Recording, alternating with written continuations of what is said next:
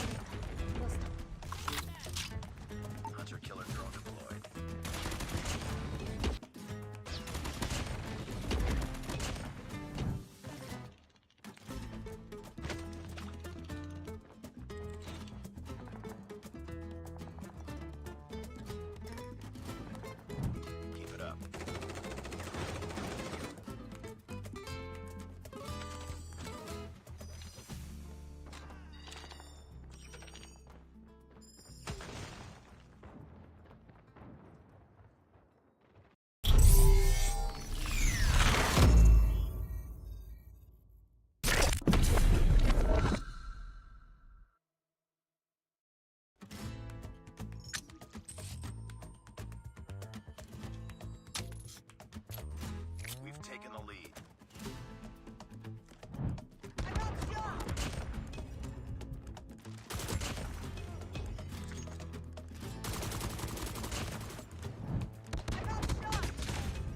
Standing by.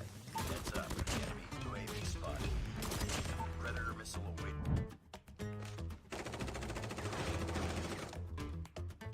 Heads up. Enemy UAV spotted.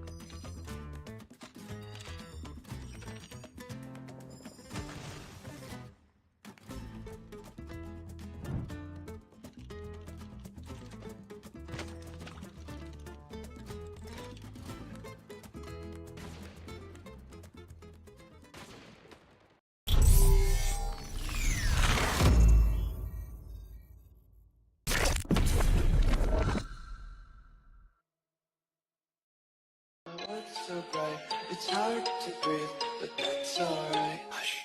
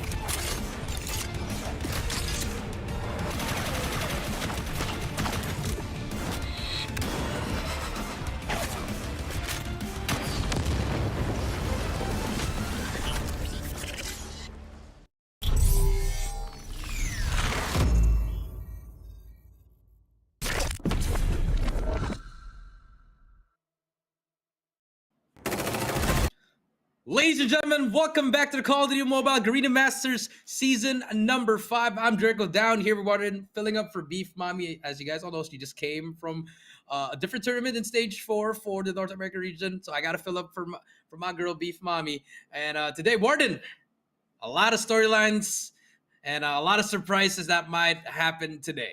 Man, this is the second day of the knockouts, and we did see a lot of things happen on the first day. A lot of unexpected things as well. I mean, first of all, you got to talk about the first run right there. It was the Powerhouse International up against Smart Omega on the first match, and we got to see it plan out. I mean, Smart Omega, they were able to take that win, the epic comeback on Summit Hardpoint, 249 to 250.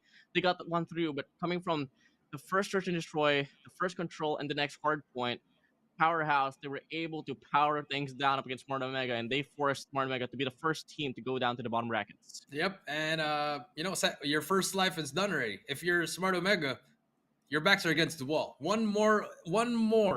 If they lose one more time, WardeN, season is over. That's number one. They're not making it to Stage 4. They're definitely not making it to Stage 5.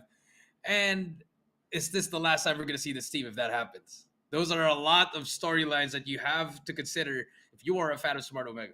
Yeah, definitely. I mean, it's not going to be the first time as well that we're going to be seeing Broke Boys Club and Smart Omega go at it in this GARENA Masters 5 stage at all. We did see them go against each other during the group stages as well. If I'm not mistaken, it was during the day number 2 of bracket B. And guess what? The Broke Boys Club was able, the Broke Boys Club was able to stun things down. They were able to win both respawns. And guess what? History was done, and that was enough for Smart Omega to finish off as third for their bracket. Yep, and that's true. Let's take a look at the prize pool. Total prize pool, $25,000 US. First place gets 10, second gets 4, 5, third gets 3K, and for the fourth place you get 1,500. So again, to be able to get into the money, you got to make it to the top 4. Unlike before, top 8, you get a little bit of some bucks, but now you really got to work for it and get to the top 4.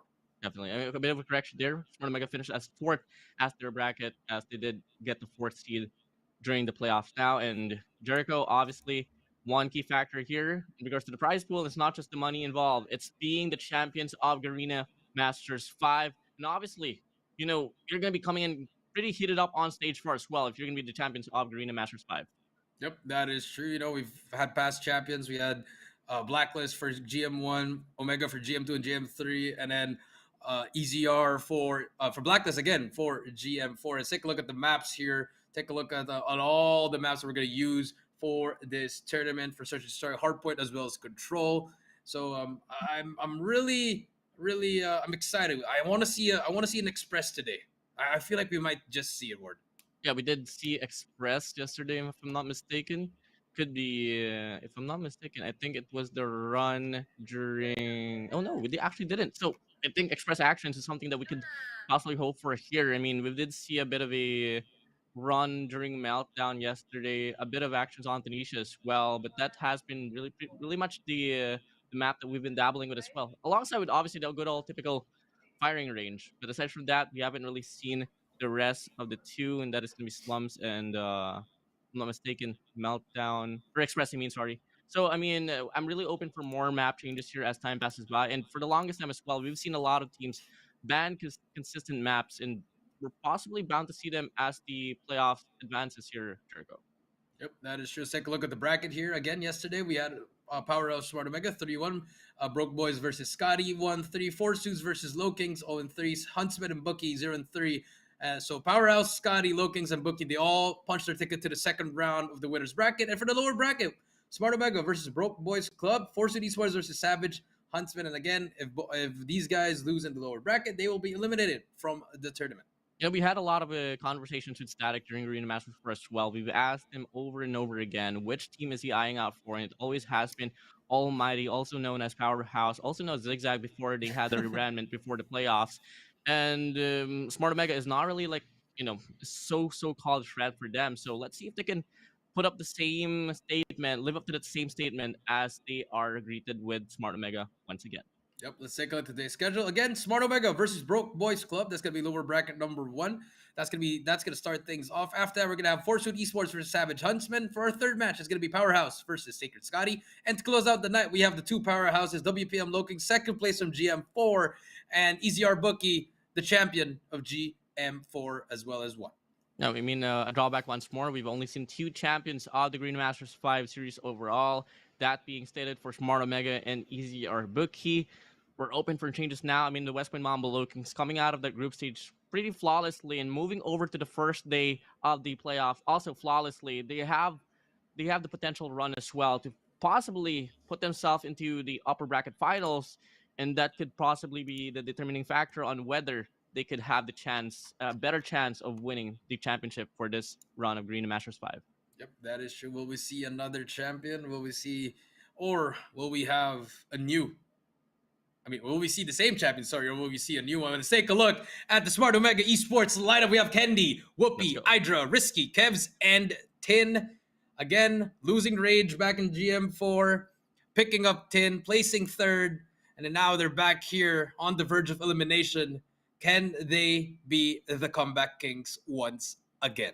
Can they do it? I mean, that has been the question over and over again. We did see a bit of a rest back here for Smart Omega and them not being able to qualify for CDSI. They had a lot of off-season as well. And with a team being put into off-season and a very heavily supported team by an organization, you'd expect them to be grinding a lot of things and preparing a lot of things for the next stage of the competition. But clearly, as they approach here on towards Garena Masters 5, it hasn't been enough at all. It hasn't been convincing. If there's going to be any moments that they want to prove themselves, it has to be absolutely now. Yeah, and at the same time, man, you got 2 coaches. You got Device. You also have Mori, which they're all locking it down. But let's take a look at Broke Boys Club. You have Young J, Jello, Josh, Seven, Z-Man, and Static. Very experienced team. A lot of, just individual experience as well. All great talents. Can they coexist? Unfortunately, yesterday they struggled against Skadi with a little bit of mishaps. But can they do it again? Can they beat Omega? But this time in a best of 5. I got a question, actually. I know you for a fact you were around Smart Omega when Young J was able to sub in for one local tournament there. How was it working with Young J? I think Young J he's a great player. He's a really great individual, knows what to do, also gives great opinions as well. And he follows you and he trusts you. And that's one thing. He's really a true leader. That's why when he was there, him and Whoopi were really working together because they were both shot calling. They were both on the sniping. So I think with him, he has a huge role in this team, in this matchup, actually. Him and Static, the veterans right there, they really need to step it up and show us. Take a look at the head-to-head here, Warden.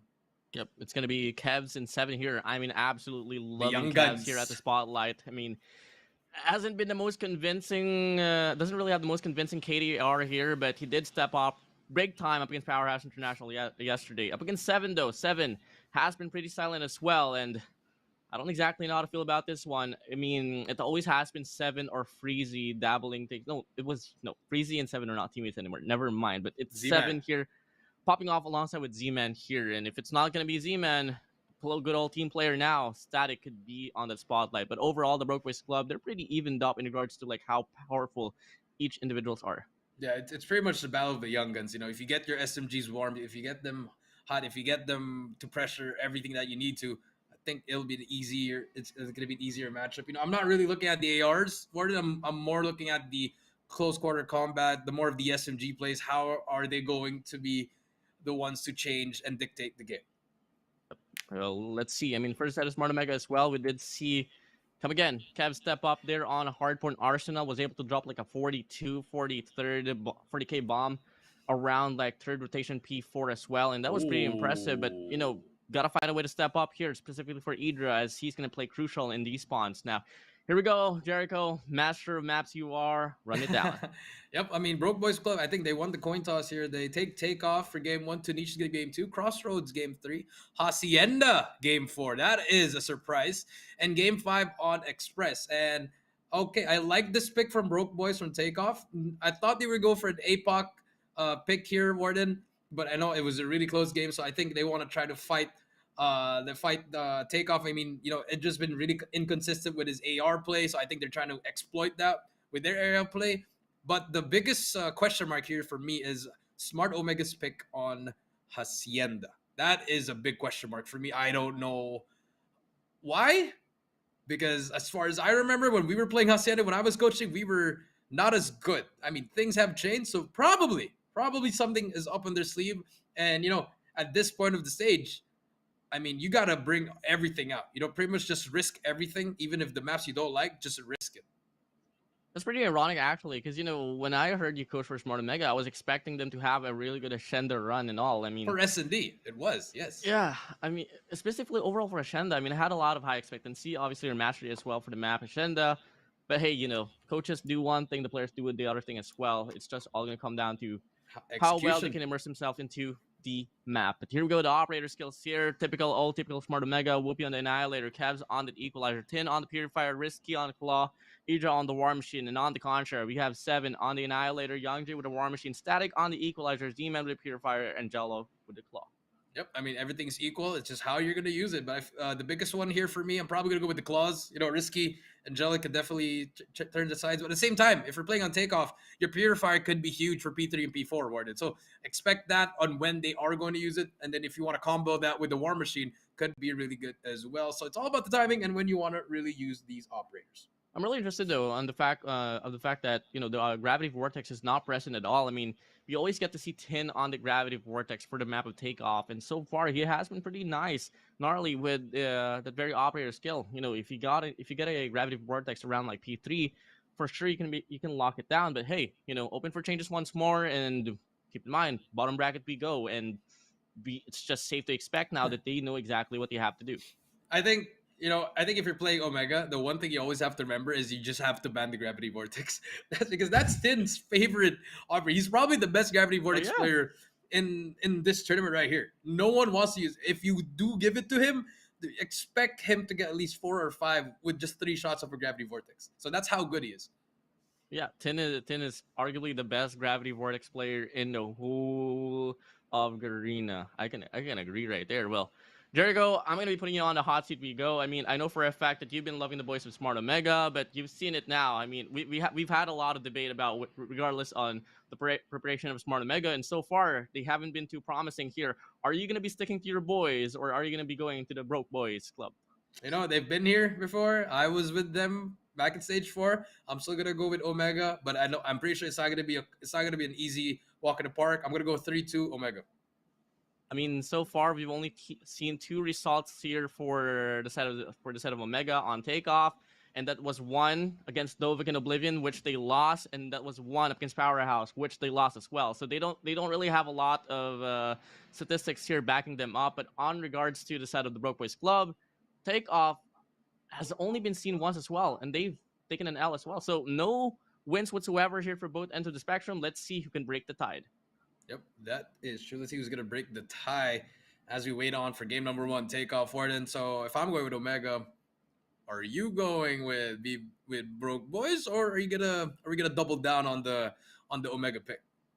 Honestly, I'm all in it for the narrative of Omega, Smart Omega being the so-called combat kings here. But at the same time, I think that the Philippine or the Garena competitive scene has evolved to the point where you just can't afford to go down to the bottom bracket like that, because there's going to be 4 Leviathans right there that is bound to get split in half, and 2 of them you got to face at the bottom bracket. And when you're at the bottom bracket, you don't get no second chances no more. But hey, if they can pull it off, I'm going Smart Omega all the way through. All right, that is right. Here we go, ladies and gentlemen. This is it. Game number 1, Smart Omega versus Broke Boys Club. Takeoff, Hardpoint, WardeN. Take it away. Let's give it up now here. So far, initial take, Broke Boys Club. Allocating at least 4 players here on the ramp, 4P4. 1 player on red. It's not going to cut it though. Zoning comes through, and so far, Smart Omega, they win most of the gunfights. Yeah, I mean, that was a good idea from the side of Broke Boys, but they didn't show any presence from middle, so it pretty much gave the idea that they were all pushing one side. As we can see, Tin getting one as well, but here comes the pinch from both sides. But look at Omega. As soon as they saw the players from Broke Boys pushing from different sides, they pushed up into C side, and that P4 WardeN getting that space that they need. Hardpoint number 1, arguably one of the best kills for the set of Smart Omega. And I've seen this before, and I'll say it once more. They're so good at zoning things out, as now Whoopi picks up a 4-piece on a force free, actually. Drop the killer drone as well. 1 more opportunity up front. Gonna go for the spray down Risky from the back line, helping him up. Smart Omega getting a lot of time here inside the hill. Yeah, almost perfect kill here. Whoopi still on a streak. 5 in a row for him. Has a Pred to work with. Finally gets taken down. And finally, Broke Boys, they got that scrap time. At the same time, spawn for B2, but that gives a lot of time for Omega to recuperate and try to get a play going. And we do see Z-Man taking control of Stadium. Big plays coming through is going to be Ija, Risky, Kebs, Whoopi, all take down 4 in a row. But that's not going to be enough. As the Broke Boys, they're going to be able to get the time. But here comes the pitch from Omega. Oh, lovely setup here. Tin has the opportunities, but Kebs picks it up now from up front. Confirmed kill, confirmed break. Clean response now here for the set of Smart Omega. Broke Boys Club having no respondent whatsoever here. Nailing it down from hardpoint number 1 to hardpoint number 2. And it's going to be a 2-man push here on the front lines. No pitches whatsoever. This should be another run here for Smart Omega. Should be another run. Great 2 hills so far for them. They're getting control of all the time that they need. But here comes the Broke Boys Club. Gel going to be the first one to fight Z-Man and Young J. They take him down. Finally get some time. This is good time right here, WardeN. They should be able to try to get all this time so that they can extend it. But Kebs wins that gunfight, and Risky as well. The triple push coming through for Omega, and still pushing from this old hill. Forces Broke Boys Club to rotate. And but by the time they rotate, WardeN, you have 3 operators on the side of Omega already at the disposal. For the longest time, I've been asking for Kebs to step up, and I thought that run on Powerhouse, specifically on that Arsenal, was a fluke, and completely it's not. Kebs right now is leading the squad on the slaying department. Tindo and Idra has to step up here just to double things down, but overall, at the same time, if Kebs can continue his momentum, I don't think you have to do a lot of work here. Yep, that is true. Kebs on a burner, 3 in a row so far, and here comes the break. Here comes the claw. And this is what I talked about. This is the game changer right here. 3 kills for Risky, and just like that, they break the hill. They get the time, and they're gonna invest all this operators to get all this time. Just push that lead up. But Static has something to say about it, but Kebs still on a roll with the equalizer. Oh, this is the Smart Omega that we know, that we have been seeing, yes, sir. That we have been searching for. And Kebs still going on a spree. Young J with the War Machine shuts him down. Is it going to be enough for them to make an impact? Absolutely not. 4-man hold, solidified defense here will come along here for Smart Omega. And now they don't even want to let go of this scrap time at all. Broke Boys Club having no respondent at all. No respondent whatsoever. Reopening registration for the new club coming through. WardeN Idra on a 5 kill streak. Where everyone's running on streaks. Idra make that 6 in a row. Still has a War Machine at the back. Still rotating early. Still getting the time. And here comes Smart Omega. This is the Smart Omega that we need ever since the start. And they're finally showing it. Let's see if they can keep it up. Well, a 3-man push here from the back line. Broke, and they make the play. Risky takes down one. WPM as well, hops along, but it doesn't really get the kill. And now the break will come through. Operators invested here for the side of the Broke Boys Club. Will it be enough to hold things down so far? Smart Omega so good at hassling things down, and it's still gonna be a back and forth. We go. A lot of investment will come through, but I don't think the capitalization will be enough here for the Broke Boys Club. Yep, I mean, they're just gonna try to get some time, but Tin and Hydra, but here comes Z-Man with his Purifier. I mean, that's a good investment coming through from them. They need all this time right here. You can see Z-Man in front, gonna be the first line of defense with the Purifier, and he finds someone. So far, gonna get flashed as well. Helps his teammate, takes down Whoopi, I believe. Static is there for the trade as well. Good time coming through, but Hydra on the flank gets one. Can he get the second one? Unfortunately, will not. So 131 to at least 164, WardeN. I mean, good time coming through from Broke Boys, but they need to step it up in this next set of hills. Yeah, I mean, you know, still not halfway. I mean, Smart Omega, they are halfway done here for this game. Big catch up that the Broke Boys Club has to do, has to win at least like 2 hills convincingly. Until then, they're going to be on par with Smart Omega as it opens up so far. Looking good for them as they get most of the map control here out away from Smart Omega. The Scabs looking to get a break here from P4. Gets one, gets two. Army. Looking to get the triple as well. Wraps around, looking to get the angle, but Risky finds the kill as well. And Smart Omega, they take the hill right back. Yep, and that was just all Kevs. He was the one who made that play. Took down 2 with him before getting taken down. Now the rotation's gonna come through. Young Jay gonna get taken down from behind, but the timing is unreal as he falls. As he takes that player down. 30 seconds left, and now a little bit closer here. WardeN big time coming through. So far, be a bit of a better run here for the side of the Broke Boys Club. I mean, only has to play like 60 more points for them to even it up. But once more, Smart Omega not going to make it easy at all as they just continue to go and contest this hardpoint number 1, ensuring that no bleeding will come through here, coming in from the Broke Boys Club. But they are so committed as well, as much as Smart Omega. But at the end of it, still going to be Smart Omega getting most of the hill time. But rotations on the B2 though, Broke Boys Club have it.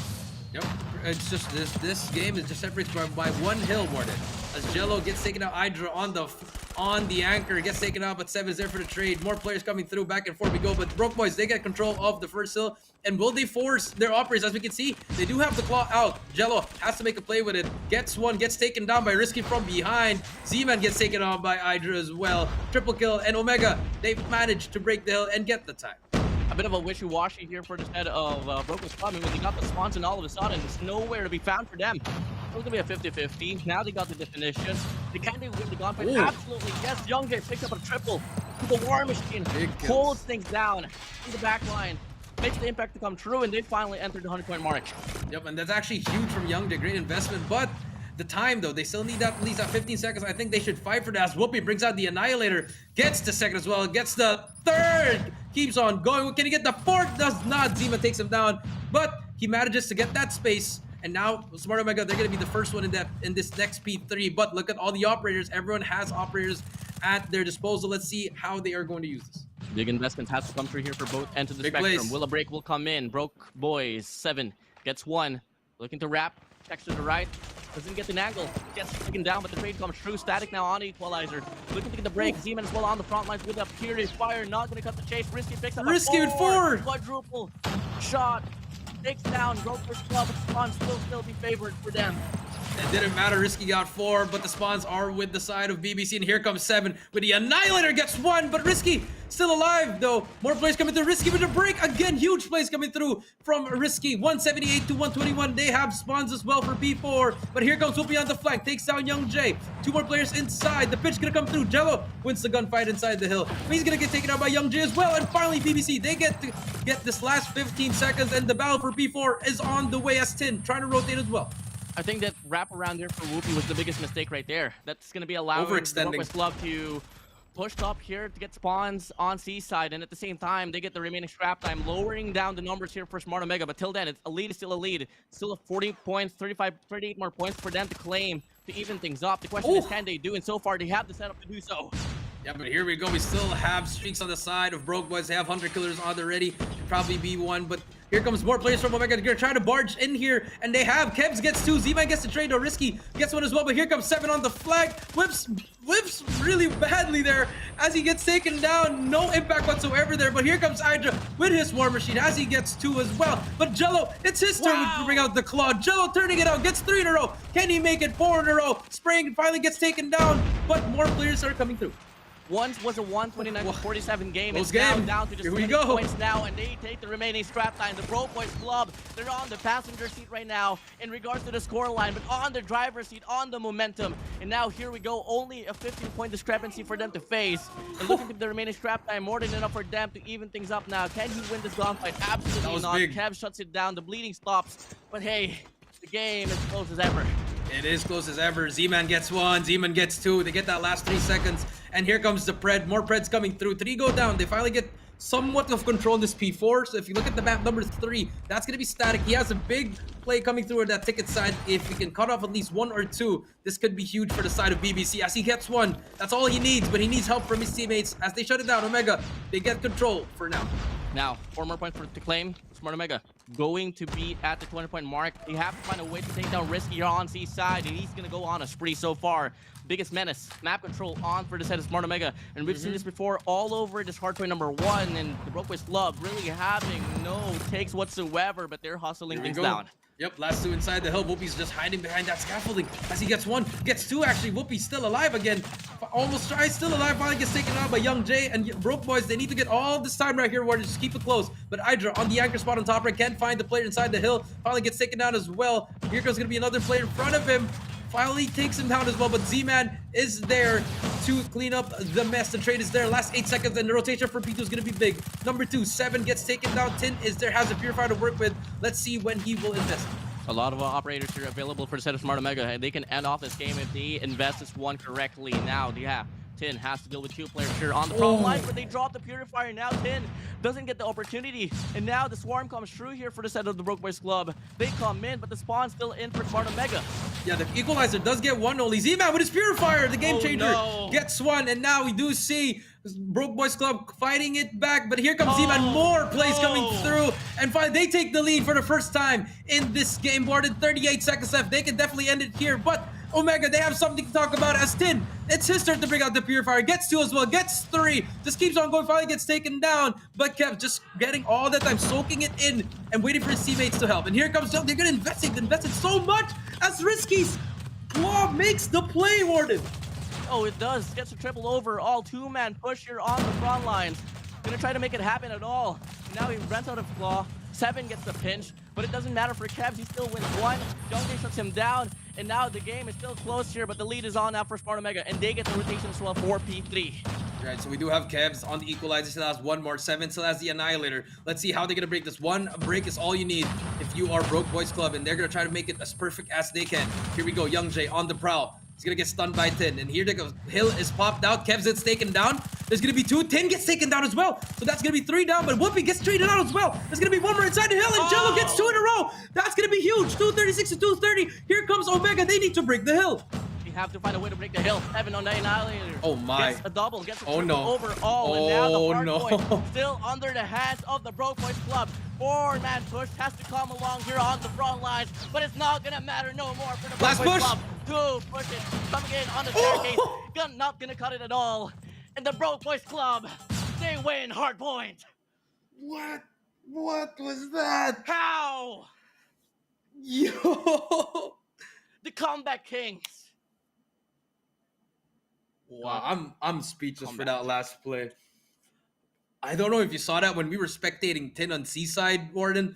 He had 2 players that were both one-shot, and I believe he stunned him. And it was 7 in Young Jay, bro. The whiff, I don't know what happened. Then Jello, all of a sudden, just flicked on the player inside of the hill. He gets 1 on the right corner, then he just gets an absolute turn on this player. Take a look at the scoreboard, 236 and 250. I mean, what else can you ask for the side of Omega? Everyone is stepping. I got Risky, Kevs, and Whoopi all with 40, 10 negative. But Hydra with 31 and 30. And for the side of Broke Boys, you have 3 players in negative. 1 player who's barely positive. That's going to be Young Jay. And 7, 46 and 39. It's just a matter of how you want to win as a team. And in the end, it mattered that 1 push. And we called it, WardeN. We said they just need 1 perfect push. And it happened. Dude, we know how, like, our energy was just so stale as the game started. We were expecting Smart Omega to just dominate the whole game, coming from the start until the very end. And the Broke Boys Club, they started to show up on the last rotation for P4. And that just change the whole tides of the game. This is such an alarming situation here for Smart Omega. 236 to 250, they go. And we're gonna be heading straight to Tunisia now. Search and destroy game number 2. Jericho. Oh my days. I don't even know what to say, man. I mean, I'm lost for words as well. I thought they had it in the bag, really started really strong, and then we were commending all the players of Omegas. They were stepping up, and this was the Omega we were looking for. Like, where is the real Omega? Can they please stand up? And they did. And all of a sudden, they sat down in the end again. For the longest time, I've been an Omega fanboy. I mean, some of us, the majority of us in the Call of Duty mobile scene started off as a fanboy for Smart Omega. Coming in before, they were known as NRS Jeremiah 2911 Combat Kings of the Philippines, even in Garena. And, as we approached the end of the game, which it was on the lead for the side of the Broke Boys Club, my voice started to shake, because what is happening here? This is not something that we totally get to see, but it happened. And the Broke Boys Club, they're smiling for that one right there. So, I mean, on paper, Tunisia S&D, this should go for the way of Smart Omega. Because if not, I don't even know what to call anymore. I mean, it is what it is. You move if you lost. I mean, you already lost. Might as well just forget about it.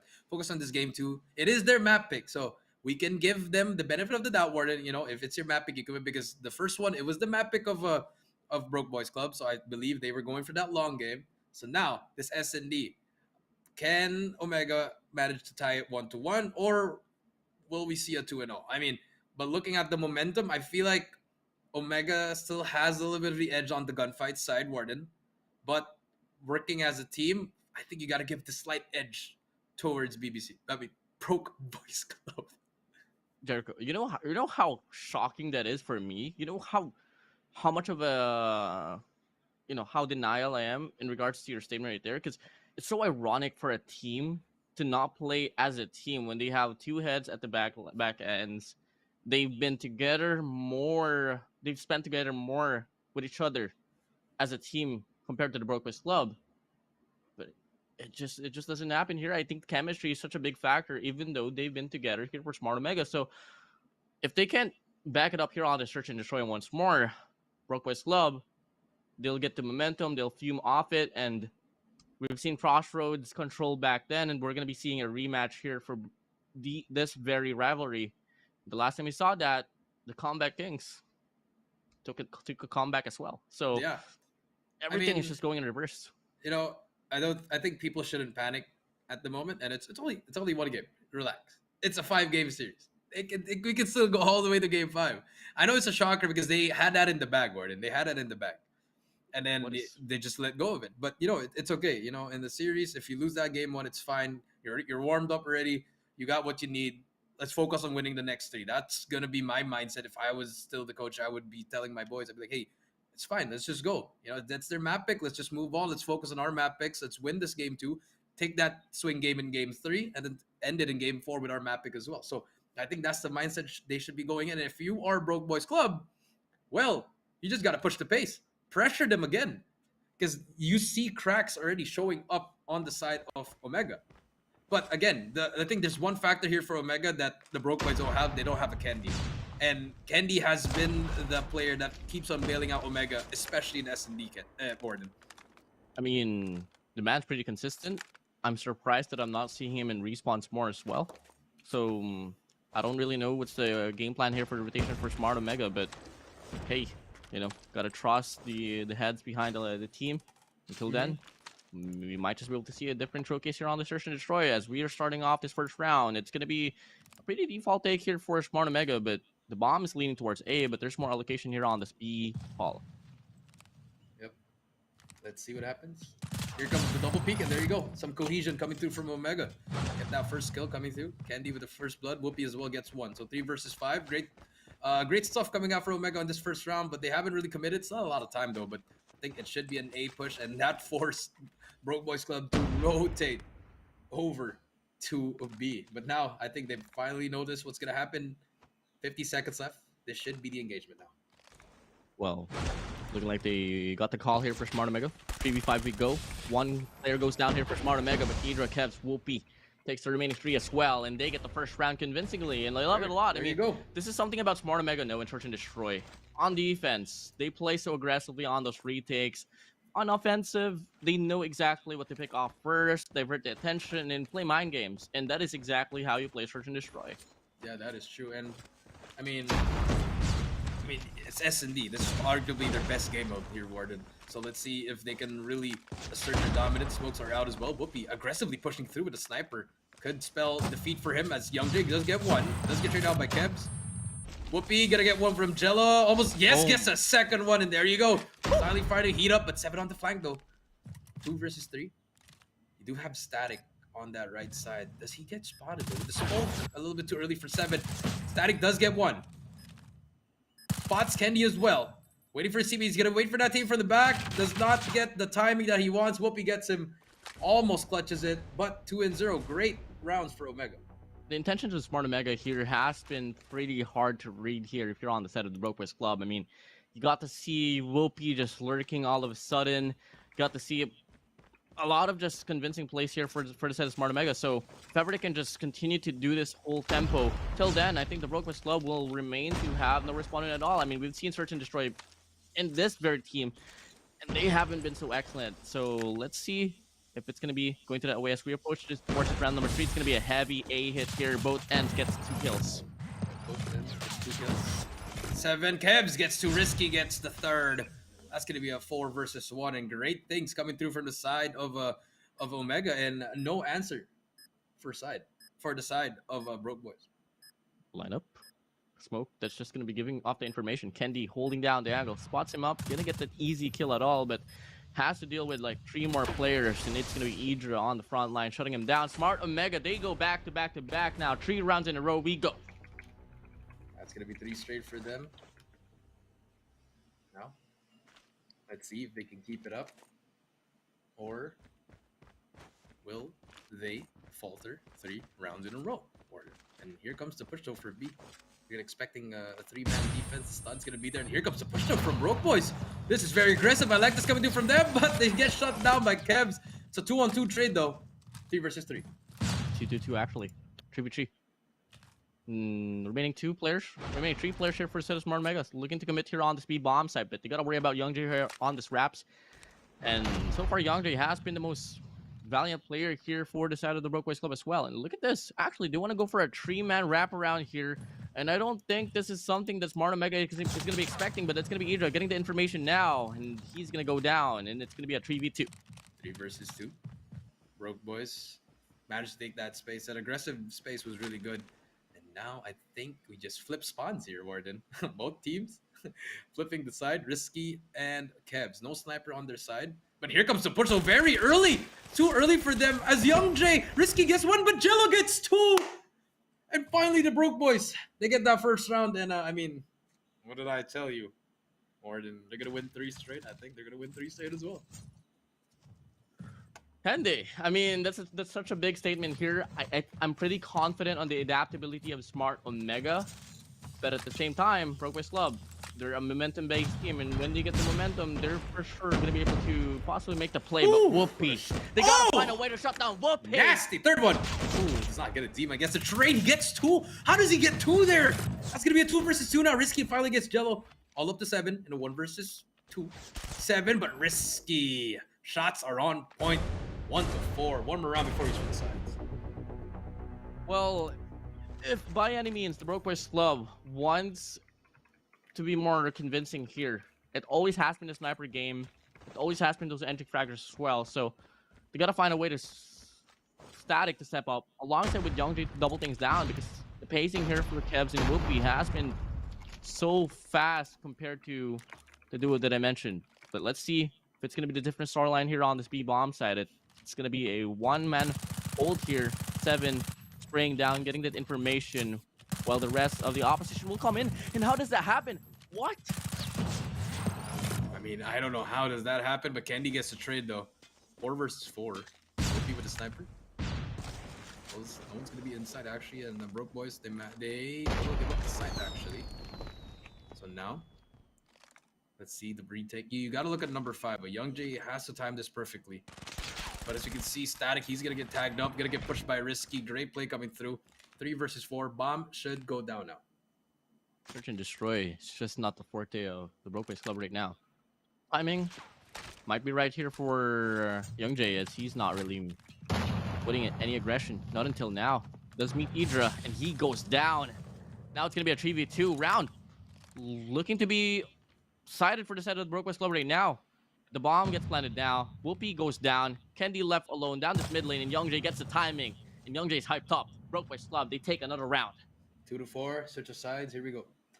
Now time to switch side. Let's see what happens here. Will we see an aggressive Broke Boys? Are going to play defaults? But as soon as we say that, they are off to the races. And here we go. The rush on B is going to come through. Utilities should come in pretty handy. Mr. MVP 7 gonna draw back, put himself on that A bomb site, specifically on the winery. Might just be able to get the COD off as well if ever player 4 Risky goes for the rotation. Has to deal with 3 players, and Kendi shuts him down. Early kill coming through here for the set of Smart Omega. As the Brokeways Club actually gonna fall back as well here. But if Young Jay peeks, Kendi gets the information. Just needs to peek out just a little bit, and he's gonna go down. He's going to go down. Whiff. A whiff coming through. Let's see what happens here. 4 versus 5. First pick did come already from the side of Kendi. Like I said, the X factor for Omega and S&D will be Kendi. Let's see if we can keep it up. And that first pick alone stopped the play of Broke Boys. So, but they're actually pushing through. And, you know, Kendi gave up that side. Gave up a lot of space, though. But Kev's on that head glitch. Big gunfight. Don't let go of that aim. Oh. The timing's not going to be real. Oh, the timing is real, WardeN! Oh, you hate to see it. And that's going to be enough for them to get the breakthrough here on this B bomb site. Now, Young Jay takes on Whoopi. It's going to be a 3-man retake here. All in 3 different lanes, but looking like player 4. Risky going to allocate and team up with Kendi as well to make a push here down the tunnels. Or it could possibly offer a 2-man push here on top. But hey, looking like it's going to be a 3-man push here overall. Can they get this one through? Gonna get Hydra, try to find some shots. Does spot Jello. Sees that shoulder, and here comes the push. This should be the push now. Risky, Kendi, Util's no Util just gonna go in. Young Jay tries to run away, and the trade is there. Static does get 1 2 on 2 now. 2 on 2 coming through. Young Jay has a sniper, has his shot file, picks up a weapon as well. Young Jay, big kill coming through, but Risky gets the kill, and Young Jay. It's all to Z-Man. He has to play time. Risky has to chase him as well. Oh, this is great. This is great coming through from Z-Man. He has to hop on it. Z-Man, the disrespect. No. Oh my god. Oh, okay. Yo. Okay. They get the round. Imagine if he missed. Imagine, bro. That was too risky. He knows exactly what he did.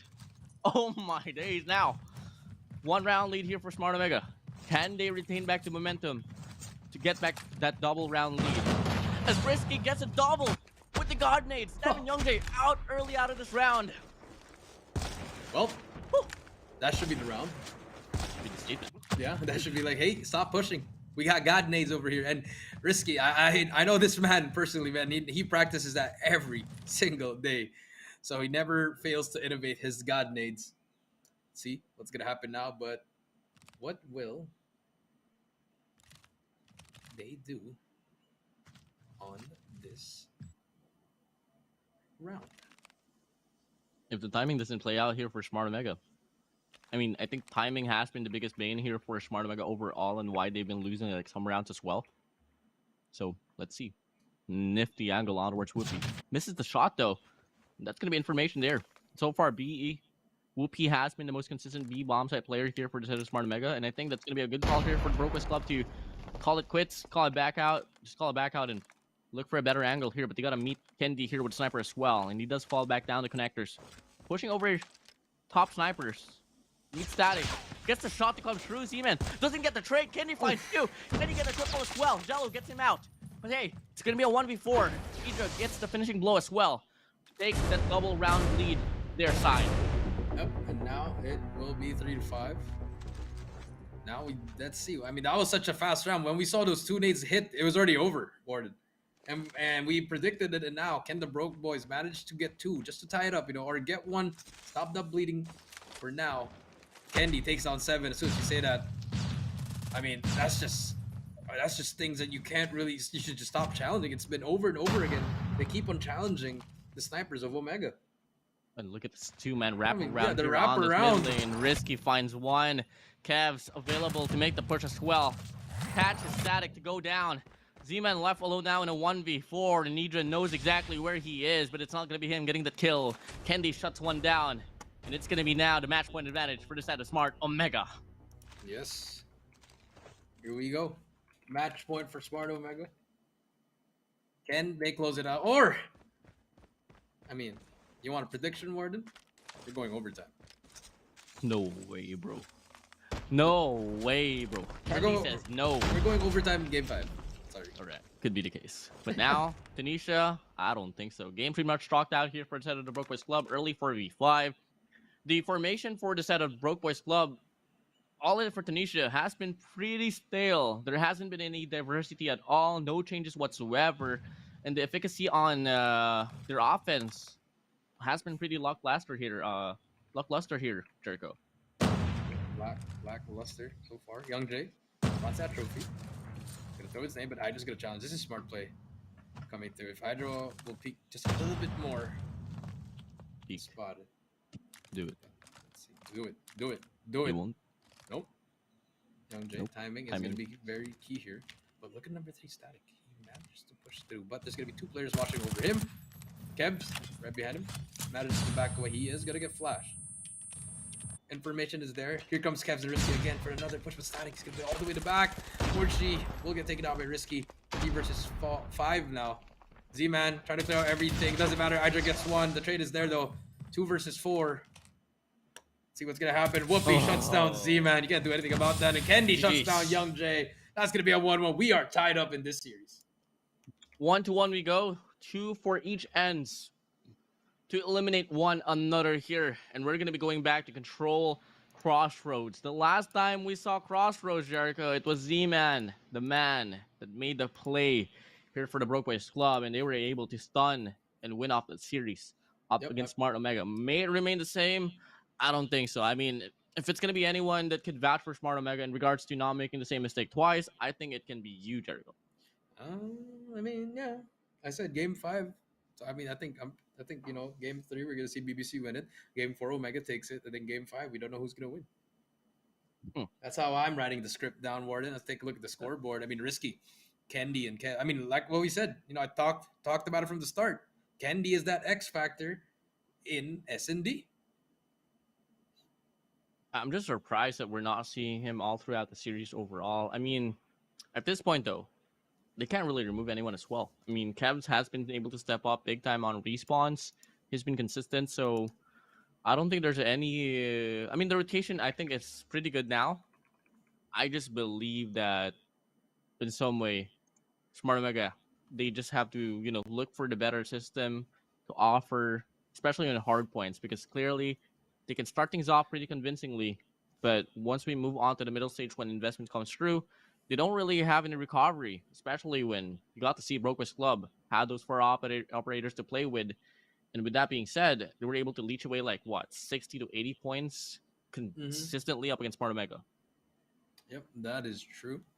But now, I mean, for Broke Boys, it's always been their kryptonite, WardeN. The S&Ds, always struggling. I mean, you have a great sniper in Young Jay, but the cohesion of the other 4, it's like if they're a 5-man, I mean, it's true. If you're a 5-man, you have an easier time to make a play, right, WardeN?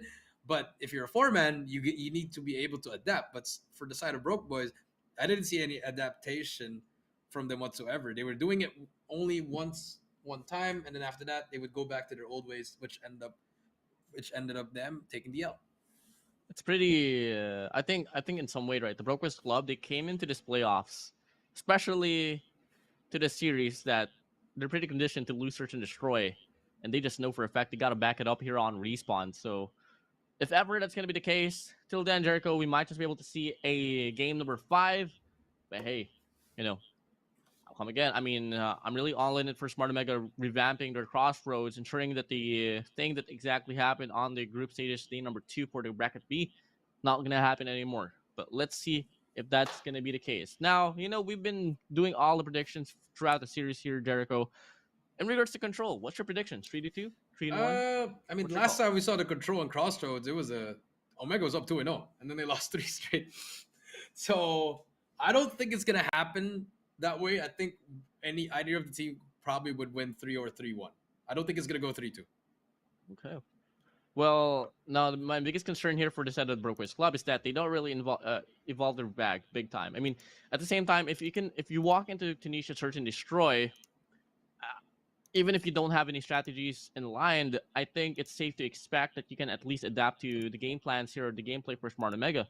But at the same time, it's easier said than done because we got to see Smart Omega. They offer like a very slow pace first round, and all of a sudden they change things up. And one more completely when we got to see like Kevs and Risky wrap around on that mid lane, just shocking and reading the place of the Brokeways Club, hence giving them no chances whatsoever to win off those gunfights. Yep, that is true. It's pretty much all about honestly, it's about the gunfights and control because you have lives, but like Omega, they can really just step it up if they can.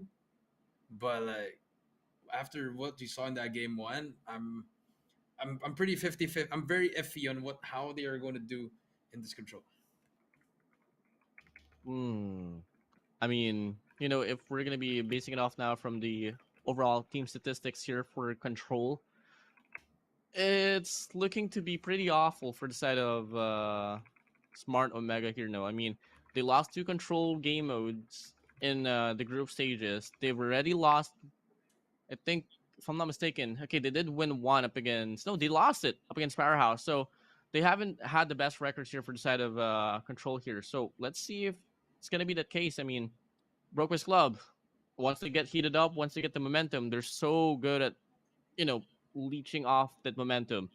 Will it happen again? Let's come and find out. Let's come and find out. Here we go. Game number 3. Crossroads Strike. It's gonna be Brokeways Club versus Smart Omega. This is gonna be the swing game right here, WardeN. Well, it'll be a big push here. Onwards to F. They're gonna go for the swing. The concussion comes through. The flash as well. And that's going to be giving them the leeway to get control here on this mid snow alongside with this A point as well. And will be so far starting things off with 2-3. Starting off with the 2-speed. Whoopi and Candy gets 2 in a row. Jello as well. Jello gets 2 in a row as well. So 23-25.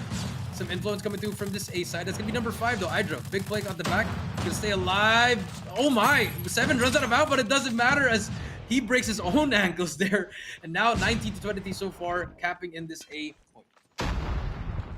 17-23 now. Still, the capture is so consistent here for the side of the for Smart Omega at least. Idra still on the point. The rest of his comrades looking to get kills here inside the warehouse.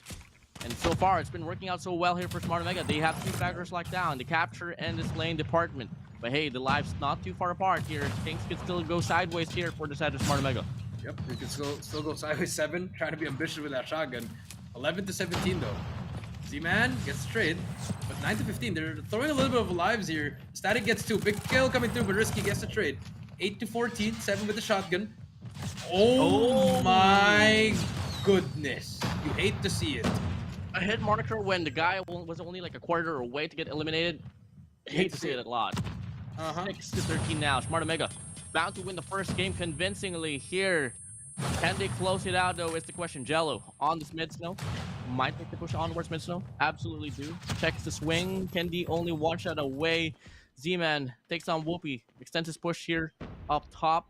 But hey, they get lowered down by the lives. It's 4-9. Yeah, 4-9. A being captured as well. B is being captured as well. Both sides gonna catch up with number 3 though. He's gonna fight for that. Idra's gonna get taken down. Jello, big kill, is gonna get taken down, but it's all up to Static. And as soon as we say that, he gets taken down. 1-2-0. Well, the gunfights, it's not too far apart, honestly. It's just that map control at some point of the game, Brokeways Club, I don't think they were aiming for power positions. They really just wanted to play fire with fire up against Smart Omega, and clearly it didn't work out. Yep, it did not work out. I feel like they were throwing lives at that shotgun there, but Risky takes down 2 with the claw, and the momentum is now shifting towards them again. They're still running that shotgun. I mean, I'm not really a fan of that style because it's a 50-50. It's a toss of a coin here. If you do get that one shot that you need, it will work as Whoopi gets taken down, trying to avert a destruction there. Z-Man Again, with the shotgun.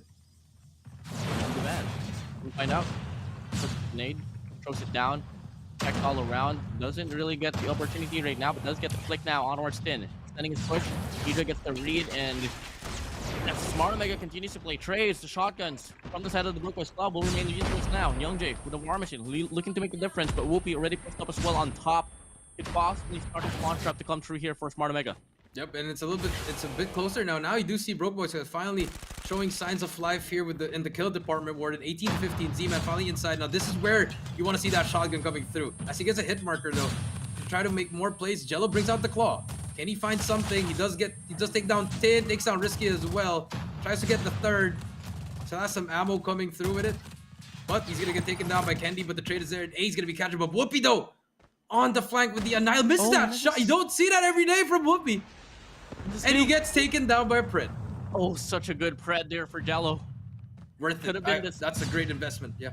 That possibly just saved the round here for the side of the Brookwest Club, but hey, still not over. Static finds Tin, shuts him down now. No respawns, no more for the side of Smart Omega and the Brookwest Club having a go at it on this round number 2. 4 lives remaining now. 4 lives remaining now. Omega, can they do the impossible? Kendi, he is gonna get shut down by the Hunter Killer. A lot of investment coming through from Broke Boys, but they still have 3 operators at their disposal, and for Omega, only 2. But Hydra does get 2. Trying to get some streaks before he gets taken out. Finally gets taken out by Young Jay. It's all up to Tin in a 1 versus 8. Finally gets taken down by Z.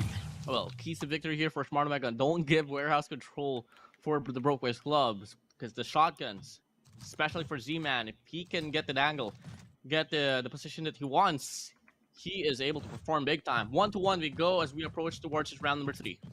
Yep, round number 3. Z-Man. Tin gets the first blood. They're going to try to force their way into this, and that's going to be 3 straight for Omega. So that's going to be huge for them. But Z-Man manages to break 1. Can he get the second player? He does get 2 in a row, and that's all you need if you're Broke Boys Club. You manage to stop winning for a while. Risky's still there. Jello is going to take down Risky. And now A, it will be clear. B, very open for business, but Jello takes out Hydra as well. Kendi jumps out to his death. 22-25. Risky, they're just trying to make plays now. Hero plays coming through, but Risky is still alive and has 70 kills on the board. Both ends have shared their fair wins here on offense as well, and it's looking to be the same case here for the Smart Omega. They're so good at offense, man. Risky going at it here on the A point, died, but for that was able to accumulate like 4 kills in total. But now Static looking to equalize things up now with an equalizer, closing the formation to come true, but he just down regardless. 15-19, the capture onwards Alpha. 1 more segment to be done. But hey, Broke Boys Club still hustling things down. And Risky's still alive, and he got tagged up by Young Jay actually. 12-18. A little bit of a whiff city coming through, but Risky now. Still making a play. Z-Man with the shotgun. They're going to be able to capture A. Yes, will they get it? Yes, they will. Number 4, Z-Man still on that shotgun. He has to wait for Risky. Jello though with the drop shot takes him down. The Purifier from Tin will take 1 down. Took a while to take him out, but they have to go to B now. 9-14. Will we see an operator from the side of Broke Boys? Will they force it? Jello gonna get taken down by a Purifier. Here comes Tin. Spraying and praying. Gets 2. Gets 3. And that should be the round. Oh my days. Tin with a Purifier earlier on Hardpoint was able to make such a good impact. Same goes here for Control, and he's still going to go on as free. Finds the last one as well. Shuts him down. Smart Omega now on match point. Match point for Smart Omega. Here we go. Can they close it out? Or will we see that overtime that I said? WardeN. Here we go. Tin working on his EMP. Let's see if he can get it. He's going to be the first one in line. Spots 1 player. But he gets help from Hydra. That's going to be 2 down for the side of Broke Boys Club. 7 on the flank. Tin is going to try to make that play, but Young Jay gets the trade. Static takes down Whoopi. 27-26 so far. And off we go to the races. As you can see, Broke Boys Club trying to just get kills, but Tin brings out the Pred as well. That's going to give him a lot of space. 23-26, a minute left. A lot of space, a lot of information as well. Now they're looking to push up here on top of the warehouse. Z-Man no cuts him off with the KRM, finds Tin and Whoopi as well. Static and 7 does go down under the hands of Hydra and Risky. And it's going to be a back and forth game we go, and still so hard to call, hard to define who's going to be able to come out on top here on the lane department. Now Kendi tries to double it down. They have 2 life lead so far. 2 lives on Hydra with a War Machine. They'll try to get that first player. Unfortunately, will not. Kendi does get 2 though. Can he get the third? Orchi, Whoopi with the Annihilator will not miss anymore. That's going to be 2. Almost gets a 3rd. Almost gets the 4th. Will not hit it as well. Finally gets his 3rd kill on it. Has 1 more shot to go. Waits for it and gets that kill. And Omega, the spawn trap has happened. The momentum has shifted. And this should be game number 3. Oh yeah, game number 3 said and done here. Crossroads gonna end off 3-1 here on this run, and this is exactly the smart Omega that we need to see. But hey, man, game is over, said and over with. They gotta get through another hard point. Until then, they can advance to the playoff here, the 2nd round for the eliminations. Yep, it's gonna be great for Omega as it's a 1-3. And now we move on to their map pick, and just like I said, WardeN, you know, forget about that game 1. Focus on your game 2 and 3. And now it's gonna we might just end in this 4th game in this Hacienda Hardpoint, which is also a map pick for Smart Omega. I mean, for the longest time, we've seen Hacienda, specifically for Smart Omega. At the same time, a lot as well here for the side of the Broke Boys Club as well. They've played at least 3 runs of Hacienda. 1 was on Lovikin, which ended off 250 to 103. 1 was against EZR, which they lost 213 to 250. But 1 was against Impunity. It ended off 250 to 18 as well. But the last time that we saw Hacienda from them, specifically, the most current state was against Skadi. It ended off 250 to 243 in favor for them. So both teams expecting quite a lot of revision as they approach towards this game number 4. As they approach to game number 4, take a look at the scoreboard. I mean, one stat that you should look out is Seven and Young Jay combined for 23, and that's the amount of kills that Whoopi has. You need them to step it up, WardeN. And now I believe in this hardpoint, if they can force this game number 4, we are going to their map pick in S&D, WardeN, in game 5. I'm not really confident, even if it's gonna be their map pick, because you know, I think Smart Omega might just offer a bit more bag here once again, and I think that's just safe to apply considering the fact that their Tanisha run was so dry here for the Broke Boys Club. But we'll see, man. I mean, at the same time, you know, the Broke Boys Club was pretty much bound to possibly force like a staple map like Firing Range or Slums, but they decided to ban Firing Range right there. I don't know if that's gonna be the right call, but at the same time, you know, you would want to mitigate those snipers, especially like Whoopi, and force them to a map like Express. Yep, that is true. So let's see if they can do it. Hacienda, again, we haven't seen this map in quite some time. We don't really see teams playing it. It's usually an auto ban for most of the teams, but we do see Smart Omega bringing it out in their playbook. Let's see if they can really truly end it here in a 3-1 and move on to the lower bracket at the same time. Secure the slot in stage 4. And they do it. I mean, the narrative lives on if ever they do so. But one game is not just one game. There's so much things that could possibly happen. So on paper, I think this should go for the way of the Broke Boys Club. And for the longest time, we've seen Smart Omega try to play with Slums, but they haven't really been able to find any success out of it, at least convincingly, no. So will it be the first time? It's all going to come down to this map. All gonna come down to this map. Will they falter or will they shine? WardeN, Hacienda, Hardpoint, gotta put you on the spot. Will we see the dream live on, or will it be a nightmare for Omega? I'd be pretty disappointed for the side of Smart Omega if ever they do lose this one out. I mean, come again, it's not the first time that they're gonna be playing Hacienda, and we've seen them play this very map numerous amount of times. Come again up against like EZR, Powerhouse, West Point Mamba, LowKings, and they don't really have the most convincing runs out there. So with that experience put up compared to the Broke Boys Club, I'm really expecting them to dominate this run. I mean, I'm pretty sure that they should close it out here. You know, they should really close it out here. Don't force the game 5. I mean, I know we can give the advantage to Omega in S&D if it does go to a game 5, but again, the momentum. If Broke Boys Club did win that, momentum would shift to them towards the game 5. So a lot of things could happen. It could flip the whole series just like here. And this is such an important game for Smart Omega to close it up. It should probably get into your head if you're on the side of Smart Omega, especially if they lose this hard point. The psych plays a big factor, but hey, they got to get through this game mode. Here we Once go. Again, Serious point advantage here for Smart Omega. They just have to win this one up to advance to the next stage of the competition. As we open up the start point number 1, the club okay. getting All right. initial contestment. All right, Young Jay and Seven heard us. They were like, WardeN and Jericho, yes, we're gonna get kills now.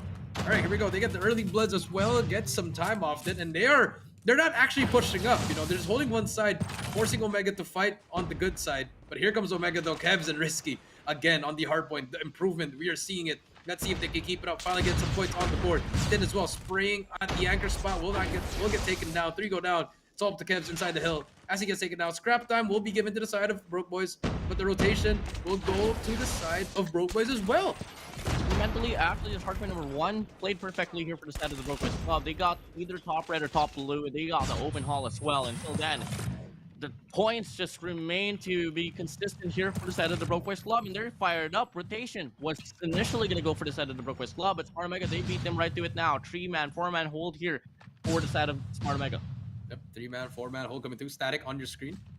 Ooh, will get spotted on that small cubby coming through, but the spawn on Risky, see number 4, he just spawned at the backside, and that actually gave more time for Omega now. Z-Man on the water. Young J does get 1. The Jello, he's gonna get 2 in a row, and that's gonna be the break that they need. One more player to beat. That's gonna be number 4. Risky Jello single-handedly opened up the hill for Broke Boys, and now they have control of P2. One mark now here for the Broke Boys club as they approach this P2. 30 more seconds left to play with, and the pinch will try to come through here. Now 2-man push here on the driveways will not come along, and Smart Omega looking quite lost here on this hardpoint number 2 as well. Yep, looking very, very lost. Hydra does get 1. They managed to try to get some scrap. The Pred though coming through. They want to secure this time again, and it's looking like the shades of that first game, but the sides have been flip WardeN. Now rotation's coming in. Predator coming in for Z-Man. Gets precious information as well to relay for his squad. And they win another set of rotation here on this hardpoint number 3. 2 players here on the right side. 3 players on the left side here for Smart Omega. An opportunity to make a pinch. Can they do it? Jello in the mid cut will, oh my, how did he lose that? Young J though with a War Machine trying to hold him down, back him up, wait for his teammates, and his teammates are all spawning on top. Platform gunfight's gonna be huge. A Static and Risky. Kevs gets 2 in a row as well. 7 gets the trade. There's gonna be more players of Omega, and they managed to break the hill. Jello on your screen has timing. Been his teammate. Yes, he does get 1. It's gonna be another player right behind him, but Kevs, you see him, he's actually trying to look for him, and he gets taken down by a nade. Great play coming through from Jello. Again, the playmaker for the side of Broke Boys Club. 35 seconds left. No one's going to be on the hill, but here comes Omega trying to fight that scrap time. Oh, play by the timing. Get that one through. Contest the hard point. Still, a hill won by the side of Smart Omega, but the contestment, the efforts was so well done here for the Broke Boys Club. 93-48. Opening up now on the hard point number 4. Rotations once more to give the Broke Boys Club winning it. But Smart Omega, they want to push here coming from the garages. And Whoopi wins a crucial gunfight here inside the hill. And as I thought that rotations will be going for the side of the Broke Boys Club, Smart Omega, they heard me and they said no. Yeah, they said no. And now we do see 97-51 Hydra holding down the yellow Lambo. They have control for at the moment. Here comes the nade. Trophies will help them as well. Kevs on the spray. Getting taken down by Z-Man. And here comes more players, but Z-Man spraying, but Risky with the claw again. Finally gets taken down though. More players, but Tin with the Purifier shuts them down, trying to look for more players, but he has to play inside the hill. The timing's gonna be so real, but it doesn't matter. The Purifier making itself presence here. WardeN as Tin gets 1, but 7 with the Annihilator also gets taken down, and here comes Omega finally fighting back. Oh, but Static here on this wrap finds 1.2. Risky gets a trade-off. Finds another opportunity, doesn't get the kill, but Tin stays alive for the time being here for Smart Omega.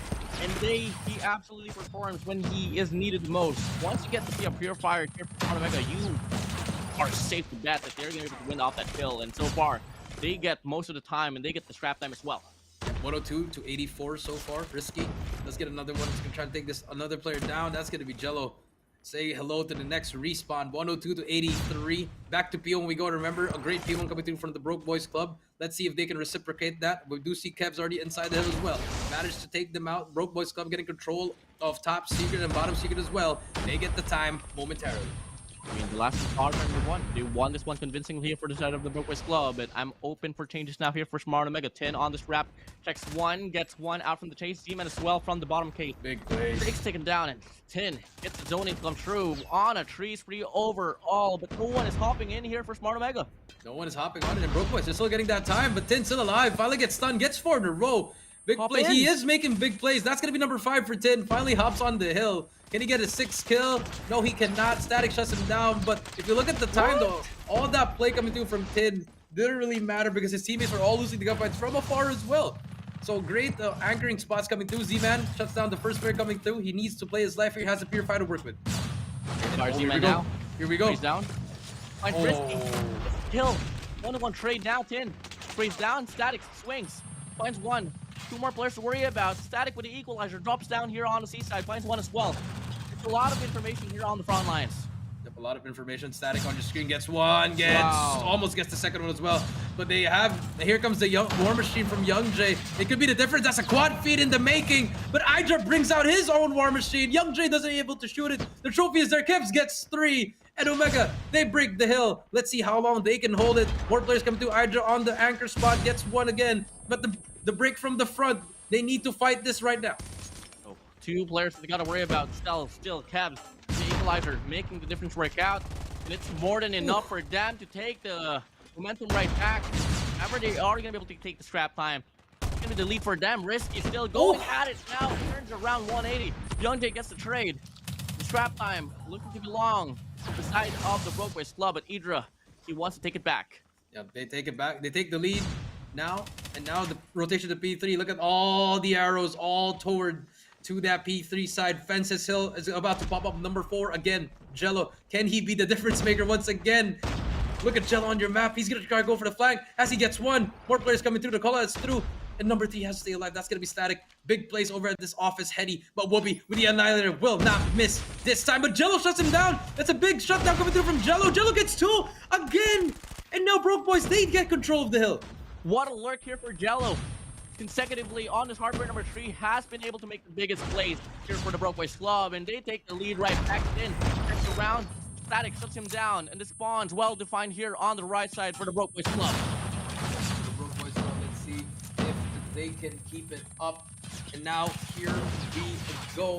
WardeN 155 to 145. They get control of the last seconds coming through in this P3. They need to rotate to the P4, but they have Preds to work with. So again, this is going to be huge, WardeN. How they're going to use their streaks in this next hill. There was a lot of investment that happened onwards P2 and P3, so Smart Omega pretty empty-handed here on this hardpoint number 4. So they gotta win raw vanilla gunfights as they approach this opener on this hill. Whoopi gets 1 here on the garage, forcing the spawns to the right side here for the Brokeways Club. For the Brokeways Club, 175 to 145 now. Risky gonna be the first one in. The Pred will miss him, so he's still gonna get some time, but gets taken down by 7. Great diversion coming through. Big play style coming through for Whoopi. He's gonna get flashed, gets taken down by 7 again. Jello and 7, the duo coming through. Here comes the claw, spray and pray. 180 to 149. The Purifier is there though, but doesn't matter. Kevs gets the trade. Big gunfight inside the hill. 7 gets the kill. Whoopi on the flank. Gets 1. He's gonna get tagged up as well. Momentarily gets the hill, but he needs help from his teammates as they are pushing as well. Big place again. All go down for the side of B, for the side of Brokeways Club. 184 to 156. Still a 4-man hold here on this hard point. 3-man push here on the right side. 1 player on this wrap. Static makes the play. Young J with a War Machine finds 2 as well. And the 20 points might just come in handy for them to reach the 200-point mark here on this hard point. And 7 more points to claim. Smart Omega really having no contestment or presence here on this hardcore number 4, not until now. Not until now, and here we go. Next set of rotation. This could be the last set of hills we're gonna see. 196 to 164, still a long. So, I mean, it's pretty close, but they need to fight this as Z-Man gets 2 in a row.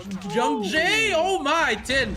Breaking ankles back and forth, but they need to hop on the hill, finally getting some time out of Kevs, soaking in all that time. Static here comes for the contest. Idra try to get some shots coming through. We'll be able to get 1, and they get the hill right now.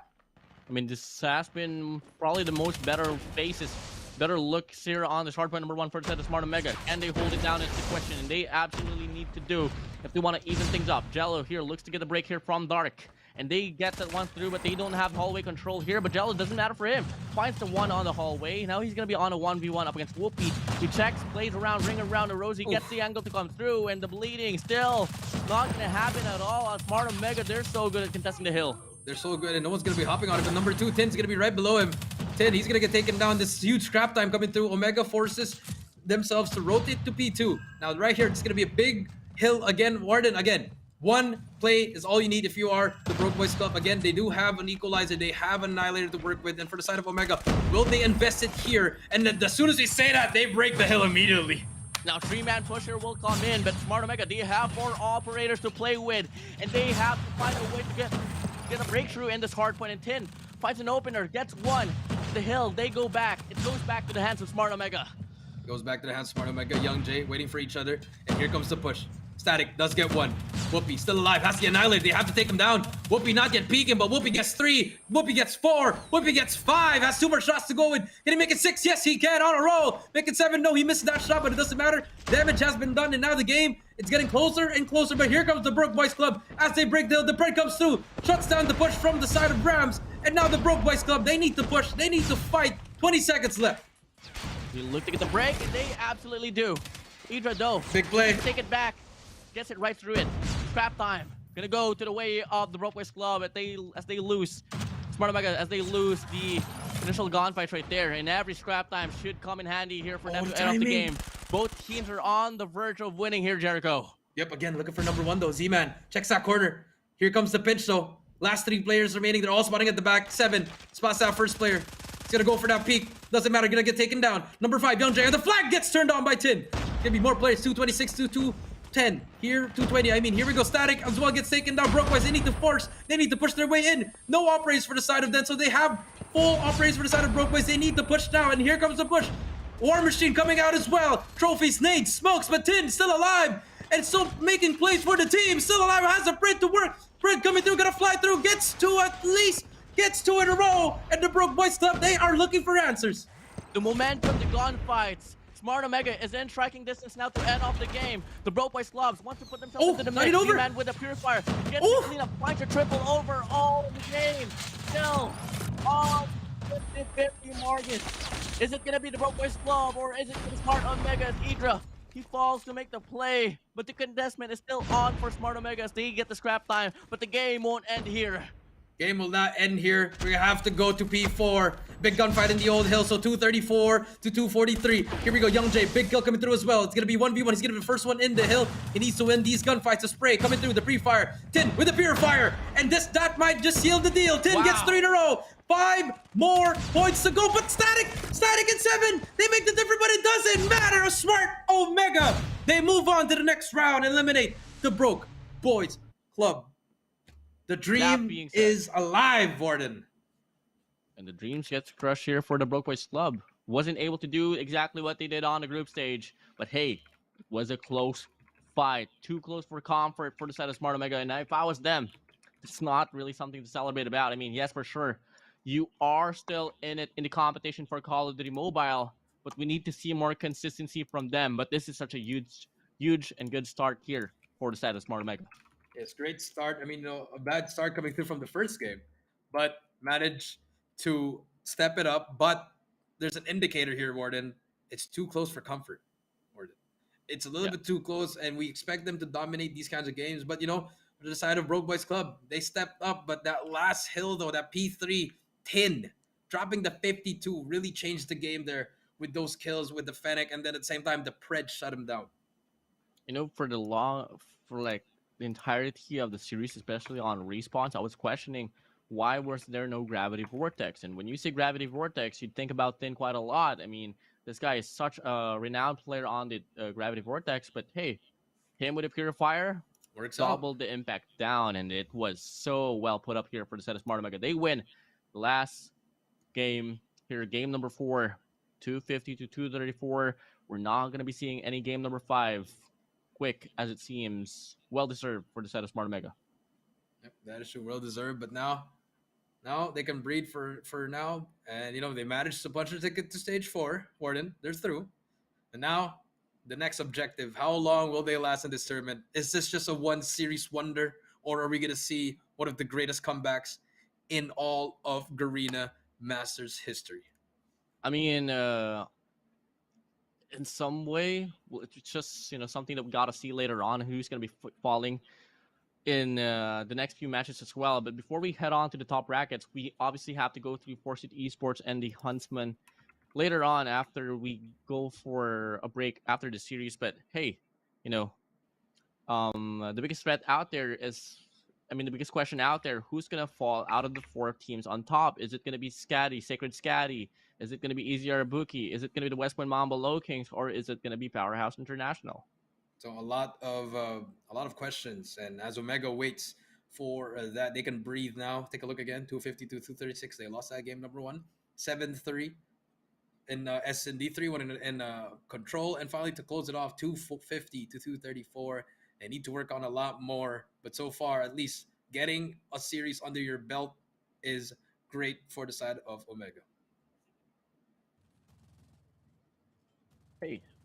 Hey, in most instances here, especially for respawns, we did get to see them, you know, pop off just a little bit near, and just a bit of a a quick readjustment or statement here. The Brokeways Club is actually not eliminated out from the year, not just yet. So They have one more check. yeah, they have one more, and I think it's in between them, up against either the Huntsmen or Forced Esports. Yeah, for the last slot for stage 4. I think that's how it's going to work, WardeN. Yeah, we're just getting this information now. We are sorry for the misconception, but yeah. So let's see. We'll Take see. a look at the highlight again, and after this, we're gonna have a special guest actually on board. But take a look at the highlights here. Risky does get one, and more, and then the control. I think the control game was really huge for both teams, but it's more of, I feel like Broke Boys could have won that if they didn't use the shotgun WardeN. They were exactly playing the same way that they did on the group stage, and it just didn't work out. I mean, Smart Omega, they had the better read and they had the better gun selections out there, and I think gun selections was really a big factor right there. I mean, although it was a bit questionable on takeoff hardpoint, where we got to see like Idra and Risky on the Holger 26, they did lose some pacing right there, but they changed things up here on this hardpoint number 4. I mean, game number 4, hardpoint number 2, and for a moment we did see the Brokeways Club on that lead, and it's not something that I want to take away from them, no. But Smart Omega, they didn't really excel in regards to like the gunfights, but more on the investments, man. I mean, Purifier on towards Tin arguably made like so much time for the side of Smart Omega. I mean, you see the teamwork coming through, but the game's just really getting closer and closer. I think they need to try to gel a little bit more, just a little bit faster, just work together faster. In a way, it's kind of weird on how you explain it, but I feel like avid players, coaches would understand that. Let's take a look at the MVP. Ooh. Risky, 31 kills, 31 deaths, 13 assists, average score of 4.3, KD ratio of 1.35. What else can you ask for this guy? This guy is willing his team, and he wants to go back to stage 5, and he wants to win this tournament as well. So hopefully this rallies the team, that everyone can step it up. And now, as we wait for who are we going to interview, WardeN? I mean, what are your final thoughts on this series? I mean, I'm all in it for the MVP for Risky in regards to the statistics, but I really eye on those people, on those players that can close things up. And I want to give Tin such a huge appreciation and shout out, as he was really able to rock things down with that Purifier on Hacienda. Yep, and now we'll have an interview with my buddy, my old workmate, Coach Device of Smart Omega. And is he right here? Where is he? Yes, he is. He's right here. How you doing, buddy? I know you're sick, but I hope you're getting better. But first things first, I just want to ask, what went wrong in that game number 1? I mean, it's kind of a tradition now.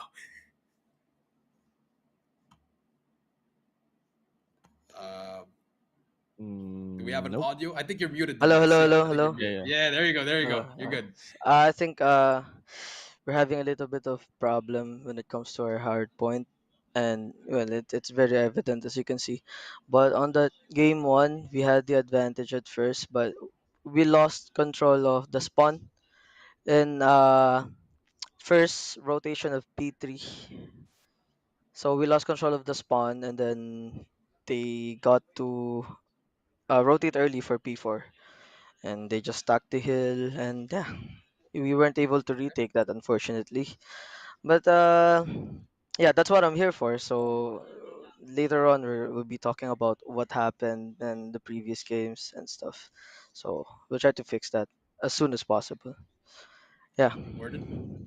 I mean, I know no individual loves to make any bold statements now, especially considering that it's the playoffs. But on match number 8 between the West Point Mamba Lokings and EZR Booky, either one of them is a team that you gotta face. Which team are you more comfortable going against between those two? Between EZR and Skadi, right? No, EZR and West Point Mamba West Lokings. Point Mamba. Or Respect. We'll definitely wanna seek revenge on Low Kings. So I guess we'd Okay. prefer them over All EZR. right. Yeah. Okay. All right. Well, Thank you. I mean, my final question. I'm just gonna ask. I mean, how's the morale? I know this is new to you guys. Getting dropped down to the first round. It never happened. When we were there. So I mean, how's the morale? How's everything going? Well, when it comes to like the spirit of the team, I think still pretty through the roof because this is their dream they're fighting for. So Mhm. yeah, the morale is still there. We just have to fix some technicalities on the side of the game. All right. But yeah, Okay. Well, with that being said, thank you so much, Device. I wish nothing but the best. Get well soon, and good luck to your team. See you guys. thank you. Well, I It's mean, always great to see my brother. You know, he's my brother. So I mean, I'm just happy for them. So hopefully they do go all the way if they can. But we know we're gonna call it down the line as we are. We are calling it down the line. No biases, no whatsoever. But WardeN, I mean, we have more matches to come. There's only game. There's only the first season. We have 3 more. We'll be right back with this short break.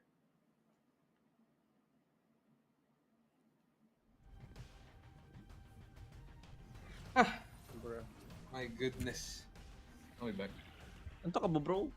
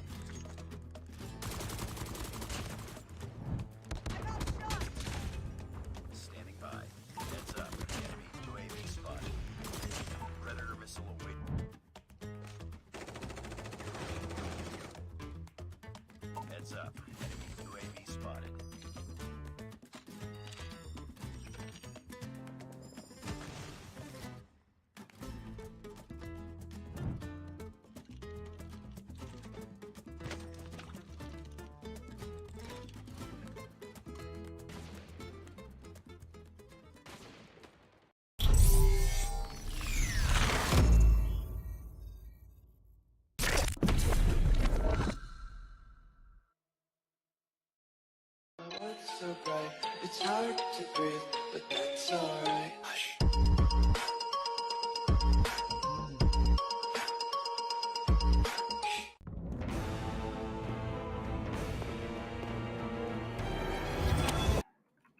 Welcome back for more knockouts action here at this GARENA Masters 5. Once again, we are your voices for today. I'm the WardeN. Right beside me is Jericho, and we'll be, once again, your voices for today. Now, Jericho, we probably tackled a very nail-biting series before the transition to this break, and guess what, man? Smart Omega, the dream lives on.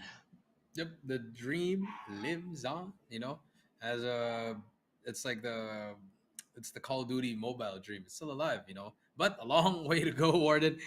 But enough for them. They have to wait whoever's gonna lose on the upper bracket. But now we're moving on to the next lower bracket to see who will the Broke Boys Club face for that special match for the seventh and last slot for stage 4 from the side of MSP. So we're gonna have 4-suit esports versus Savage Huntsman, WardeN. Yeah, Savage Huntsman. I mean, out of anyone that could talk about Derp, I think I have some things to say about as well. I mean, as he transitioned to the playoffs here, Jericho, he actually, funny enough, I mean, this type of thing mattered to me. Things mattered to me, and he went from playing on 4 fingers to a 5-finger setup as well. And ever since, he has been improving drastically. Yeah, he has been improving drastically, but if is it his teammates need to improve as well. It's not only him, so everybody has to step up because he has probably the most experience around this in this team. So again, if he influences his teammates to just improve and improve and improve, always innovate, then maybe we could see a different kind of Huntsman. I mean, if it's not gonna be Derp, who else would it be? Well, I don't know. Could be Trav, could be Xavier. We don't exactly know. But up against Force City Esports, which is basically a Frankenstein team as well, coming in from different names, different organizations merged into one. I have a lot of hopes here for this very squad to be on par with Savage Huntsman. And as much as I want to get through this day and see who's going to be able to advance to the next stage of the competition, I don't think this game number 2 would be a blowout as well. As I mean, Force City Esports and Savage Huntsman are pretty on par in regards to the gunfight department. Yep, in the gunfight department, I think 4-suits, we've seen them play. They show some flashes, some signs of life, but I mean, head to head, I feel like Huntsman could get the edge here. But again, I think we got to look at the hard point here. Both teams are very good at a hard point. It's just a matter of the map pick, in my opinion. Let's take a look at the lineup for 4-suit Esports: Chari, Aski, Josh, Omo, Baki, and Binton. Again, gotta point out Aski and Josh, the veterans. It's the veteran battle in this series, actually. Yep, and all eyes for Baki, man. I mean, Baki might just come in handy alongside with Aski on this one. I mean, I'm relying on Aski on the front lines, Baki on the anchoring. Until then, if they can lock on those 2 factors, the rest of the talents here for Force Esports could just perform really well as well. And one player that has been struggling in regards to consistency has been Omo. I mean, I know for a fact Omo can perform, but can he perform up against a squad of the Savage Huntsman, as it consists of Derp, Zen, Travs, Jimbo, Saverish, and Addict? Yep. I mean, we've seen these guys play. It's a mix and match of Malaysian as well as Filipino players. And now we do have the full lineup coming through from the side of Huntsman, because the last time we saw them, they actually had their coach play. And it's surprisingly enough, I think they have like 2 or 3 coaches. They have Edic, they have an assistant coach, and they have another one. So I mean, you got 3 brains. So I mean, but it's not looking well for them in that first round. So hopefully they can bounce back here. I think they have Finroll, they have Edic, and obviously got Derp himself. And who else would be the MVP aside from the captain himself, as he's going to be on par with Aski now. In regards to KD, I mean, it's pretty balanced here, Jericho. It's pretty balanced right here. 1.21, 1.25. Again, the veterans stepping it up. Been playing this game for such a long time. But can they do it in this series? Can they do it? Biggest question right there. And once more, guys, whoever gets eliminated, I mean, whoever gets shut down in the series, it's not going to be them eliminated officially in this world's run. I mean, in this World Championship run for Call of Duty Mobile. They still have a special match to play, and that's going to be up against the Broke Boys Club. Yes, after the Broke Boys Club. So that's going to be also a tough series to go through. But at the same time, you still want to go through the next series. I mean, you have you still have stage 4 to look out for, but they said that you also have stage 5 to look out for. So I mean, there's everything. So there's a lot at stake here. So both teams, they need to prove why they are the ones that should move on. And now let's take a look at the maps and modes: Summit, Fire Rate, Standoff, Arsenal, Meltdown, and looking at it. I mean, looking at the maps, WardeN, we're looking at some SMGs again making the play. I don't think we've seen Huntsmen play on Summit coming in from the group stages all the way down to the first round of the playoffs. So this is going to be pretty interesting here for the side of the Huntsmen. But in regards to the side of Force City Esports, they were once forced to play on this map, and they went under the hands of Skadi, and they lost a pretty heavy defeat. It was a 119 to 250 run in favor for Skadi. Yep, and that is true against Skadi, but they showed something there, so that they have the heart and the will to actually fight and try to win this series. So now let's see if they can still do the same or even go through the next round. Well, here we go. Take a look at the operator skills: Claw, Annihilator, Gravity Vortex. So no Purifier, WardeN, actually.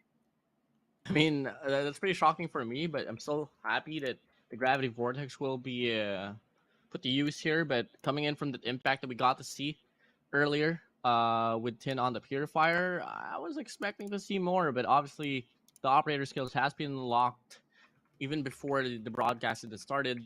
So it's just about that. But, operator skills is one thing, executing them is another thing. Yep. Executing is another thing, and like what we saw from the last series, if you use it well, you get some time. If you don't use it, you just respawn the next life. Oh well. Well, moving over now to the maps, and we tackled the maps and modes now. I mean, Jericho, I know for a fact you're a man that has been pretty, ballsy with the predictions and all. 3-0, Savage Huntsman. Savage Huntsman here. I mean, I'm gonna be backing it up. I mean, I've been supporting your predictions all throughout, especially for the run for Smart Omega. But at the same time, I think Force City Esports has something to show here. Pretty heavily supported org, a team by their org. They came out on that last day of the group stages, hanging on, honestly, and they were able to shut their younger brothers down, Kincaid, and they served, and they got served with the last place here for the playoffs. Let's see if they're gonna go down and out of this competition consecutively with 2 defeats, or will they be able to show something up? Let's come and find out. Let's see if they can show it up. Here we go. Game number 1, Forsuit Esports versus Huntsmen. It's going to be Summit. Hardpoint. Start things off with the man himself, the legend, Derp from Malaysia. Zaper's actually going to go in already. Has teammates to help him and more players coming through. But for the side of Forsuit, all 5. That's a 5. That's a clean sweep coming through from them. Oh, starting off, a double there for Omo, actually. So far, they get the time inside a hill. A 3-man push, though. Looks to get offered here for the Huntsmen, but it's not going to put up any impacts at all. Jimbo finds one, though. Looking to get the double as well. Runs out of ammo. The pinch not going to come in fast enough. And the Huntsmen, they take some sort of a breathing here on this hard point as of the moment. Yep, they get the trades that they need. They finally got the time that they want at the moment, finally getting on the board. Saverish as well, he's going to get taken down. Gets the call as well, but Ace on your screen, getting the kills that they need. But now, Forsuit Esports actually showing up in this first hill, getting all that time that they need. But now we move on to P2. As you can see, number 1 from the side of Char. That's going to be Chari all the way to the green, making sure his teammates are all spawning, getting all the spawns that they need. Now let's see if they can keep it up. Derp actually on the R9. Not really a big fan of him using that. I think I would rather put him on the SMG. Yeah, SMG or AR, man. I mean, Derp, with his settings as well, I think it's much more beneficial for him to play by the range. And so far, anchoring is the biggest issue here for the side of the Huntsmen. Savior, though, making things work out here inside the hill. He finds 2, and now they push the sponsor all the way down to Green Raiders, alongside with Midsnow as well. Is it going to be enough for them to hold things down? Absolutely yes. Yeah, absolutely yes. And now Zen and the gang finally contesting as well. Travs is trying his best to hold him down, but Zen is there for a trade. Gets 2, almost gets a 3rd one, but Xavier gets the trade, and that's going to be 27 to 43. Xavier trying to push up, going to get taken down by Iski. But Baki on your screen, the man that you've been talking about, WardeN. Can he try to find something? And yes, he can. But Trav is there to get the trade. Now, so far, still remaining scrap time. Gonna go for the way of the Huntsmen, and that's gonna be more than enough for them to even things up now. And they're looking to change this one as well. Chain this one as well, all the way down to hardpoint number 4. They win most in the essential gunfights, but Cherry steps up here for the squad. Finds 1, couldn't find the triple. Actually, connect the spawn still on for the side of the 4 City Esports. Yep, still on the side of 4 Suit Esports, 39 to 47. Xavier on your screen. He's gonna get taken out by a nade. That's such a bad way to get taken down. Omo holding it down. I like this triple man setup coming through. Derp with the shotgun needs to find something. Hunter Girl trying to take down the anchor. He does take down the anchor, but Aceky is there to quickly clean them up immediately. And where's the push coming through from the side of Huntsman? You know, it's just one by one we go. We're not seeing any aggressiveness coming through from the side of Huntsman. You know, I tuned into the live stream of Derp earlier. He was practicing the KRM, practicing the Locust. And we know with the KRM practice, you'd expect him to play closely to the like SMG shotguns, but it's not happening here at all. Still, I mean, KRMs, no, not the R9. R9 struggles quite a lot now in regards to consistency, or it's just Derp not being used to the system here. Oh, there you go. Yes, he gets one. I mean, he gets one, but at the same time, man, they lost a lot of hardpoint time, and with him positioned here on the entrance, I don't think he's gonna be able to put up any impact at all. Let's see what happens. The push from Force with Esports, actually. They're about to shut me up here, and I think they are pretty pissed off at the way that we predicted this series to go. 41 to 95. Huntsman finally getting some time off this.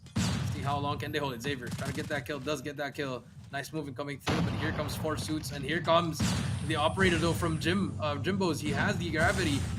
Gets 3 in a row. That is how you want to use the gravity Vortex gun, but AC takes him down from the back. Sneaky little player, and Derp just gets a hit marker. Aceky still alive. No one's still clearing him out. He's gonna get sprayed down, but Xavier is there to trade him. Chari gets himself into the action with the Sparrow, but unfortunately will take himself out. And now, all because of Aceky, 4 Suits, they managed to get control of this hill momentarily.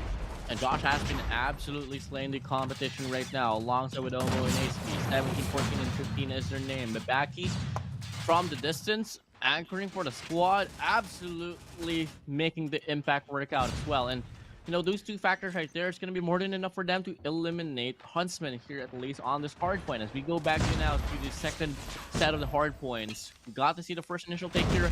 It was Force Esports zoning things down inside the hill, letting hallway control go for the side of the Huntsman. Let's see if that factor will be the way to go in this rotation.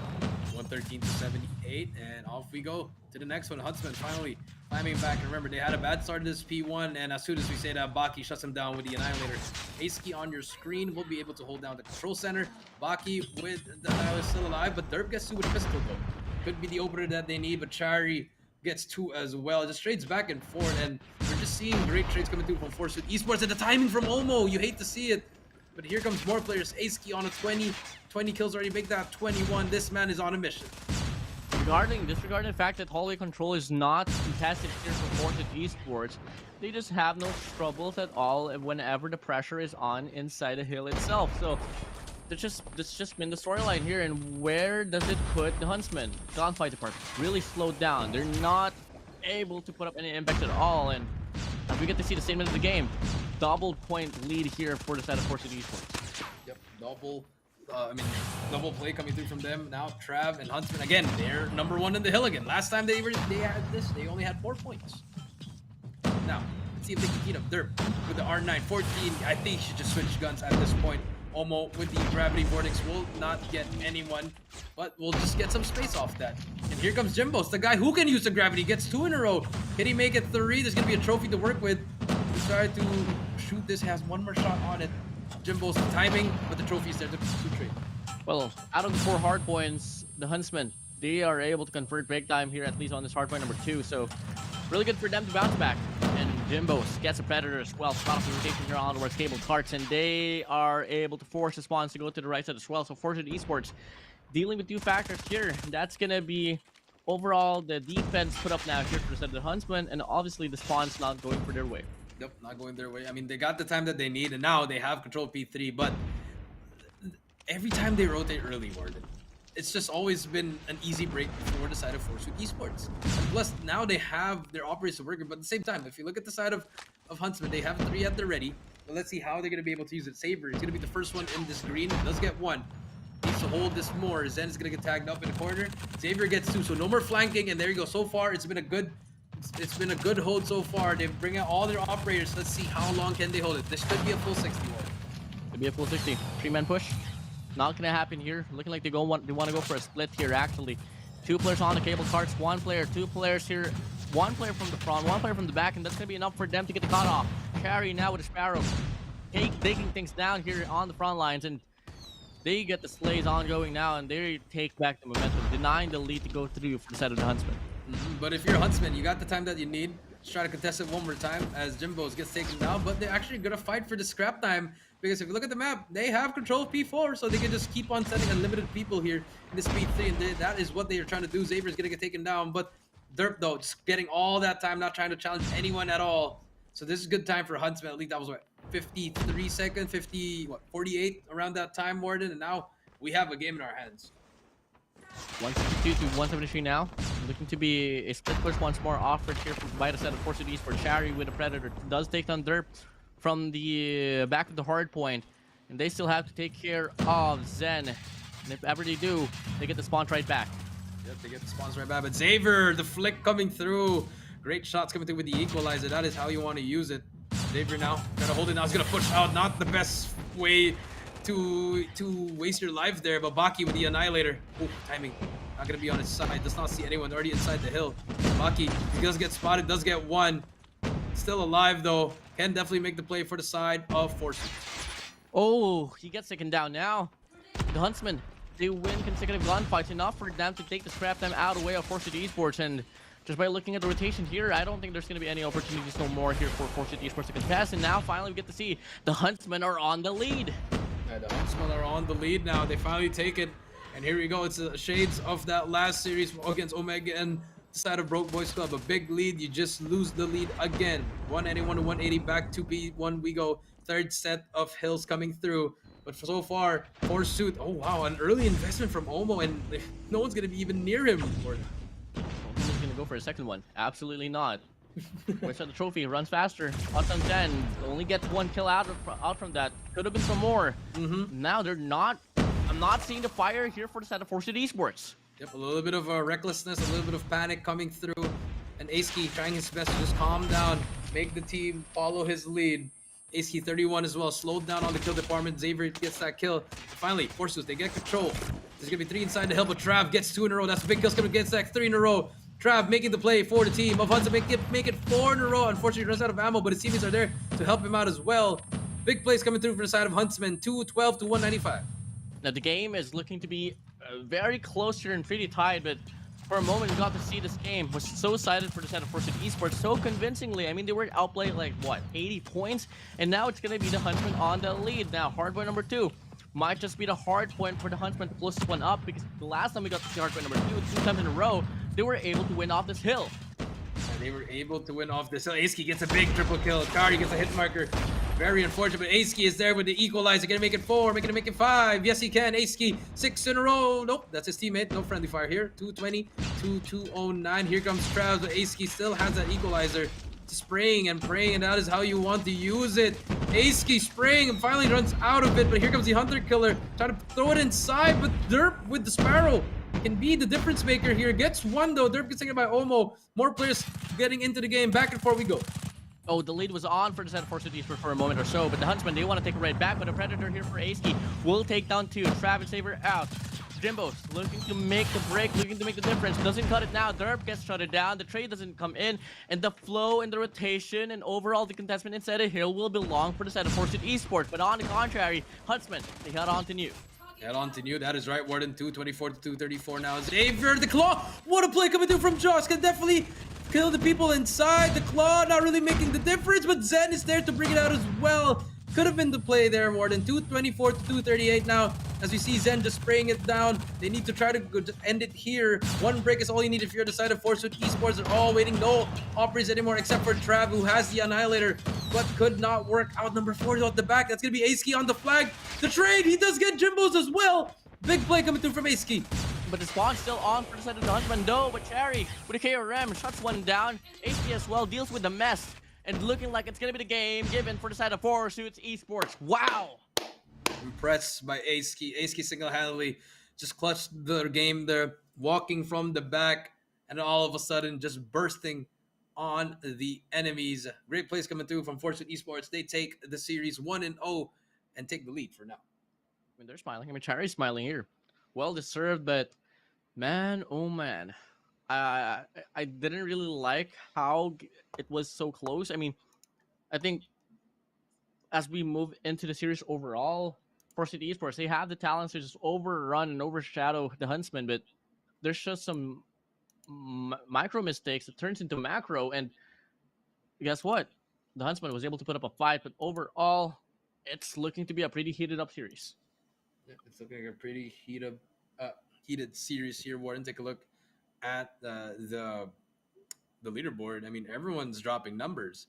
It's all equal from both sides. I mean, you have Ace with 46, you got Derp with 43, and it's pretty much all the same. It's just that last play there. I mean, they had it there, but I think they forgot about the back. WardeN, they were stacking the hill too much. You know, HUNTSMEN, they had it from the start in that P3, but all of a sudden, they just started they just forgot about the back. And it's pretty crazy, that we got to see like the spawns was so favored for the set of the Savage HUNTSMEN, but hey, they lost the initial essential gunfights. And I want to talk about Cherry here, despite the fact he does finish 4th on the leaderboard here for Forsuits eSports. He was able to make probably like one of the best plays out there. Gets like 2 with a KRM on forklift, then just lets Aski take care of the last final kills. Until then, they were able to win off that game. But hey, we move over to firing range now, search and destroy. And just by looking at the overall statistics here, no firing range found for the side of the HUNTSMEN. But for the side of Forsuits eSports, they've lost firing range up against Skadi. They've lost ones up against Powerhouse. They did one up against Forest Kincaid. So records not looking too bright. Not looking too bright for them, but at the same time, they just want to keep on going for firing range. It's maybe more of just a comfort pick, where they just want to pick something that they are comfortable with, and firing range is the map that they are comfortable with. So now let's see if they can, manage to get that 2-0 lead, or will HUNTSMEN tie it up? And HUNTSMEN a little bit better on the S&D side. You got Derp on that sniper, could definitely make the changes for the team, but he's only one player. It has to be a team effort.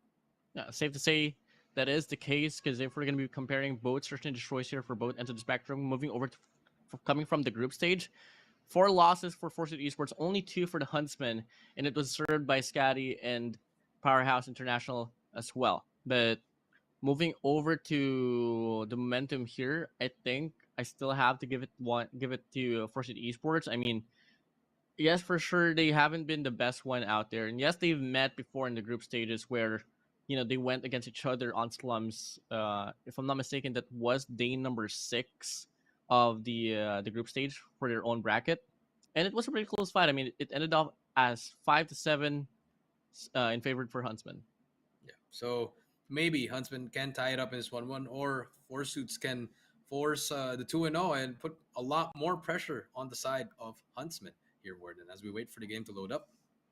Firing range, again, battle of who has more plays, WardeN. It's always like this. It's always, you're going to rush in trailer, or you're going to rush in A, or you just want to rush into B. And that's it. Or the other play that everybody loves is you just make a fortress in wood and then just wait for someone to make a play. So it's been like that, especially here in Garena. It's always been like that. So expect the snipers to hit those wall bangs that we see all the time. I mean, punishing one another could be the case as well. Playing patiently, absolutely yes. I mean, search and destroy is something that me and you are pretty familiar with, and it's just all about like adaptability in regards to the situation.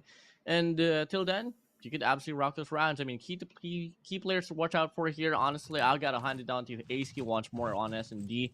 For the side of the Huntsman, do I need to say it? It's gonna be there. Yep, it is gonna be there. Here we go. Search and Destroy, game number 2. 4 suits versus Huntsman in firing range. And take a look. Omo, they take control of trailer actually. And this is good for the side of 4 suits, but they're giving up A long. No information whatsoever, but at the same time for the side of Huntsman, they should have an idea that trailer is being occupied. They should be able to expect this as Baki gets tagged up, and you hate that see that hit marker coming through. Derp takes down A-Ski. That's gonna be the first one, and off we go. That's going to be allowing the 3 players here for the side of the Huntsman to make a break here on this A side. Now, 1 player from the side of first is Chari. He's going to look to wrap around the gunfights here on the trailer. Omo finds 1. Chari finds 1 as well from the back lines. Now, Derp hops right up, gets an angle onto Josh, misses a shot. No, there you go. Finds There 1, finds 2. go. Big plays coming through, and now it's going to be a 2v2. Oh. Derp finds a triple. Oh my! Can he get the 4th? Can he get the ace, actually? No, he Okay. cannot. But I mean, he actually didn't shoot his gun there, where he was really just timing it. And I mean, again, do I have to say again, the veteran? That's small things. If that was a new player, he would have shot it even though he didn't have a good shot on it. Now that's just Search and Destroy plays at its finest. Next round opening up. 4-man push here on the speed bomb side. Clarified back, he left alone on the steel Wow, look at this side, and he's gonna be able to take down Derp. Josh as well takes on Travs, and they get the pick off. They go for the callback, and that's exactly a play that I love to see. I mean, they just went through. I mean, it's either they're gonna get 4-man collided or they're able to get 2, and in the end they got 2. So now 3 versus 5. Josh does get spotted. Josh spots Zen probably. I think that small pixel will be able to see it. So they are actually watching it. And they know Zen's inside. They know. Jimbos Jimbos. holding the angle. Chari on barrels. Zen pushed up here on the trailer. They have the setup to get this retake pretty cleanly here. Now they look to put a lot of attention here on the barrel side, but Josh finds 1, finds 2. Can he connect with a triple? Absolutely not. But hey, the damage has been done. Zen though, still alive and is on striking distance to get an ace, but unfortunately, AC on the trap shuts him down.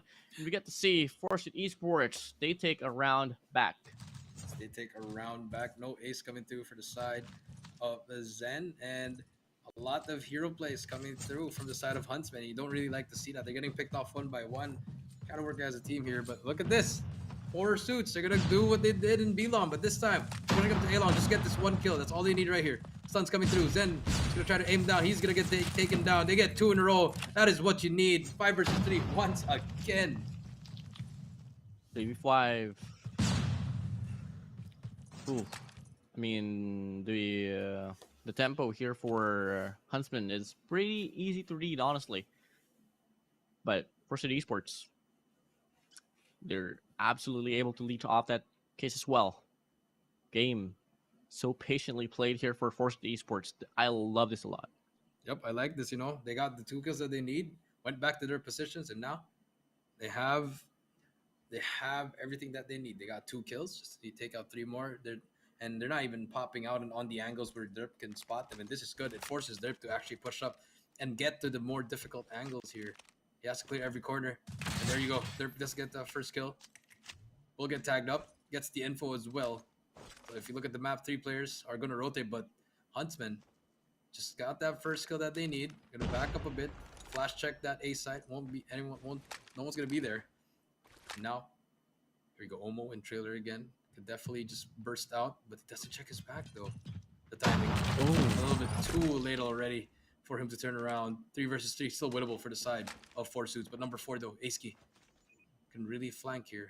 Timing is gonna be key. Oh, Trav My.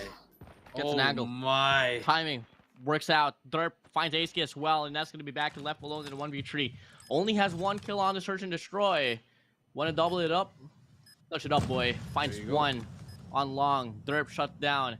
And this is pretty doable, there. but he's expecting a lurk to come through, but Huntsman, they're playing on the crossfire.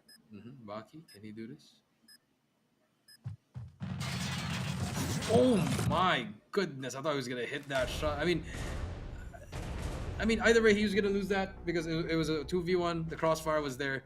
Great round coming through for Huntsman, but horrible round by 4 suits. I mean, 5 versus 3.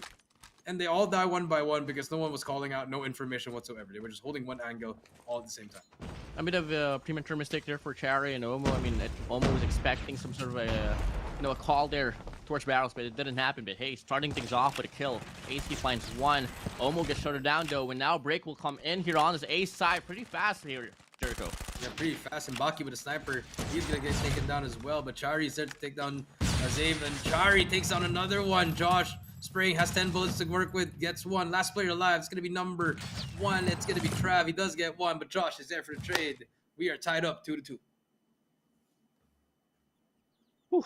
Tied game as it seems, and this is exactly what happened on Hardpoint. I mean, it went back and forth. For Forces Esports though, got the adjustment. May it happen here, might not be the case, but I don't think this is illegal. What? Okay. Something that we gotta clarify later on, but for now, Josh gets the kill right there. But if you guys didn't know, there's a bug at that very place where Josh got the kill. So, well, we don't know. We'll have to find out after the game. So far, Josh gets another hit marker, or maybe he's just a cracked sniper, WardeN. We don't know. 2-2 so far. Trav, on the screen. Nade gonna come through.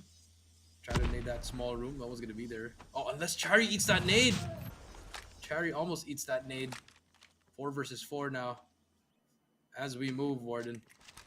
1 minute and 10 left. 4v4. Both ends. Losing 1. Derp out. Could just back his team up with the calls, but obviously his firepower much more needed. Carry on the corner. Not going to stand a chance. Saber shuts him down. The information relayed. The rotations doesn't bite not just yet, but then Zen shuts one down. And now he has to deal with 1 player here outside of the bomb site. Oh, but Josh will not get...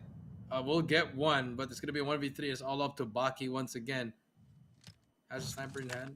There should be a gun in trailer if he decides to pick it up. So for the side of Huntsmen, they're going to take control of A-Long. No one's going to be in trailer.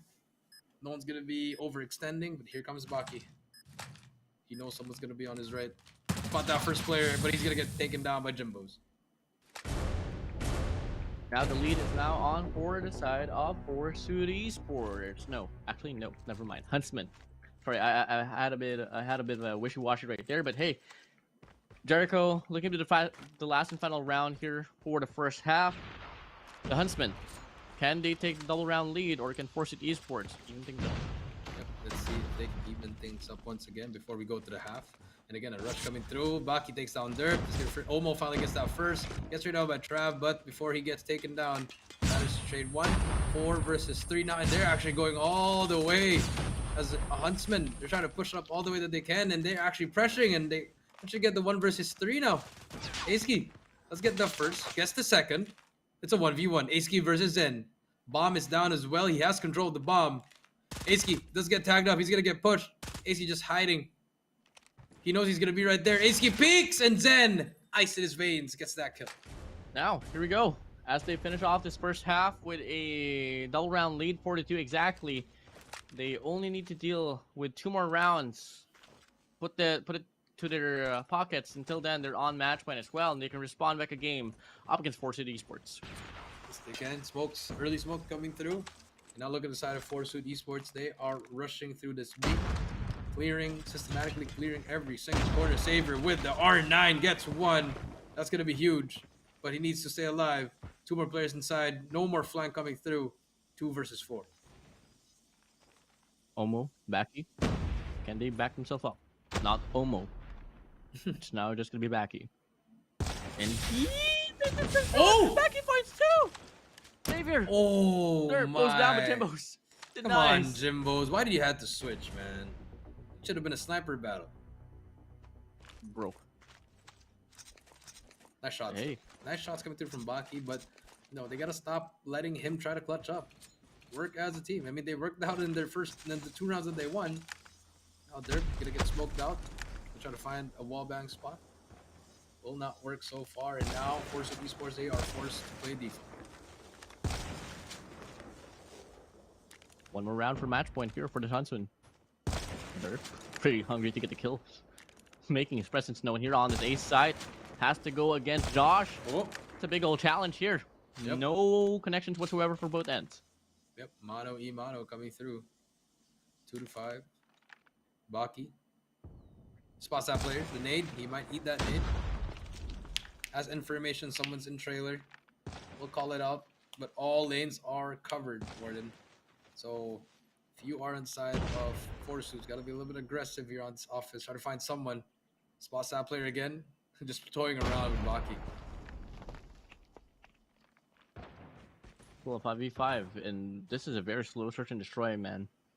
No aggression whatsoever. Both ends just waiting things to pan out, and now Derp El Capitan does get an opening here on his ace side. Josh gets punished down, and the bomb still looking to commit there.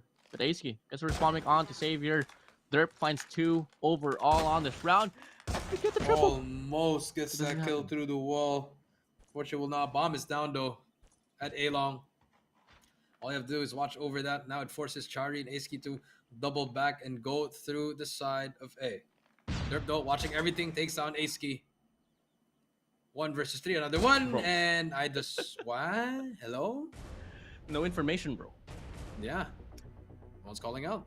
Derp was just there, prone, waiting for the Ducks to come out, man. That was just like shooting range for him. But hey, Huntsmen, they're on match point advantage now. Forced eSports looking like their statistics on search and destroy will remain the same, bleeding towards the negative side. Huntsmen, 1 more to go. Moving up the series. That was so fast, and they managed to get the bomb down in A. And I like this from four suits. You know, they tried slowing it down, but now they're just going in, get the early blood. So that's gonna be some nades coming through. Bomb is down though, and the nade does get Aski. 4v3. Made to the last and final round, or could the last 4 players from Forced Esports prove that statement wrong? Retake, looking to come true here for Huntsman. Saber, alongside with Jimbos, pushing barrels. They're gonna offer a challenge here on the trailers now. They check clear, but they only get 1 now. It's only gonna be Jimbos left alone to clutch things up. He finds 1, finds a double, but can't get the kill. And the Forced Esports, they force another round. So a long way to climb. 3-6. Let's see if they can keep it up. They're probably just gonna double down the aggression right here, WardeN. Let's see if they do it again. Almost. Can they do it? Here we go. Here comes the push though. Trophy. Has to pick it up. And here we go for the side of four suits. They're gonna go for the nade that's come through on the side of Trav. He gets taken down. Forces all the players to back up. Snipers are watching over the bomb, so won't be able to get the bomb down cleanly. Saber, let's get 1. Baki clears this mid connectors and finds Derp. Clean shot, 4v2. Looking to be another round here for the set of Forced Esports. Zen, Saber has to clutch things up. Can they do it? Zen goes down. Saber left alone. Gets double child, gets quadruple child. Doesn't matter. Forced Esports once more, still showing some sense of life. Yep, 4-6, not yet over. As we move on to the next round, and again, the key point here is just aggression coming in for the side of Forced Esports, which they should have been doing since the start of the rounds. Savior. Oh, here we go. Squad of the Huntsmen pushing here on this mid lane. Big challenge coming in. So far, it's going to be on for the side of the Huntsmen. They take down 3. Aski Baki now left alone. Make it only Baki with a sniper. Can he do anything? Nope. We move on to the next. We are tied up 1 apiece here in this series. And Huntsmen, finally, they get that round. As we move on to the control, can they swing the momentum to their side? Well, you know, it's a clean round right there. Clean take. Savage Huntsman, they got it through. It's a clean win overall. I mean, Search and Destroy remains to be the same. But hey, we move over to control. And in regards to control here, I think I have to draw this one back to Forced Esports. I mean, Huntsmen, I'm all in it for the momentum, but if they can't work on their trades properly, I think they're gonna go down. Yep, they might have a hard time here if, you know, they're still trying to force what they want to do in the game. So let's see if they can try to switch it up or stick to what they're knowing. Not let their go on the shotgun. Just let him run wherever he's comfortable with, and the players they all have to adjust. Mm-hmm. Well, final scoreline for this search and destroy. Firing range 47 to go. Derp, Zen on 12. Xavier and Jimbo's on 8. And on the flip side, it's going to be Force City Esports here. Josh leading the game, but it's not going to be enough at all. So, control-wise here, I mean, I've said my takes here. What about you, Jericho? I mean, how are you looking at control here for these two teams?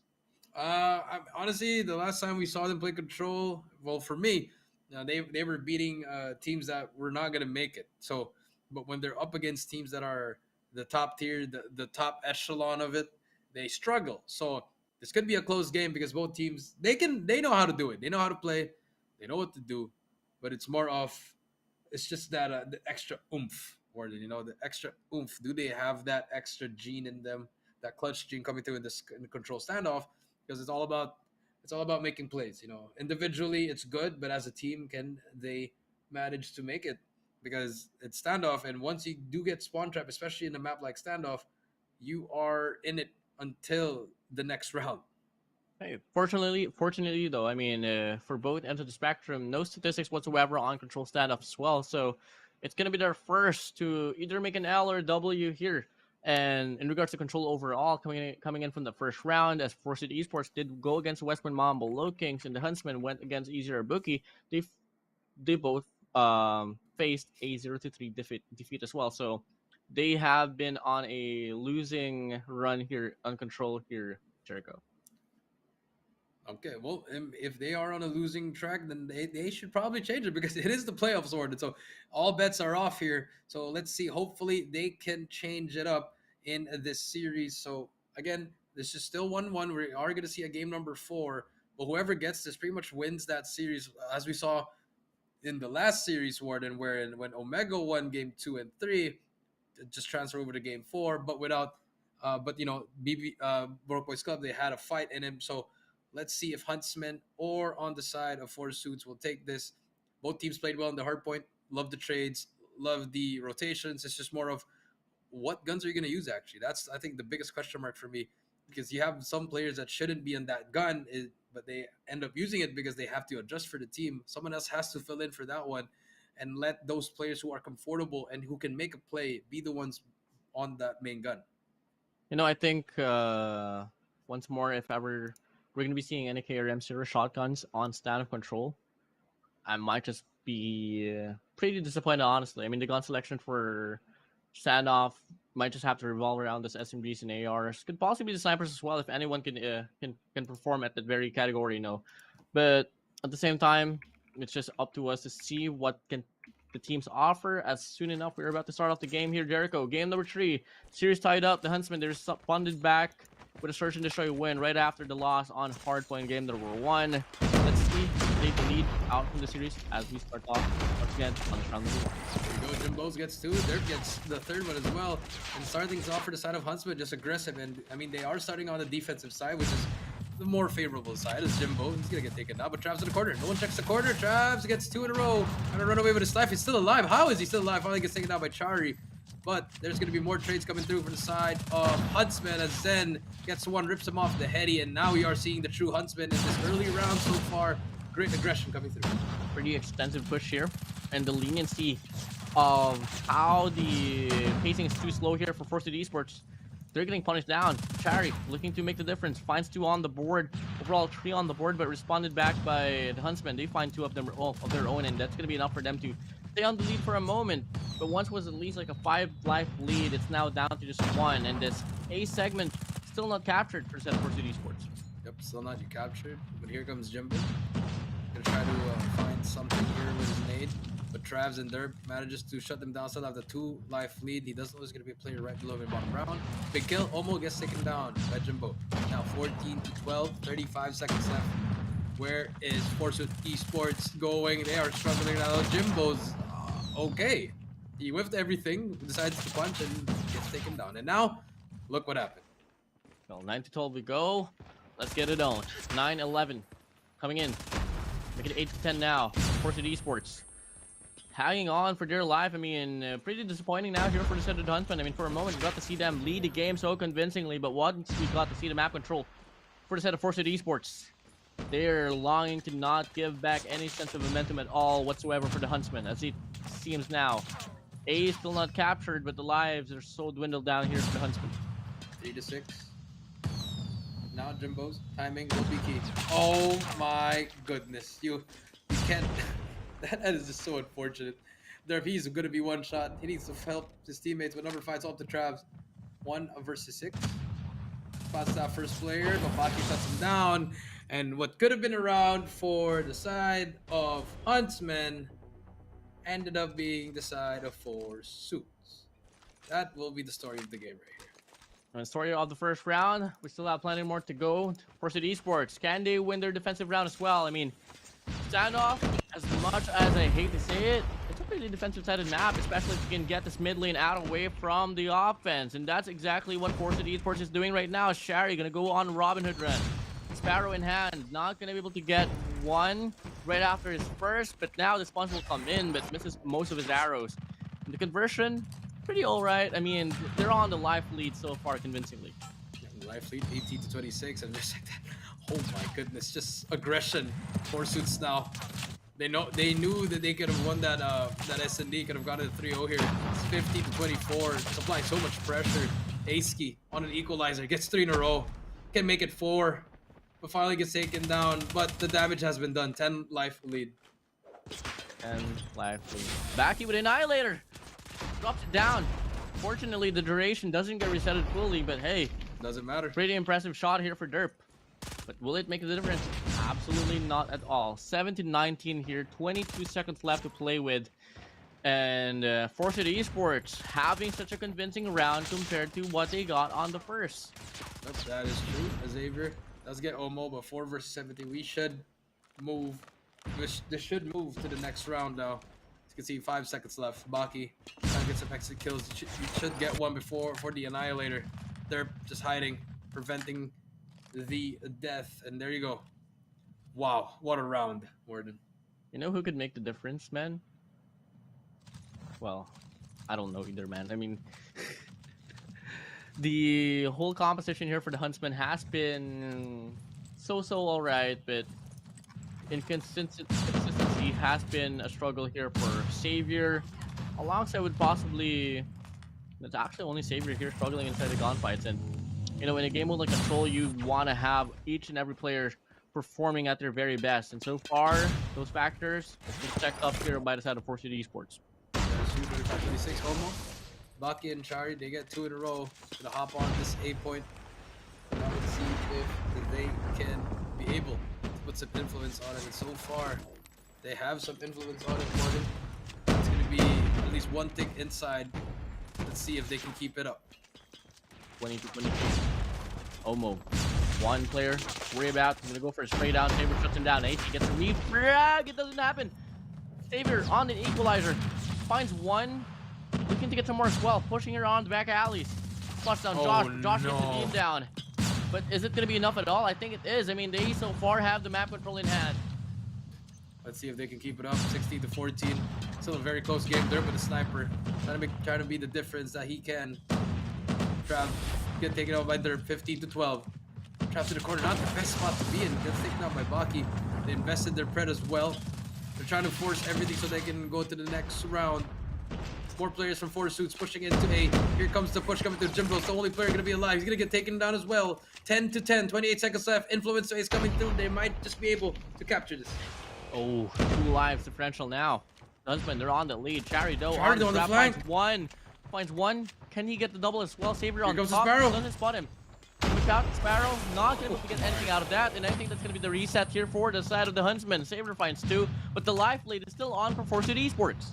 Yep, 5 to 6 now. Back to an S&D. Omo gets one, but the bread's going to come through. Looking for one player, but the elbow! He does not get taken down, but the chase is there for number 5. Aski gets 2 big kills. Last 2 lives. This should be a game for Force Esports. Last player alive, it's going to be Jimbo's. No time whatsoever. He needs to find something. And here we go. He gets taken down by the claw, and Force Suit gets the 3-0. One more game to send Huntsmen eliminated from GM5. But will send them to the special match against Broke Boys Club.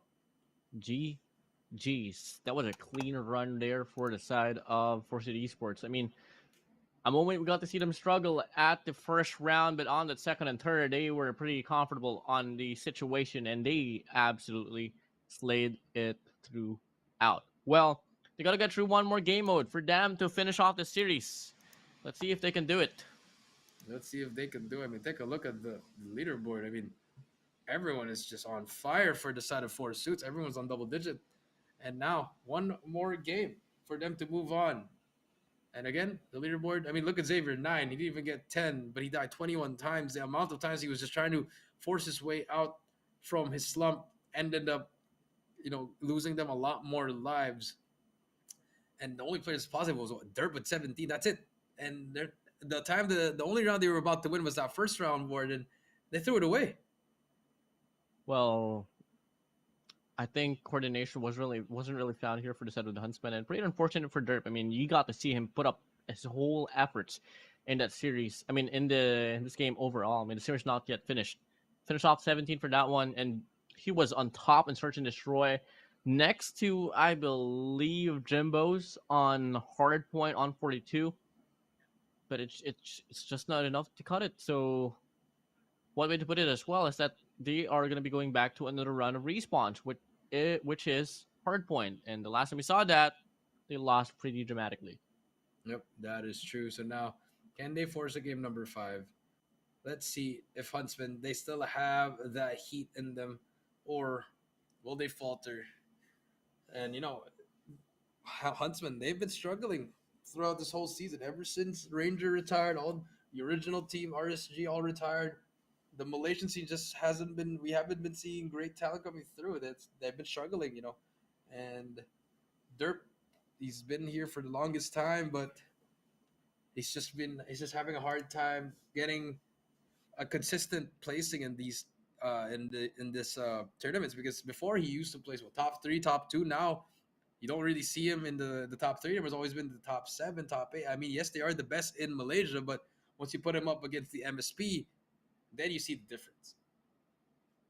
Well, hey, series not yet finished. We are still, greeted by possibly the last 2 maps, not unless Force Esports can close things down here on this Hardpoint Arsenal. But it's going to be easier said than done. And the last time we actually saw Force Esports on Arsenal, Westman Mama Lookings, they went against them, and the rest is history, man. 6-9 to 250. Oh, my goodness. The 70-point club. All right, well, now, here we go. Is this the final game for Huntsmen, or will they force a game number 5 in Meltdown, where they can actually win the series here? WardeN, after seeing what happened at S&D, Four Suits, they got to end it here. Just like how we saw it last time with Omega and Broke Boys Club. If we go to game 5, maybe, just maybe, Broke Boys could have won that, but they ended it in 4 games. So maybe Four Suits can also copy Omega and just end it in 4. Hey, I mean, I don't exactly know, Jericho. It's a very broad, it's a very stale series here, so undefined. And I think that's pretty much the trend here for these, like, I'm not going to say that they're outclassed by, like, Westman Mamba, Low Kings, or Smart Omega, but in reality, they are. And these are, like, the low-caliber teams that advanced coming from the group stages, moving over to the playoffs now. And so far, what I've been seeing all throughout the series is that they don't really have a lot of things that they can offer from one another. Most of the times, they just play on autopilot, try to adapt off the current situation. Until then, they just make use on what they have right around. Not unlike the teams that I mentioned at the first hand, where you get to see Westman Mama Lookings, EZR Booky, Smart Omega, or even in Powerhouse International, where their train of thought is so precise and they just know exactly what they want to offer. That is true. So hopefully, let's see what they can offer here in this game number 4, WardeN. So now, as we wait for Arsenal, I think the last time we saw Four Suits here, they beat Kincaid here. I think we casted that one, WardeN, and they beat them pretty convincingly. I believe it was a big score I can't even say it, WardeN. Can you say the word? Discrepancy. There you go. Discrepancy, bro. Don't forget to eat, guys. Get some food. Get some help. But anyway, as we wait for game number 4, I mean, Four Suits one game away from moving on to the next round to join Smart Omega in that lower bracket run, the run of runs. They can be part of history as well if they want to.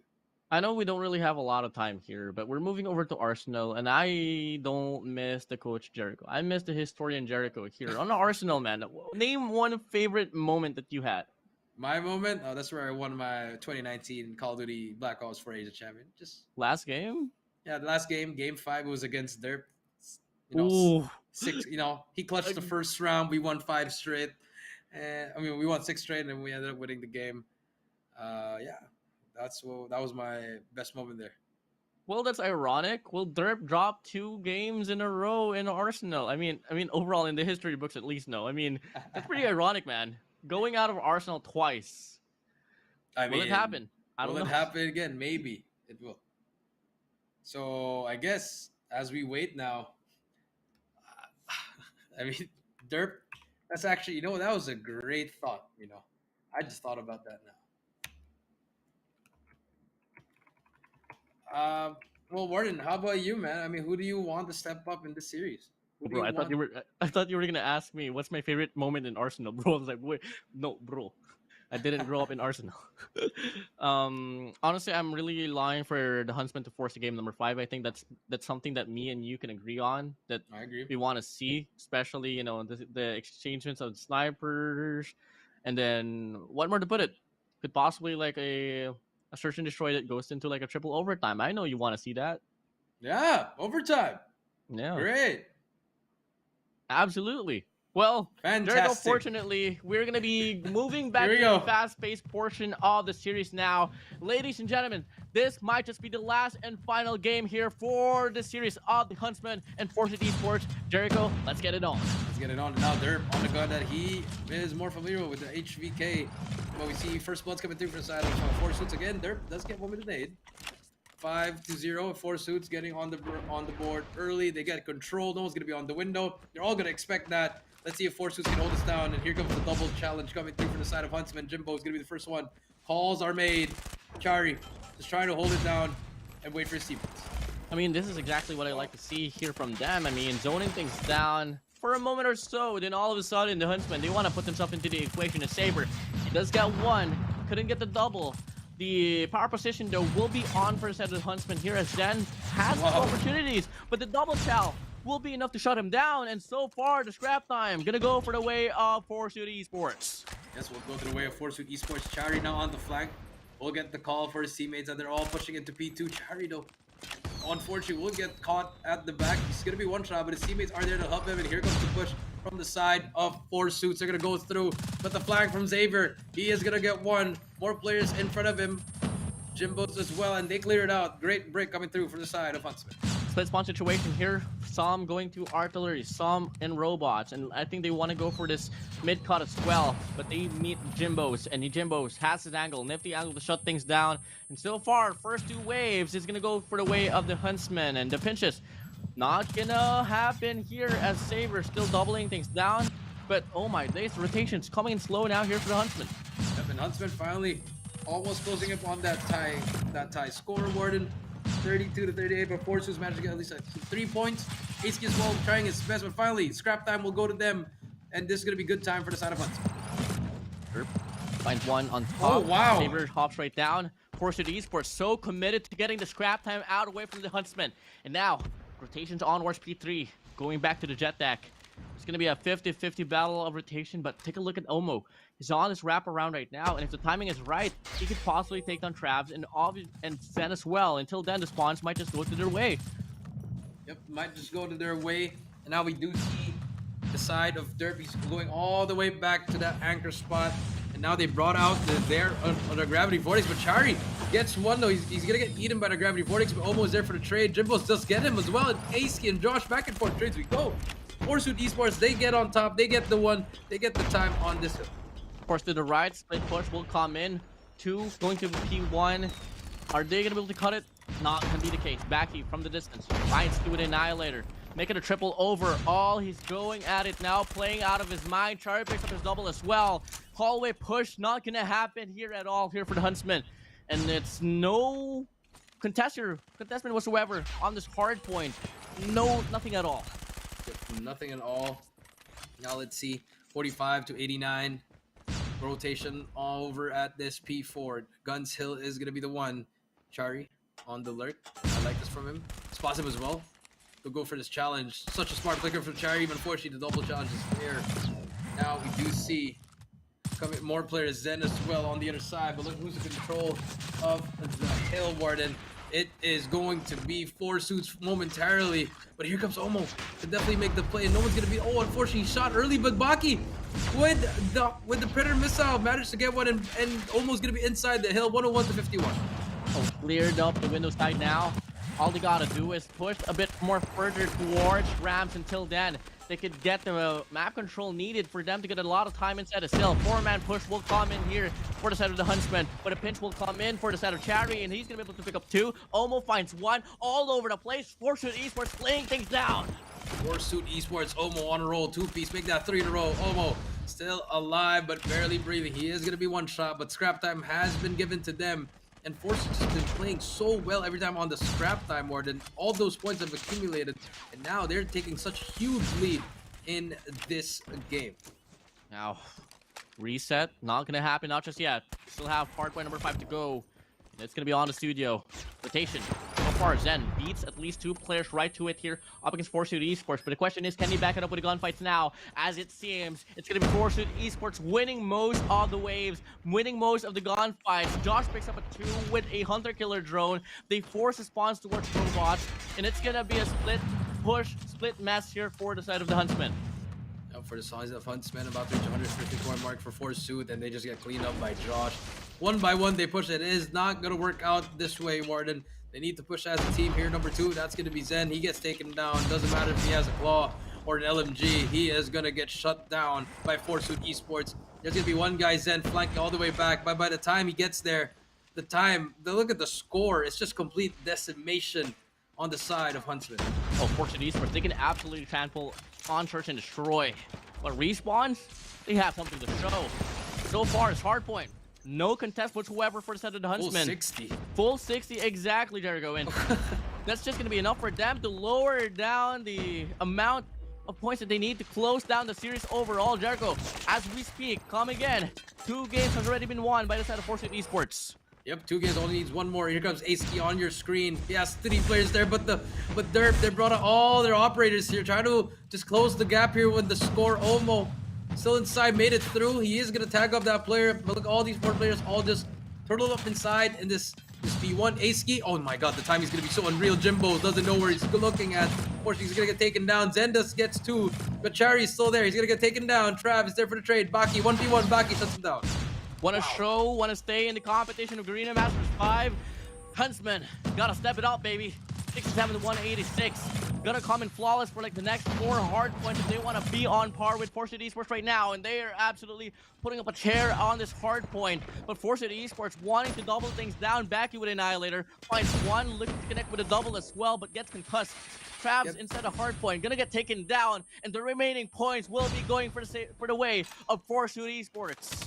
Yeah, and look at Baki just on the cutoff, gets 2. Gonna get the 3rd, almost gets the 3rd. Has to drop down, but Baki's still alive. But look at that, the pinch is gonna come through. Now P2, 198 to 72. Let's see if they can keep it up. Baki and Chari just spraying it out. Chari does get 2, and this is looking like it's gonna be over in this hill. Now, 204 to 72. Split spawn, split push will happen here for the side of the Huntsmen. They take care of 1 player down below, couldn't take care of the player on towards Rams, and now 4-suit eSports, they take away those factors down, and they push the spawns towards robots, in which they have the map control to get more points inside a hill. For hill, that's 220 to 74. We are looking at the end game right here, WardeN. The game will not end here though, WardeN, as we have to go to the next hill. But look at the score, the damage, 100-point club. The 100-point club is looking at the side of Huntsmen. Will they go out like this, or will they make the improbable comeback? Oh, can they do it? Make the impossible possible here. And once more, Jericho, I've said this before, they gotta play flawlessly for like the next 6 hard points. Now, here we go. Predator information, precious information relayed. Easy Goodbye, for Trav. them to get this one through. 9 points remaining here for 4-suit eSports to continue their narrative here in this GARENA Masters 5 stage. Yeah, but for a moment, Saver managed to get the 2-piece, and now they have control for now. just hoping not to get a 100-point club, pushing through as well. But here comes more. Aski, Omo, they take down 2. Josh, it's his turn. They don't want to do it anymore. This is going to be a GG. Last 4 points to go. Josh sprays 1, gets the second one as well. And that is going to be it. Welcome to the 100-point club. Huntsmen, 250-88, they are going to be eliminated from GM5. As Force with eSports, they move on to the next round. Hey, game's not done here though for the Huntsmen. They still have a matchup against the Broke Boys Club later on, or I mean, not later on. We don't exactly know when it's gonna happen or not, but it is the last slot for the for stage 4. So congrats, but once again, Derp and the squad of the Huntsmen, they falter in Arsenal. Yep, they fall in Arsenal. And that's a back-to-back again, getting eliminated in Arsenal. Hate to see it, but it is what it is. Well, that's just something that you can talk about, you know. Have a bit of drinks, talk about life, talk about how you lost 2 times in Arsenal. But hey, we all know Derp, fun guy, proud. Honestly, gotta give respect to Derp for being such a passionate guy and has been serving a lot of pride to be representing Malaysia in the competitive scene for Call of Duty Mobile. But hey, it's still not finished here for today. Jericho, can you believe we're only halfway done for today? Yeah, I mean, the first game for Huntsmen was so good. I mean, you saw everyone getting all the kills that they need, but this one was just a massacre. I mean, you only have Zen 25 kills, and in front of your side, everyone all positive 34, 30, 31, 21, 27. Everyone doing their part, WardeN. And I think that's pretty much it. You know, pretty much they were just forcing all the things that they need to do. And they were doing it well. Chari was popping off, getting double, triple. Everyone's making individual plays. And now we do see them moving on to the next round. Oh, well. I mean, it's going to be pretty easy to say next round, but they got to deal with the powerhouse or Skadi, which is going to be happening right after this series here. Whoever wins will advance to the upper bracket finals. Whoever loses will be going up against Forsuit Esports, which is obviously not going to be looking too bright here for Forsuit Esports, but hey, at least they made it past the first round. I mean, now they're in the top 6. You know, top 6, working their way up. You know, just one more, they can make it to the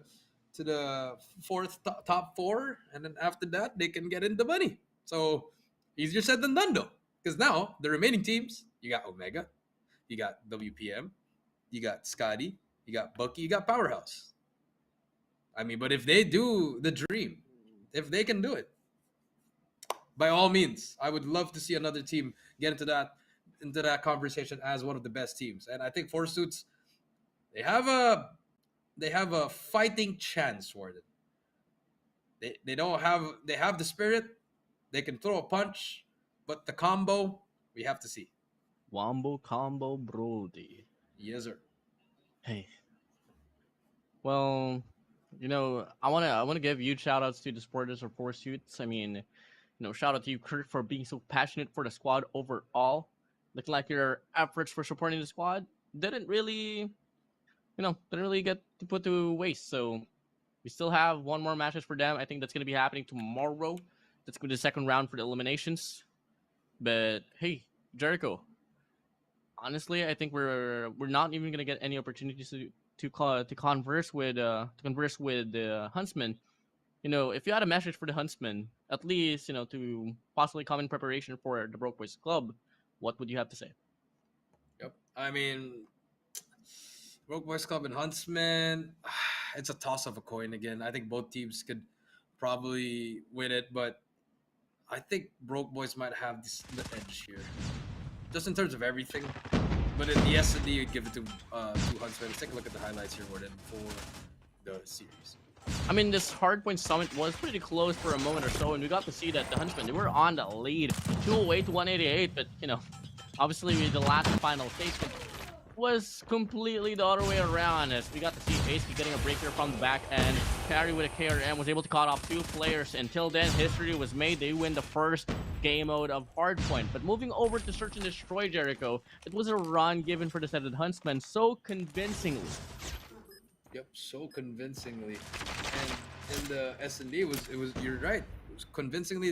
They won it, but in the control, it was just all 4 suits from start, wire to wire victory. Y to Y. Now all the way down to control. First round control. Second run hard point.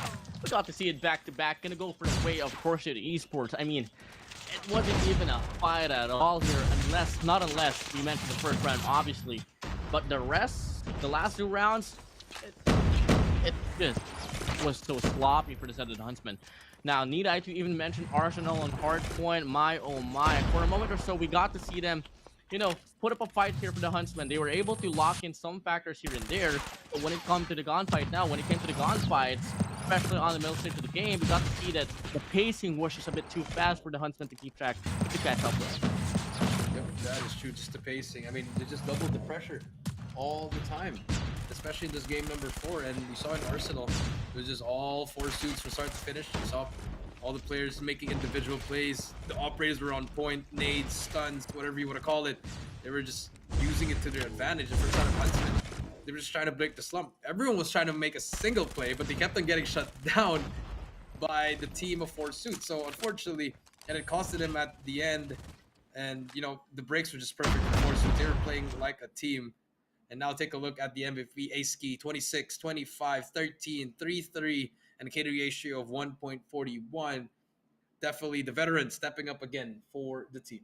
Surprise, not exactly. I mean, you know, Aski, you were able to predict what kind of impact is he going to be able to put up for the side of Force City Esports, and he absolutely converted. So, enough being said, honestly, I think the whole composition or the whole squad of Force City Esports deserves a shout out here and deserves a spotlight, because man, oh man, it was a really good recovery for them as they moved over to the next set of respawns. But enough being said, right after this series, guys, we still have 2 more to go.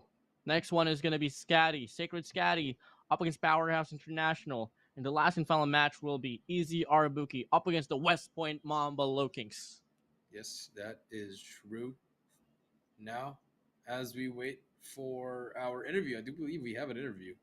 But Force Esports, I mean, they should be proud. They got through the six. Now they're top 6. Now they just have to keep on moving on. But with that being said, we don't have an interview, guys, unfortunately. But we have 2 more matches after this break. We'll see you guys. Stay right there.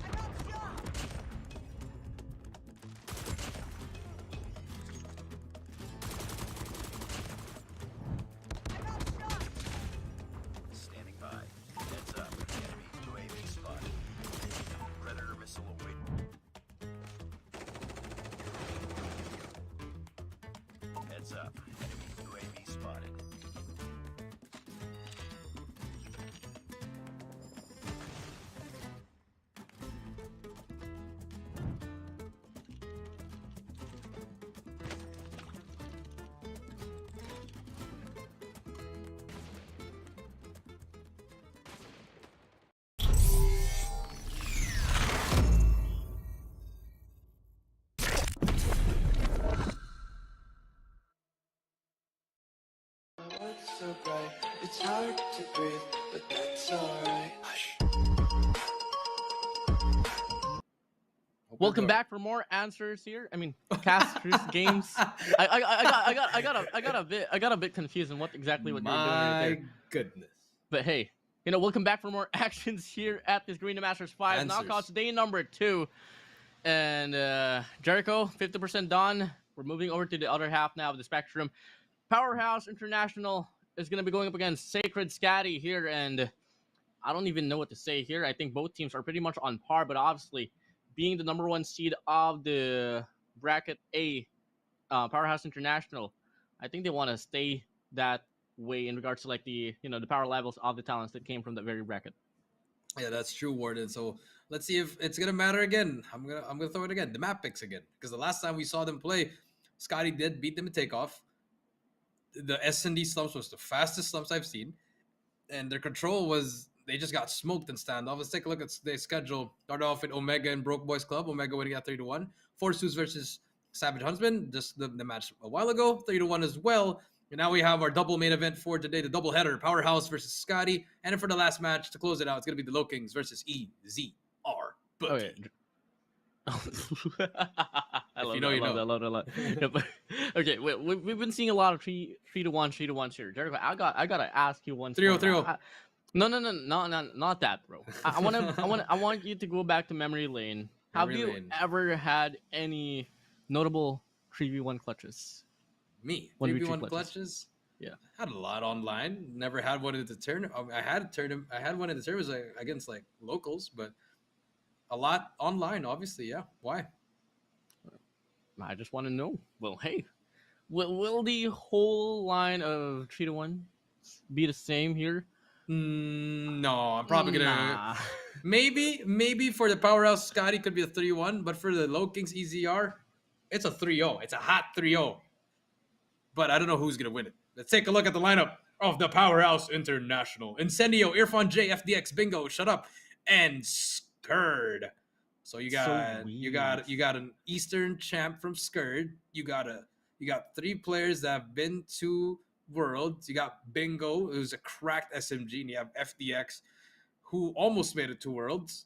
So I mean, they got everyone. So pretty much it's just all about the execution here. And I'm loving the jersey, man. Purple.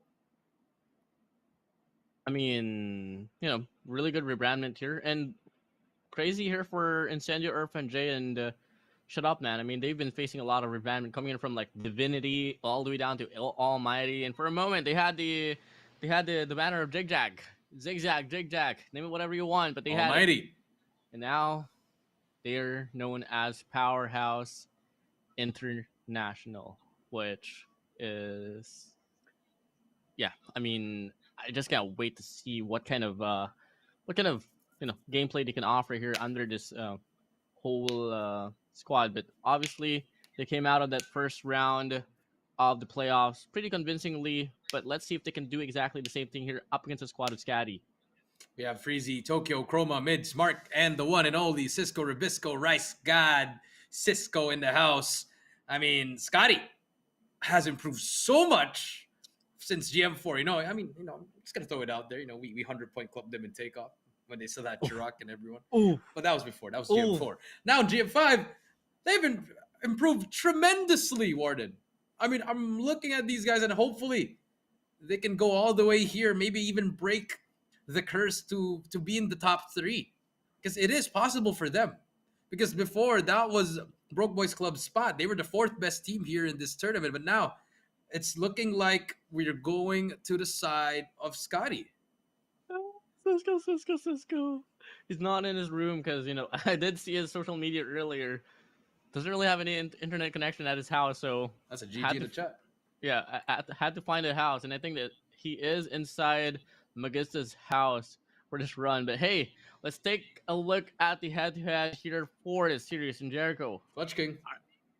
Irfan J and Freezy here. Freezy was able to drop like a 65k up against the Broke Boys Club at the first round. Well deserved for the time being. Yeah, for the time being, but take a look at the KD. It's not really that far besides the KD rating, 1.52, 1.40. But, I mean, you expect these guys to drop them numbers. Irfan J, the clutch king, especially in S&D. You expect him to step it up. But Freezy, if this guy, if you just give him that space, you give him that room to where he can just like pop off, you better run away. Better run for your life, boy.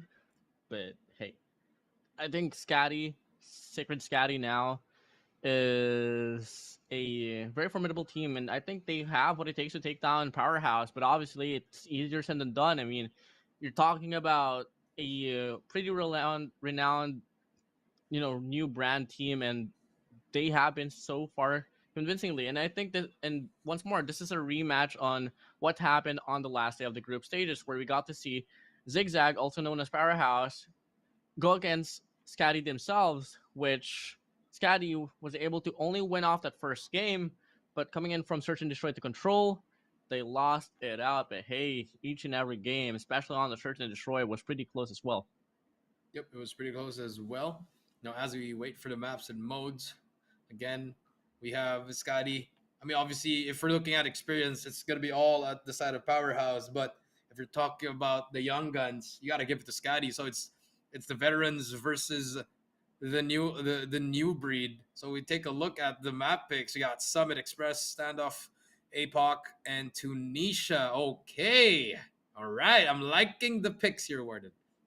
For the instances of bans here, specifically for these two teams, just by looking at Summit, Powerhouse has banned this map more compared to Skadi.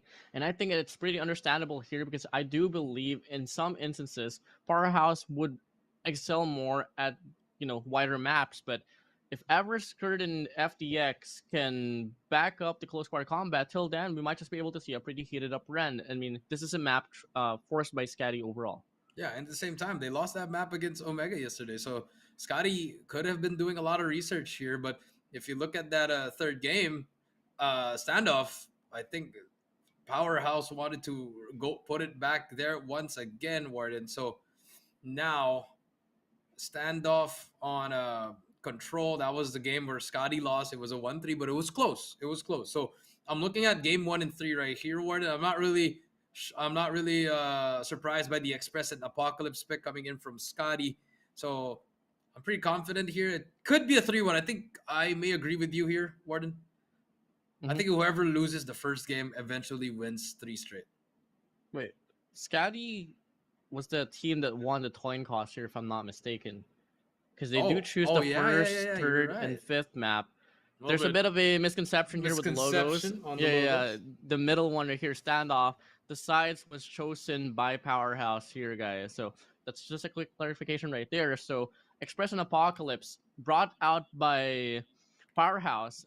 I think I love this whole take here. But the question is, though, which of the 3 maps that Skadi forced will be the one that they can take away? Yep, that is true. So that's going to be the question there. And I mean, that first game is going to be really, really tough. After Powerhouse losing that yesterday to Omega to a comeback, have they cleaned it up? Have they changed their strategy, or will they go for the same style once again, WardeN? Now, on for Express, Search and Destroy. Once again, when it comes to exotic maps for Jericho, you got to get used to this, man. I have to draw these questions back to you. Yeah. What kind of splits are you looking at here for Express, Search and Destroy? I mean, usually it's easier to go for... There's 2 ways you can go for Express. You want to go for the really fast one where you just want to push ticket and pinch from the terminal from the bottom, or you can try to go get control of control center on the right side and get the bomb down for B pretty post plant. Or the last one is you just want to split the map in half, and then you work your way slowly with the snipers as your first point man. So I guess that's how you really want to play Express. I wasn't the best at Express, but there's a lot of plays you could just play Express. Honestly, it's easy to play, but it's really hard to have consistency on the plays. Yep. Something to watch out for right there. Hopefully we get to see those plays come in here. Maybe not. I mean, after all, systems here coming in from different platforms, pretty different from one another, but obviously fundamentals is something to look at now. And as we move over to the operator skills here, Jericho, run it down. Yep, no gravity vortex for both teams. You have Incendio and the War Machine. Everyone has the same. So No grab. I don't think anyone wants to use the grab anymore. Sparrow is going to be the new one. I believe Powerhouse, they love the Sparrow. And for the side of Sacred Skadi, you got to watch out again for the claw players. It's always the claw players, WardeN, where they change the whole dynamic of the game once they bring it out. Oh, actually, clarification here. When you win the coin toss, not only you get to choose the map, but you also get to choose the side. So that's pretty wild, actually. Something that I just failed to notice as we move over here to this best of 5. But hey, winning the coin toss really comes in handy now. I mean, you remember back in the, I think the runs for GARENA Masters 4 all the way down to GARENA Masters 3 where, you know, some teams would prefer to choose the Team 2 or Team B more, all just because of the fact that you can choose the sides on control. Yep, that is true. That was before, but now rules have changed. So now I guess this is how they want to play it, and I'm excited to see this whole series. You know, our co-main event for now, WardeN. Well, Powerhouse International and Skadi, Sacred Skadi now. About to go at it. But before anything else, Jericho, on the hot seat we go. Once again, I want to get a firm, clear clarification. What do you think, or how do you think the scoreline will be? Oof, I'm going to go 3-1 again. I think we're going to end the 3-1. But come on, man.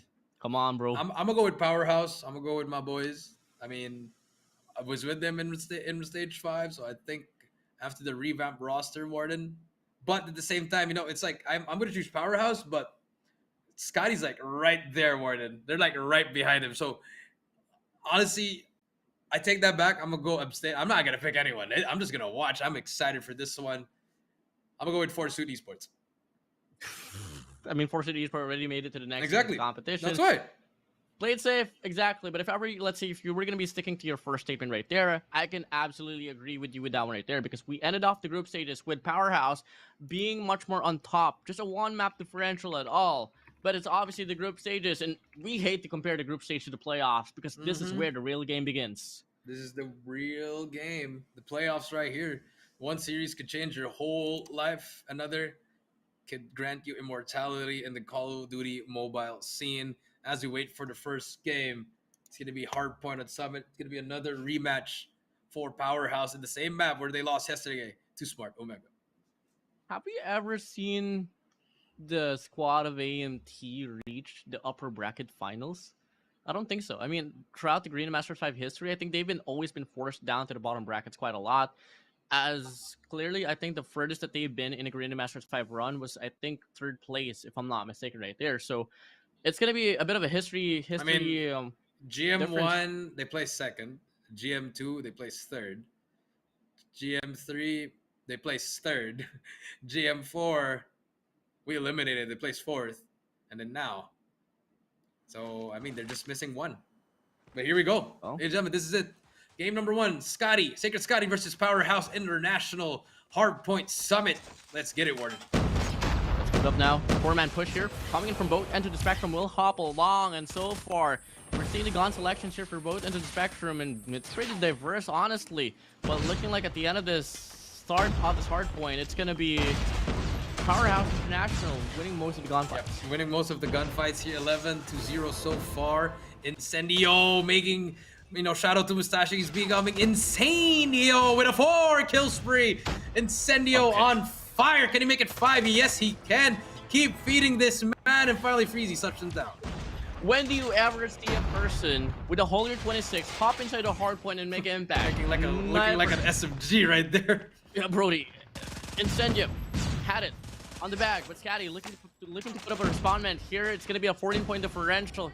Could be lowered down, but Incendio once more, he wants to hop inside a hill with his Holger 26, but the KRM, Freezy, will overpower him down, but for the most of it, it's going to be Powerhouse International winning this first hard point. Yeah, I mean, Incendio with that insane play in that first hill pretty much just got them all those points as FDX gets taken down as well. Incendio brings out the oh my god.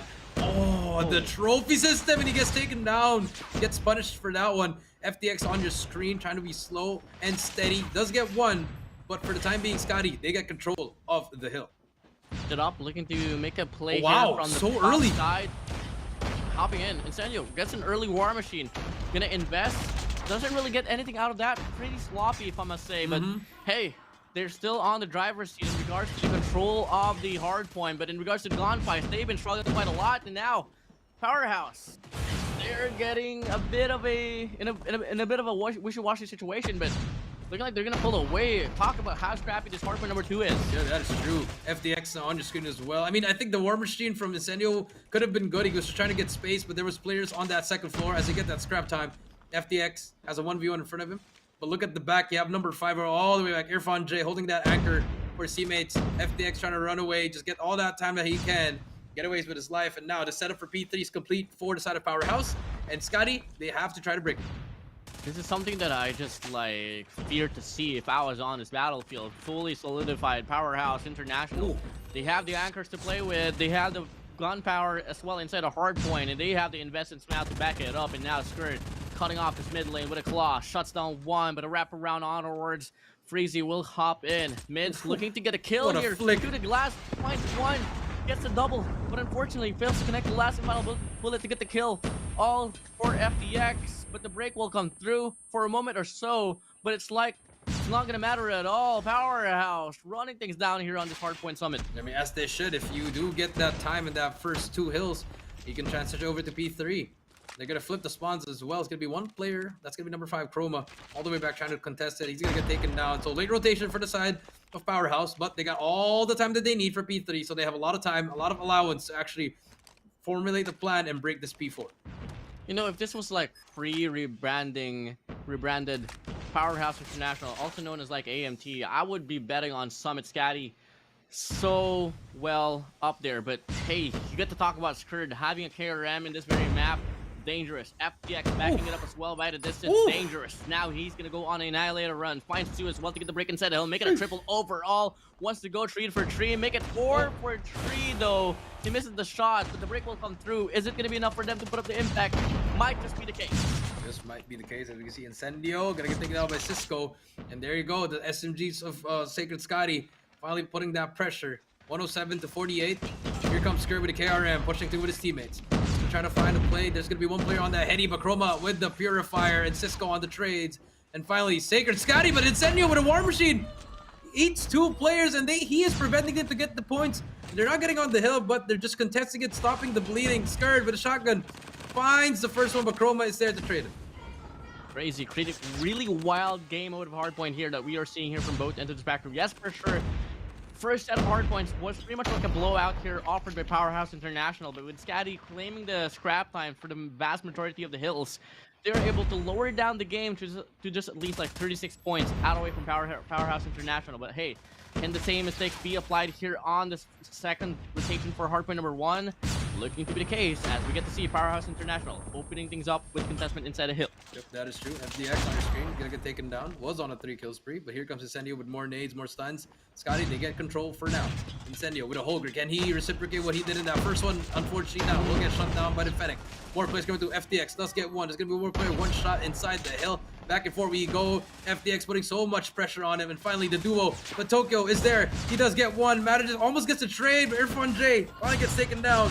20 points remaining on this hill. They get that scrap, but more pressure is applied by Powerhouse. Oh, Skurd with a KRM, such a menace. 21 kills for him. Offers to pull away on that run. Wow, Movement. movement. The hill, spots down Cisco, doesn't get the kill. But hey, cavalry arrives, the support comes through, and so far it's still going to be Powerhouse International holding things down. FDX on a 4 spree, couldn't get the 5th, but to get the hill time, and they retain the lead so convincingly. Well put up. Yeah, and now we do see Freezy though. He's gonna get taken down. He didn't see the players inside that hill, but it doesn't matter. Space has been created. Chroma as well takes them down. Here comes the spawn trap. Chroma just trying to stay alive, being a menace over at this top green as he gets spotted by Shut Up Irfan J as well, getting the trades. But Mids with the HVK shuts them down. But Skurd on the back. Here comes the shotgun. Can he make the play? Just go on to 24 as well. Skurd on the front line finds 2. Freezy mids out from the chase, drops right down, has Tokyo to deal with. That's 3. But he turns around, takes down Chroma. Tokyo shuts him down though, and the hardpoint still continues to dwell on for the side of Skadi, but a 2-man push here from Dark might just change the tides. Yep, and now Irfan J with the Purifier. He's gonna try to hold it down on his own here. Let's not spot that player though. It's gonna be one player in front of him. Tokyo takes him down with a slide shell, and he was one shot as well. Great coordination coming from Skadi, and now they are slowly inching on the lead. 127, 130, 126 to 141. Rotation to P3. Big hill coming through, and they still have 4 more operators at their disposal. Gonna be the first here, and so far it's gonna be FDX on the front lines, looking to get a break. Finds one, finds 2, could get the triple, but that's gonna be his teammate Skurd. But there's still one more player lurking all around. It's gonna be Cisco here, trying to secure the spawns here for the side of Skadi. But it's still gonna be FDX looking to make the impact to come true, and it's still gonna be a 50-50 battle here for this hard point. But the contestment, the overall consumption on this hard point, gonna go for the way of Powerhouse. The Tokyo with his Sparrow does get 1, but Incendio again, his 3rd War Machine already in this game, trying to make an impact for the team. As Powerhouse, they get this final 30 seconds here. You still do see Skadi try to make that final push, try to just contest it, stop the bleeding, but they are forced to rotate to P4. Cut it off now. Nowhere to be found. 3-man inside a hill here for the side of Powerhouse. Gotta settle for new here if you're on the side of Skadi, and if they can't convert with at least like 50 points for this very run, oh my days. Powerhouse International on striking distance to possibly just close down the game as we reach the next rotations of the new set of hard points. Yep, and here comes Shut Up, brings out the Sparrow, but he gets taken down by the Purifier. But he is one shot. Chroma is one shot, and there you go. That's the trade that you need. Just take down the Purifier. No more operators for the side of Skadi. Still have 2 more at the ready. And now we do see the side of Powerhouse slowing it down. They've used a lot of streaks here, but it hasn't translated into a break. Oh, the trades, the crossfire, so well put up here for the set of Skadi. Wow. Nerf and Jay picks up on a triple, actually. Shut Up looking to get a break here from Mid Snow, but it's not going to cut it at all. But the cavalry arrives here for Powerhouse International. Cisco with a claw. We'll spot down 1. Tokyo advanced here towards Forklift. Finds 1 as well on the entrance. And it's going to be Incendio and FDX here long to get the break. But Tokyo just shuts them down over and over again. But the break will try to come through. FDX makes the play, but the trades comes in. It's a back and forth here, Jericho. Yeah, back and forth we go. And that was a good hill for the side of Skadi, actually. They managed to not let the side of Powerhouse get a single point of that P4. And everyone, it's going to be a full reset. No one has... None of them have operator skills. We do see FDX is going to get taken down by Chroma, and off the reset we go. Off to the reset now, 177 to 198. Pretty close game here still, but for the entirety of it, it always has been Powerhouse International on the driver's seat. Can Skadi finally take it right back? And they are on the run to absolutely do so as they're winning most of the gunfights in this hardpoint number 1. 188 to 198. Chroma takes himself out with a 100 killer, and now Skadi slowly inching into the victory, to get to the lead. 197 to 198. Now they take the lead. 200-point mark is reached, and now Freezy losing that gunfight, and now more players inside FDX trying his best. But now look at what's happening to Powerhouse. They are struggling to get inside the hill. Look at the positioning here for the side of Skadi, though. I mean, they got one player all the way all down jail, and they have 2 players inside the hill overall, and it's just gonna be them getting better map control as time passes by. But it's gonna be hard to take over on the swept as Kurt is gonna roam around, finds 2 overall to get the triple. Absolutely, yes. Drops down to connect with the 4th, but Freezy shuts him down, and it doesn't matter if the play will work out here for Skurd. Most of the times, accumulated for Skadi, 30 more points to claim for them to end off the game. Here comes FDX, first line of defense, trying to hold down this P2. Has an ally to work with. We'll spot Tokyo. He might get bursted right here. He does get bursted.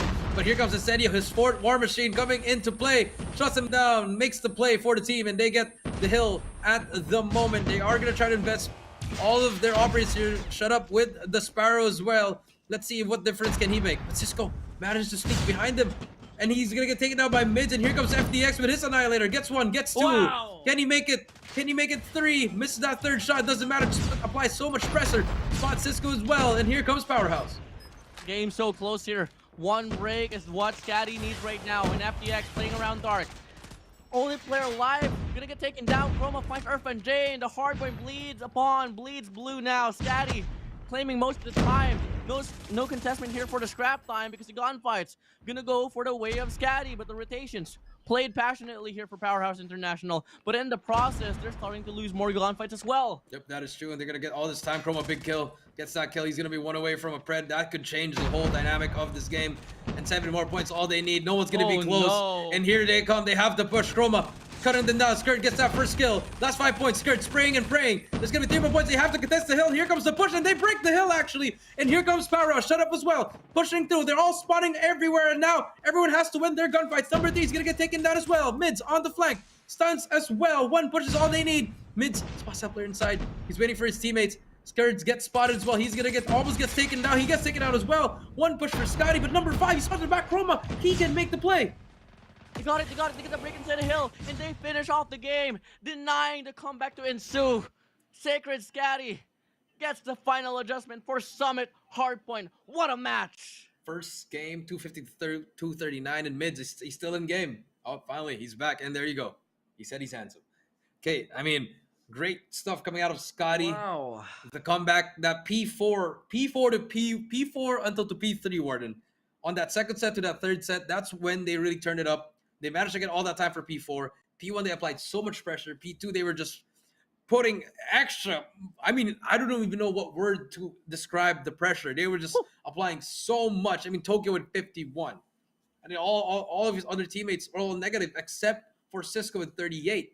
And the way they were using operators was to perfection to break the hill. But for the side of Powerhouse, I mean, they could have gotten it as well.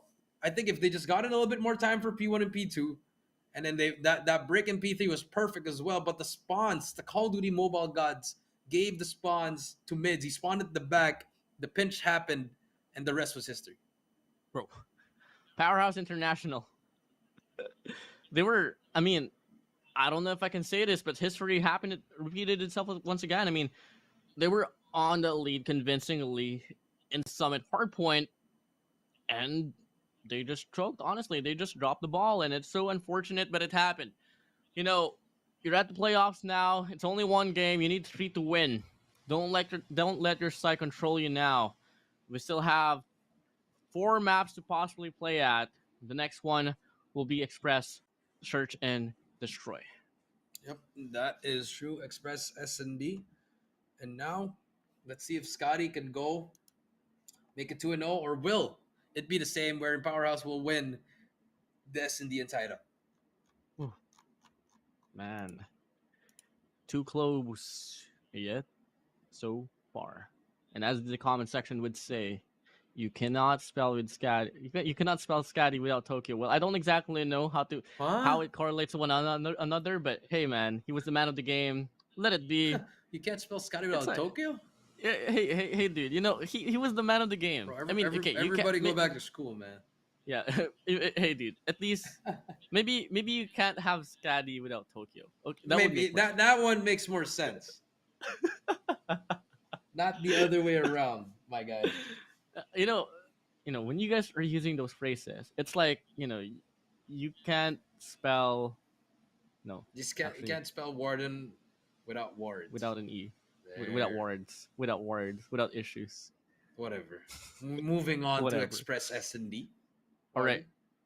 Jericho, I mean, I've already asked you this question. I'm not going to ask you once more. I just hope whatever factors you were able to relay in regards to how to make split pushes here on towards Express would hop in and come in. But, if with that being said, how do you think the Search and Destroy will go? I mean, honestly, I think that Search and Destroy for Powerhouse is just a bit better compared to Skadi, but at the same time, I did call it the same way in respawns, but it didn't really happen. I think you got to give the edge here to Powerhouse again, just because their S&D is actually next level. I think the only S&D that can match with them is probably Omega, which they beat them yesterday. So looking at this, if you have Incendio and Shut Up hitting those nasty snipes, filling up for Heaven's slot as well as FDX. So I think their dynamics actually working here. So hopefully they do get that win. And for the side of Skadi, I think you're looking at your main man. You're looking at Tokyo. You're looking at Freezy. How can they control their craziness? Because sometimes they just over push too much. Wherein that's where Cisco and mids comes in and like, okay, calm down, guys. Or even Mark, just calm down. Let me get a pick first, then you guys can go crazy. So I think that should be the mindset going in for both teams. Honestly, if I was going to be drawing back the statistics on the group stages, obviously, you could always mention the fact that they played in slums. It went 5-7, so favored for the side of Powerhouse International. But when I say so, it's not really convincing at all. I mean, it's only a 2-round differential. I mean, so not unless Skadi is going to be able to work on how they can change the tempo of their games, because that's only the time where we can expect them to possibly take this game out away from Powerhouse International. Because I did have a conversation with Cisco on what went down and what went wrong during the run for Slums, and they just said that they played too aggressively at some point of the game, in which Skurd and FTX was able to punish them in that factor right there. I mean, they pretty much just ran away. They were playing like it was a hard point. So I mean, it worked, but adaptation. That's it. They just had to adapt, and Powerhouse, they adapted. But now, as we move on to Express, a bigger map, I don't think it's going to be as fast as we saw in Slums. So we're probably going to see what I'm going to go with 7-5 again, but in favor of Powerhouse again. So hopefully it could happen, or maybe we could see it overtime. I think that's the scoreline that I'm seeing for Scotty. 9-7 could be the one. We've seen a lot of reigns as well influence the name of Powerhouse International, and I kind of expect just a little bit more familiarity for them. But if it doesn't happen, going to be pretty shocking here as we start things off here on this first round. Skurd gets a Godade on a Freezy, and they're looking to break this A-bomb site quickly. That is right. Incendio on your screen. He's going to get taken up by Cisco. And there you go. You're looking for those kind of snipes from Cisco and Mark. They need to find those players just like that. Now they stopped the push for a while. FTX though freely pushing up the middle, and this could be a good play for him unless the timing, and yes, of course, someone's going to be there. Expected that as well. FTX is holding it down, and so far nothing. I think he's probably going to hear Mark jump over that train. Bomb is getting down. Here comes the retake. Oh, player 4 pushed up though to the tunnel side. Might just be able to catch one player off guard. That's going to be Mark with a sniper. Gonna go at it. Shut up, shuts him down. Easy kill for them. Skurd inside the bomb side, holding down the angle. Cisco just right around. Chroma as well. Has to deal with 2 players here, but does take down 1. Skurd, Irfan J on the wrap, finds 2 overall, in Powerhouse International had a really good sense on what to exactly do at that first round.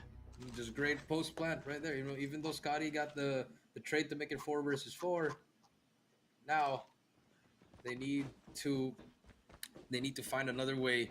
I think they're playing a little bit scared because the last time that happened, when they played SD against Powerhouse, they lost the game. So I think a little bit more conservative here. But I think Freezy, he needs someone to be with him.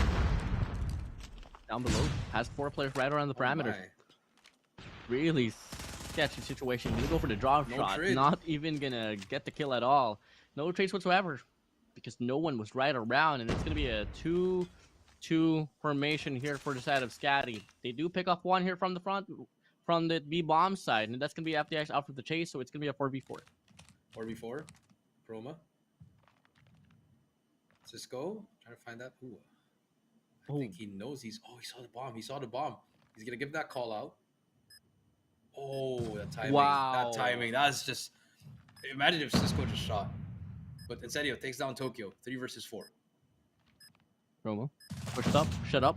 Shuts on 1. Cisco with a Locust. Shut up on this wrap. Gonna go offer this wrap and just gets the kill overall. Quick and easy rounds for them. And man, oh man, you gotta talk about the snipers once again. Cisco and Mark, specifically for Mark, man, because Skadi is one of those teams, one of the only teams out here in this competition for the playoffs that has one player specializing in search and destroy. So Mark has to find a way to make his impact felt. Yep. Backfill. Now here comes the push. They're gonna try to challenge it, and again, Tokyo does get 1. Chroma, no trade whatsoever. It's gonna be 3 versus 4 immediately. And I mean, I get the point of Scotty here trying to make a play, but they need to challenge together instead of just letting one go 1 by 1. Let's just go together. Maybe send 3. You have Utos to work with. Bomb is down though, but FTX gonna be able to pick it up, and now we might just see a rotation. Cisco and Freezy, can they do it? FTX it's a new shut up for the side of Powerhouse International, and they're looking to get this bomb planted here on this B-bomb site. Freezy, Cisco has checked all across the map, but in the process, they take down Shadop. Now it's going to be a 2v2. Bomb is down though. 2 versus 2. Very winnable for the side of Scotty. Scotty now looking 4 options to go through. They're gonna hit their spawn once again. Spots 1 player. Freezy takes down FTX. 1 versus 2. It's all up to the captain. Incendio. Can he clutch it up? Freezy. First one to peek. Incendio takes 1 down. 1v1. Cisco versus Incendio. And Cisco manages to get him, but he misses that shot. And Cisco whips everything there. That's so unfortunate coming through, but he's gonna try to hop on the bomb here. 8 seconds left. He has to hop the bomb. Incendio. Oh, and this should be a round for... Yep, there you go. I mean, that is a blunder. Oh, yep. Yep, he knows. He knows. He knows. He just banged his head on his phone, bro. Well, hey, it's alright. Gotta move on to the next round. Gotta move on to the next battle. Get ready for the next battle.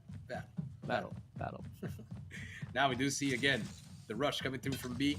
And again, just leaving Tokyo alone. I mean, like, guys, someone push for them. Now it's all gonna be, there's gonna be, who's that? Freezy's already inside. Now the reposition, but he's probably gonna get he's gonna get pinched right here, WardeN.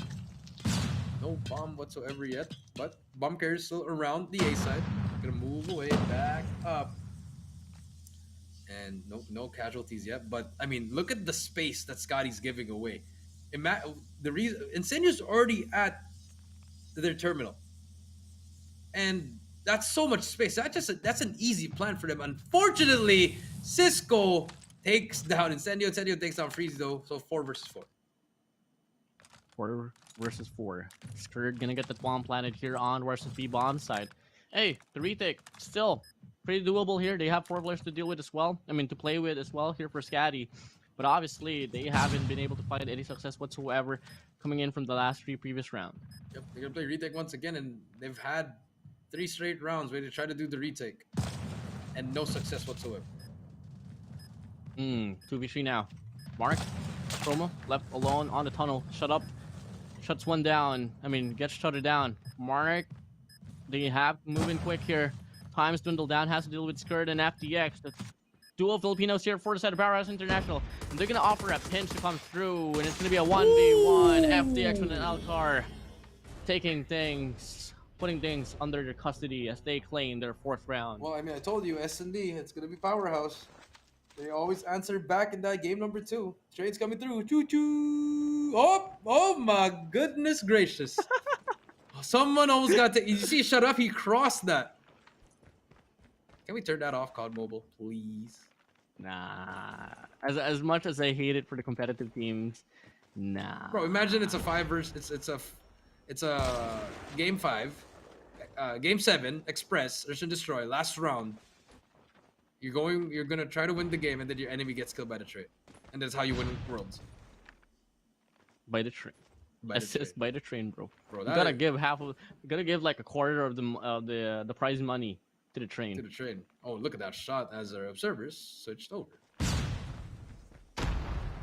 Clap, clap, clap. Okay. 3v3. Yeah, 3 versus 3. Pretty diplomatic rounds happening here.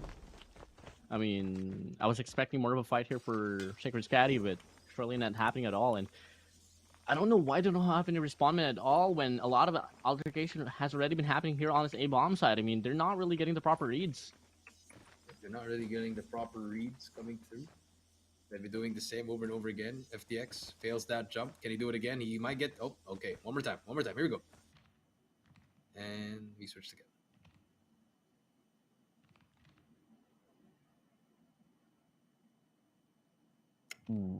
Pretty still round. Waiting for the bomb to get planted now. Skrd has one.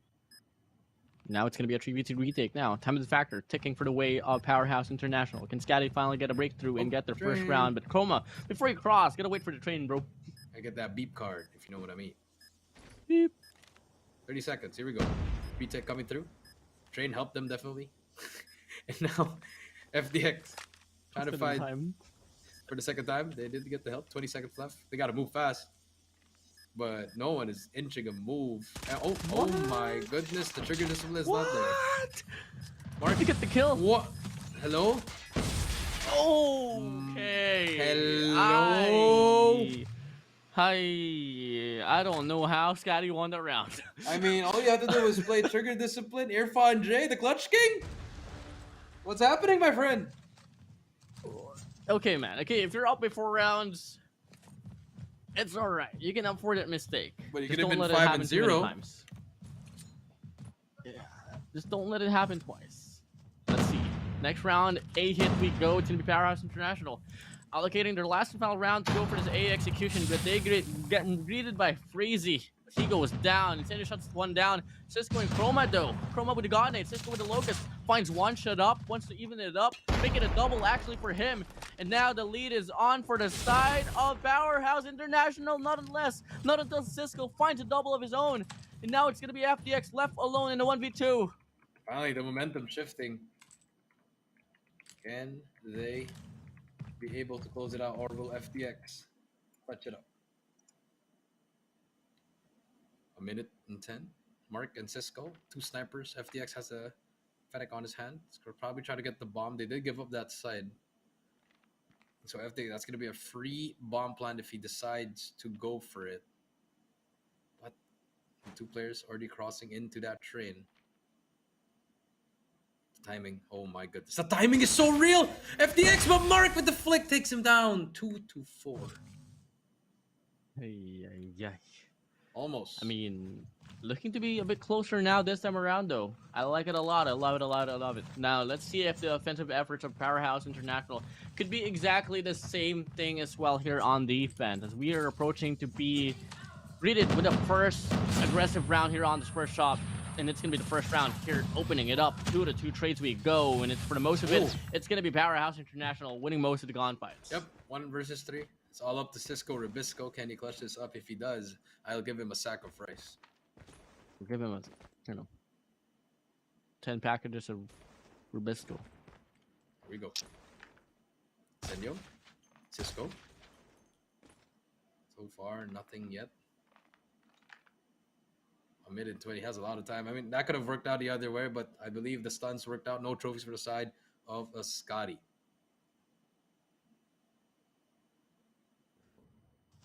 Hasn't been able to make a lot of plays on Search and Destroy. Can he do it here? Yep. Hello. Nope. 2-5. One more round for match point for the side of Powerhouse International Zhig Zag Almighty. That should be their new name. I kind of miss teams having international in their names. Nope, I do not. I'm glad Powerhouse has it. Well, Mark gets an opener here onto FDX. Chroma. Check. Clear. Shut up. Gets him out from the chase. And now it's going to be a 2v4. Still on for set of Skadi.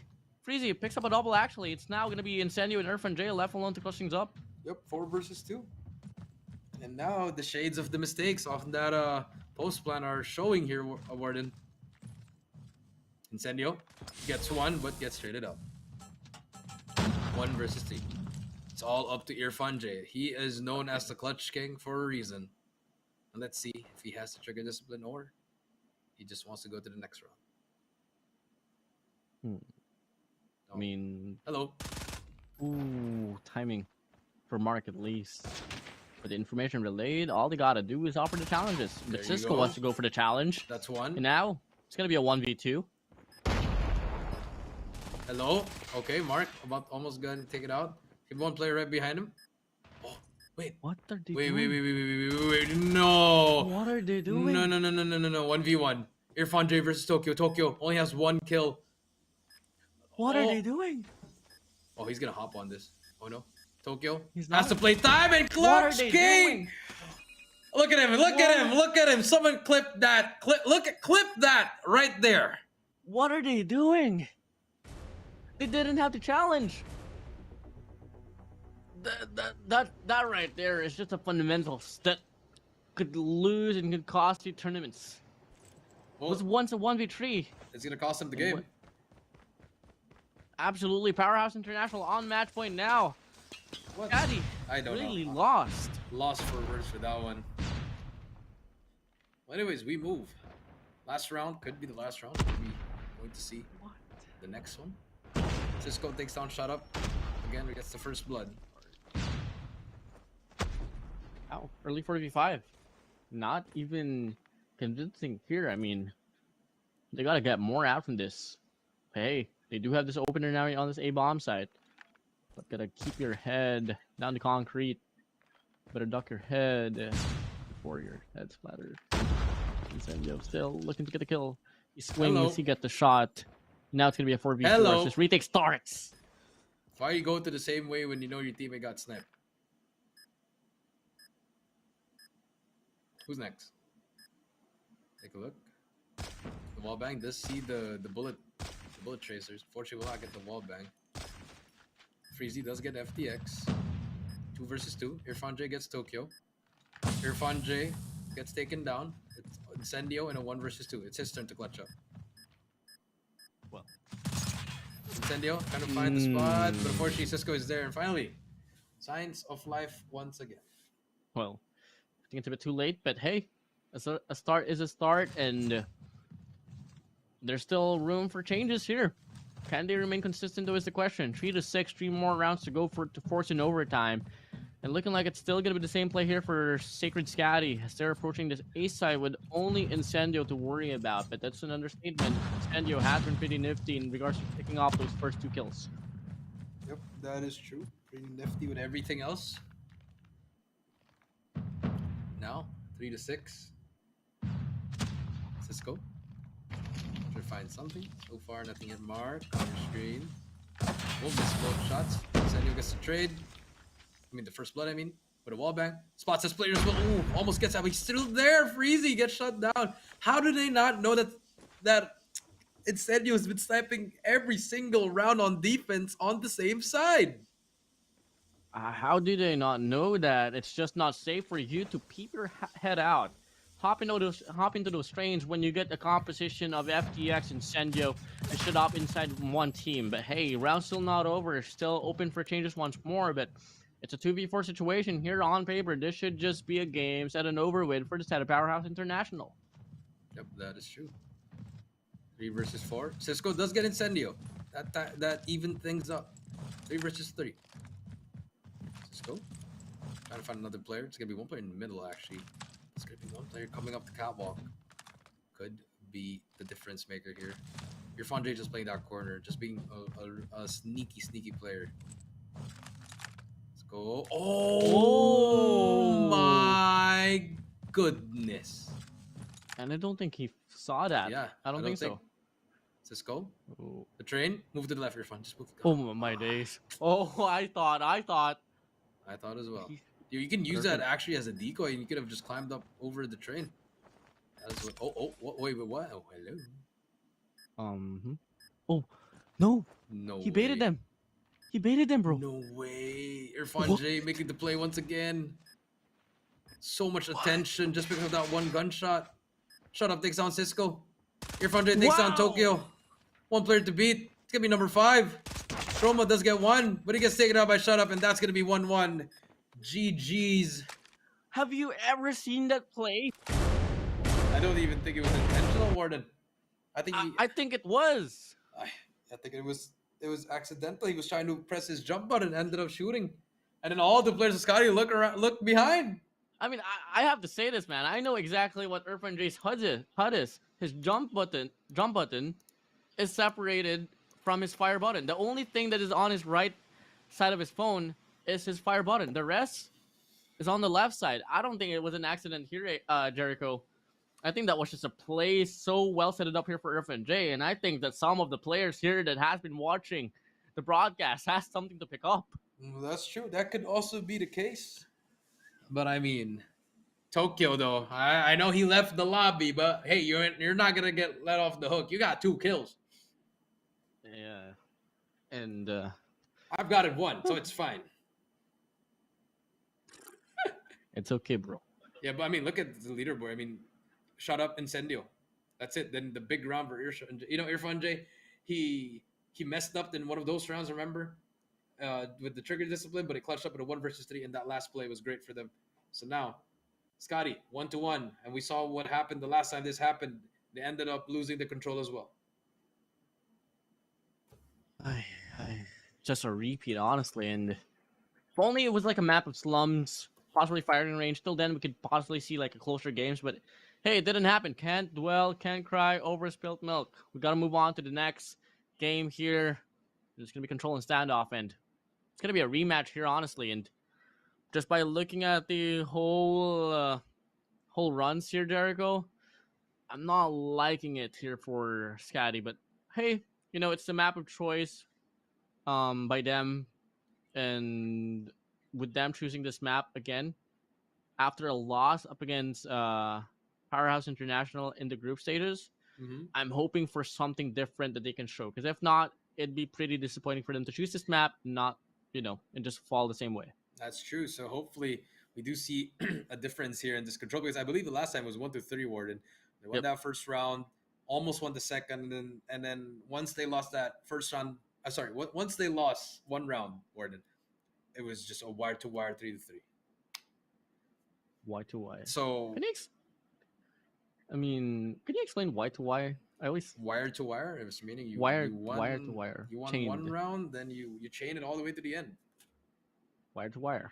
Yes. Well, it's pretty much when you're leading the whole like in Hardpoint, you get the first lead, and you never lost the lead, and you end up winning. Chains, basically. Yeah, well, it's a basketball term. If you know, you know.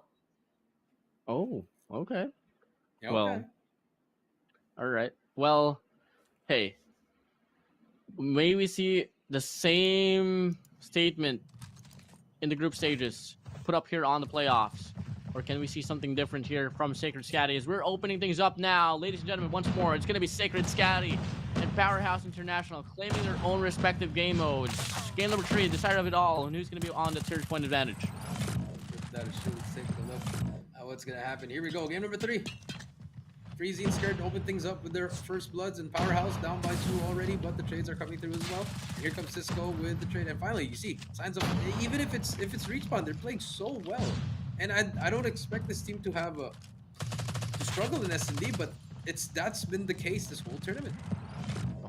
Really good map control overall for them. Mid lane control though might just get cut off, but Shut Up loses to the gunfight. The rest of the opposition here looking to get a contestant here on Alpha. Tokyo down below alongside with Freezy as well, and they offer to push away here on this mid lane, but they get greeted by Incendio here with Holger 26. And it's going to be a back and forth battle here on this Alpha point, but for the most of it, I think Skadi still wins more of the gunfights. That is true. WardeN 19-17. Influence A and B. There's one tick, but B slowly getting into that second tick. Mid's trying to his best to hold it down, but look at Powerhouse. They're running off that momentum they got in game number 2. They're forcing Mids to challenge this. He has to go for it. Mids does not even spot that player and gets absolutely smacked. Tokyo now, it's his turn to try to defend A. Such a good off angle there for Skurd, not allowing Mids to even stand a chance to win a gunfight. And now it's looking to chain back here all for Alpha, but at the same time, with a lot of map control being put up here for Powerhouse, they're not actually on the leaderboard for the life count.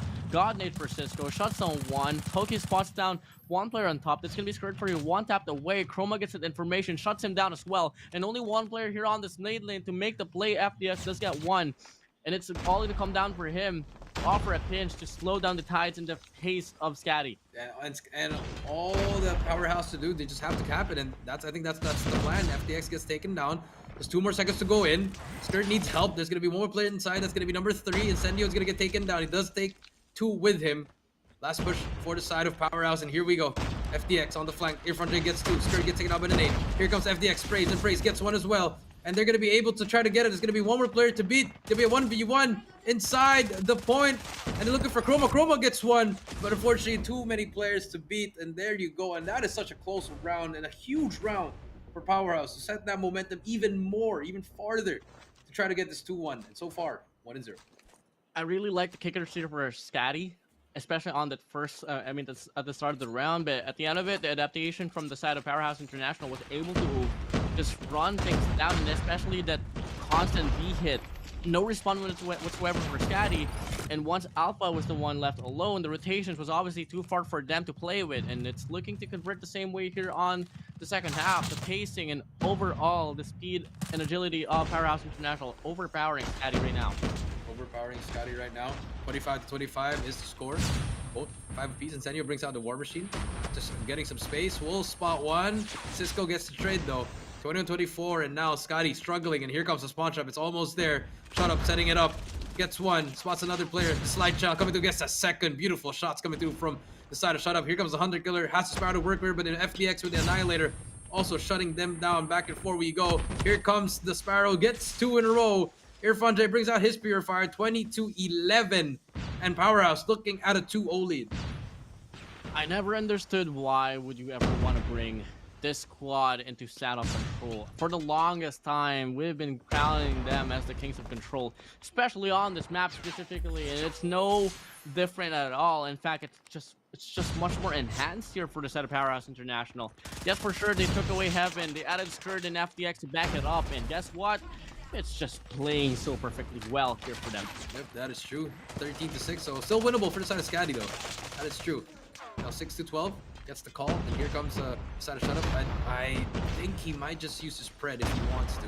But Chroma though, with the Purifier, oh, beautiful jump shot. He knew that immediately. But Tokyo though, with a Sparrow, we'll get 2, but it doesn't matter anymore. All up to Cisco, gets taken down, match point. Jericho, I think we're bound to see a 3-1 here. Yep, I told you. 3-1 we go. One more round. Skadi, can you reverse things up, or are you gonna fall down? I mean, after all, it's just gonna be pretty gnarly. I don't Gnarly. gnarly, bro. It's insane. I don't exactly know what's the thought process here for the side of Skadi. Forcing a standoff, it's just not looking so bright. I mean, it was only that first round where we got to see a bit of familiarity showing up for them, but on the round number 2, they were pretty lost. Pretty lost. Now 25-26, FDX now. They get taken down. Skadi slowing things down. They're not really over-aggressing things. They do have Freezy on the Annihilator. And Tokyo gets taken down as well. Incendio just pacing it. Here comes the Pred though. Just to clear out angles. Will not get anyone though, but FDX is there for the trade. 50 seconds left. No influence or whatsoever at any point. Free split here for the side of Powerhouse. Might come in. Skadi so far, they're on the lead. Love to see it. Cisco with a claw, looking to make the play. Does take down Shut Up as well. One player on top, gonna spray down, shuts him down as well. And now this is exactly the Skadi that I've been looking to see. But the question is, can they close it down? They're looking to go for the spawn trap, but Powerhouse International, they had exactly the same read, and they knew the offensive will come in. But in return, playing passively, it's gonna be costing them a lot of time, and they don't really have any influence as of the moment for any control points. Yep, 13 seconds left. And finally, Skadi getting the value that they need now. 7 seconds left. This should be around for Skadi, unless a miracle play could happen. As we can see, the side of Powerhouse are going in. Gonna get taken down. 2 more seconds to go, and they still have influence inside of the A point. But you do see Mids brings out the War Machine. Could be the difference that they need. So all you gotta do is just take away the players. Until then, they can force another round. Skadi now showing some life. I don't exactly know what's with them popping off when Powerhouse International is on match point. That's exactly what we got to see on Search and Destroy. What we get to see now here on Control. Yep, that is true. And now, round number 4. The Powerhouse ended here on the defensive round for Skadi, and they force that overtime round. Crazy.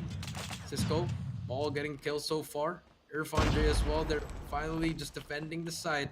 And you see the side of Skadi, they're trying to do what Powerhouse did in the first round, getting into that B, just putting a lot of influence, putting attention there so that they can finally push up into A. And that is exactly how you do it. Perfection versus Skadi. But now they need to translate some kills.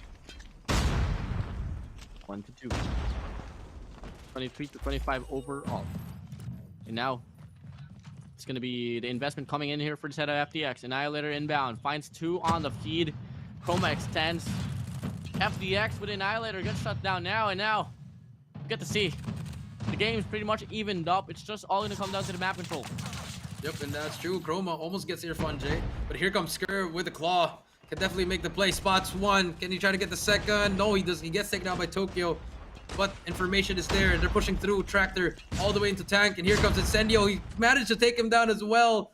And that stops the push. 19-13. 25 seconds left before we see Powerhouse win this game and take the series 2-1. Double kill with the 100 killer drone for Skurd. Influence on the control point, not gonna happen at all. Irfan J with a purifier, only gonna be able to get 1. Chroma with his own purifier, shuts him down. His zoning comes through, no more respawners, no more for the side of Skadi. 3 lives remaining here, 3 players remain.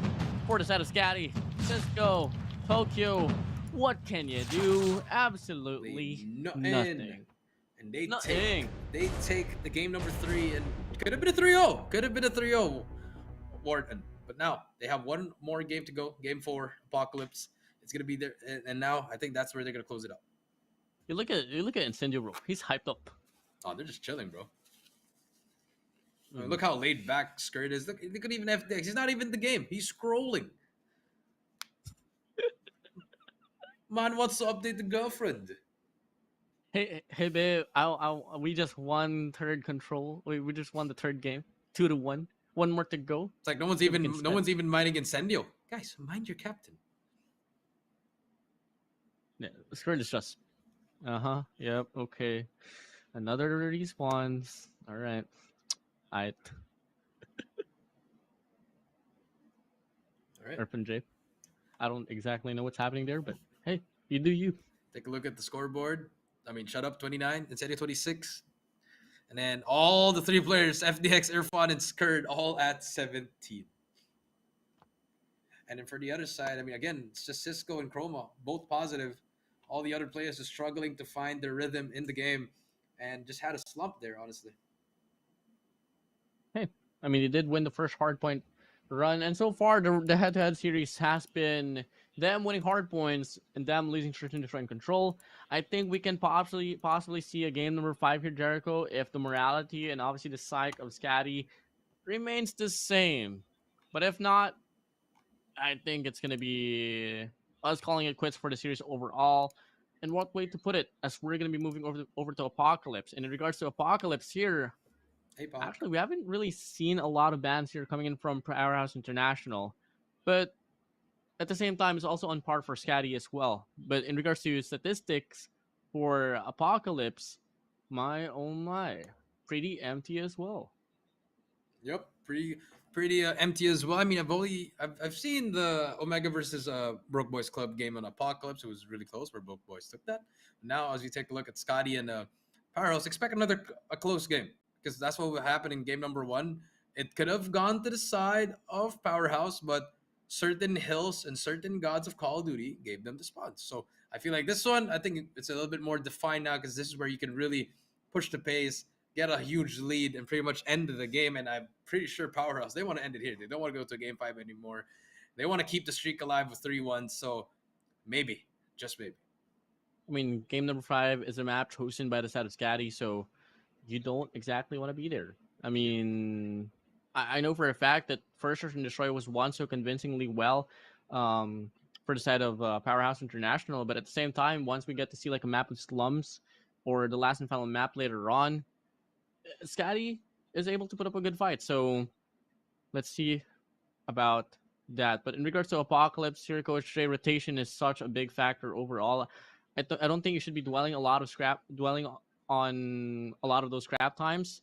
Getting those early rotations for P2 to P3 all the way down to P4 really helpful, because the spawns here are really punishing. It is really punishing, but at the same time, it's A to B. If you want to get the scrap time, you go early for the rotation, then you keep on just trying to flood it with one man holding the back. Could work that way, but at the same time, if you do rotate early, it's pretty easy to hold hills here. Actually, it's just more of it's pretty much more of your ARs this time. ARs, they gotta get some kills here a lot, because usually your SMGs are gonna be battered all around. Everyone's gonna get traded back and forth. So your ARs are gonna watch the ones you want to watch over as we go into game number 4. It's gonna be the final game for the series. Will Powerhouse move on to the upper finals, or will we see Skadi force a game number 5? So Cisco missing all of his shots. Not the way that you want to put it here at the start for the side of Sacred Skadi, but hey, Chroma wants to step up. He does finds 2 on the feed already, but Shadop hops right inside a hill as well, and they so far get the clean up here on this hard point, forcing the spawns to the temples for Skadi. Yep, temples, you're right. 10-3, but so far Powerhouse still inside a hill, finally gets taken down. And Cisco taking space. He's been really great at doing this, but he needs his teammates to step up as well, because he's been carrying the load so far for the team for the past 3 games. Pushed back. Has 1 to deal with. Shut up though, beams him down. So far, it's still just a bit of a wishy-washy here on this hard point number 1, but where the game begins is hard point number 2, where once you get the spawns, most likely you'll most likely get more of the time inside a hill. FDX. So far, scrap time still contested, but a two-man push will try to happen here for the side of Powerhouse International. But for the time being, they are on the lead. Yeah, just chucking grenades over that front side, not letting FDX push up, so he's pretty much eliminated from trying to work as a team. But here comes the push of FDX and Skird. Trying to challenge together. We'll spot one though. FDX actually closing in, and that's a great push. But Chroma with the slide gel. But Skird is there for the trade. Now they have spawns. Now here comes, this is what he talked about. That was a beautiful break coming through from Powerhouse, and now they can just get all this time and all they need. And look at Skadi, they are taking their time to try to break from middle, but everyone is ready. Incendio, being a sentry turret, finally gets taken down, but the damage has been done. 18 to 50. You know, for the longest time, a lot of people have been asking, how do you break hardpoint number 2? And if you want to know, rewatch the VOD. Look at how Powerhouse International did it. And for the time being, RNG is blessing Skadi for the time being in regards to the spawns. But as soon as I say that, Powerhouse International want to show them the reality. They want to take the hill right back. And they stay on that lead. Yeah, shut up on 6. Can he make it 7? Finally gets taken down. But the time that they need, they've already gotten it. They have streaks. They have their operators at the ready. Skird, Incendio, and Shut Up as well. Could just chain to the next hill as well. FDX on your screen. Gonna get taken down by Chroma. If you look at the back, Incendio holding down the anchor spot all the way back. He needs help from his teammates as well. And now big fights inside the hill. 2-2. Hopping in. Still a lot of trades for the Predator here for Shut Up. We'll get the information as well. And now, for the time being, Skadi, they have to hold on to the hard point. The player 2 is going to be FDX, denying the same and dropping down the helis. Going to be hopping right up. Has to deal with 2 players. J gets 1. Looking to get the double as well. The cavalry arrives and he whips out his spear fire to back it up. Spear fire is out, and Irfan J is going to be the first line of defense in this underground hill. Speed 3, he does get taken out, but FDX there for the trade, and they actually invested so much here. A War Machine, a Sparrow, and a Purifier. But FDX is scared. They still have their operator skills just holding at the back. Incendio trying to find players, but no, will not, but has given the time.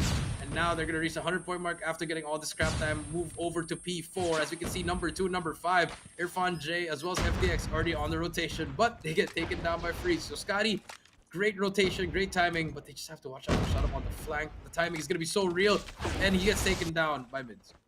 Right, 3 in a row where the rotation will be favoring Skadi. Oh. But, you know, I'm not going to be surprised if there's going to be any breaks inside the hill. FDX with Annihilator gets dropped down by Freezy with his own Annihilator. Finds 2 on the feet. Incendio looking to make the play here on this wraparound. Does take down 2. Chroma, though, does swing down, and he does have the advantage to play with, but Incendio still wins it. Cisco, last final player here remaining on towards farm. And if he loses this gunfight, the spawns will get flipped, and in fact, it already did. The flip has happened. Irfan J still alive, just buying so much time for his team. Incendio watching though, he's gonna get taken down. Tokyo is one shot though, Skird with the claw. Manages to get 1, but the second will not follow through. Incendio on fire with his LK-24. The anchor for the team and the team captain stepping up in this might be the final game for this series. Very anticlimactic game here, but hey, we've seen the lead on for the set of Powerhouse International like this, in which Sacred Skadi was able to just bounce back as well. So, game's not over, not until it's over, ladies and gentlemen. But hey, first set of hardpoints said and done. We're moving over to the second deck, and so far, in regards to map control, I think Skadi has this one in the bag. Yep, I mean, they've been getting the rotations on point, the map control, but every time they get on the hill, they just get immediately broken inside. The breaks from the side of Powerhouse has been working. Now let's see this P1 now. Look at this spread out offense. I like this. Everyone has their own angles. And everyone's getting the kills. Everyone's getting help defense from each other. So now let's see how long can they hold it. Freezy, huge gunfight for him. Shut Up, goes down. Now so far it's gonna be a bit of a 2-man push here in front for the side of Freezy, and he just deals with them with ease. Finds a turnaround. Shut Up drops down though, finds a double as well. And Powerhouse International doesn't actually get the break. Still much more influence inside the hill here for the side of Skadi. That is true, but the time is good for Skadi. I mean, if you're Skadi, you got the time that you need. Let's get all that scrap. Let's work our way again back to P2. Freezy on your screen, being the first one to push through. Trades out Skird's gonna be another player at the back. Irfan J on your right.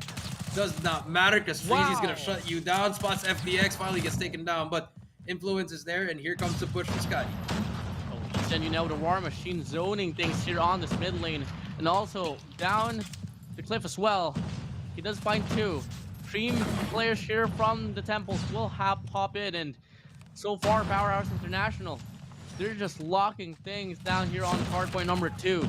Yep, and Irfan with that purifier, essentially eliminating that entryway, and it forces Skadi to go all the way to the other side. And this is where the lead actually really went up. Just struggling. They're giving up so much time here. As Skird takes down 2 more. Skird on your screen as well. 23 kills on the board. Freezing with 27 leading the whole lobby, but no contest whatsoever. Now they're just forcing to try to go in. Will hop right up. Doesn't get the kill. Shut up, shuts him down. Tokyo finds 2 overall, and I think that's going to be enough for them to get the scrap time, but it doesn't happen at all. The Chroma makes a difference. Cisco as well spawns from the back, but the rotation already happened here for the side of Powerhouse International. In fact, they want to go for one last final push to contest the scrap time, but it doesn't go to their way. But so much time's accumulated on that hardpoint number 2, and they win the rotation for P3 as well. They win the rotations. The Pred comes through, takes down Freezy, gets space once again. But now you do see Shut Up and FDX with the Annihilator, Cisco with the claw as well. Let's see what they can do with it. Shut Up with the Sparrow gets 1, but Chroma's there on the flag. Instead, he'll try to get the trade, but he's gonna get turned on by Chroma. 179 and 125. Here comes Skadi. They're trying to make the comeback. Can you do it? 130, 179. One player down to Helis. Tokyo shuts him down. Incendio on the feed finds 1 as well, and it's going to be a back and forth here, but more gunfights being won over inside a hardpoint. That's exactly what you love to see. But Chroma hops right down. FTX gets the angle. That's such a blunder here for Skadi. Such a blunder indeed. 181 to 139. 20 seconds left. This is huge time for the side of Powers, inching closer to sending Skadi to the lower bracket. 139, 187. Rotation to P4. They have spawns as well. Skadi does get the scrap time. So the close game, but they have a huge mountain to climb. 148 to 187. Here we go. Scrap time. Not gonna get contested, but hey, it's only a second. Sacred Skadi looking to wrap around towards farm to possibly flip out the spawns. But for now, they're gonna split it into half. Crazy. Looking to get a play. Shut up, shuts him down. 2 for 1 gunfights here, and it's gonna be Powerhouse International winning more of it. The Chroma inside though, trying to make a play. Does get 1. Needs more players to help him.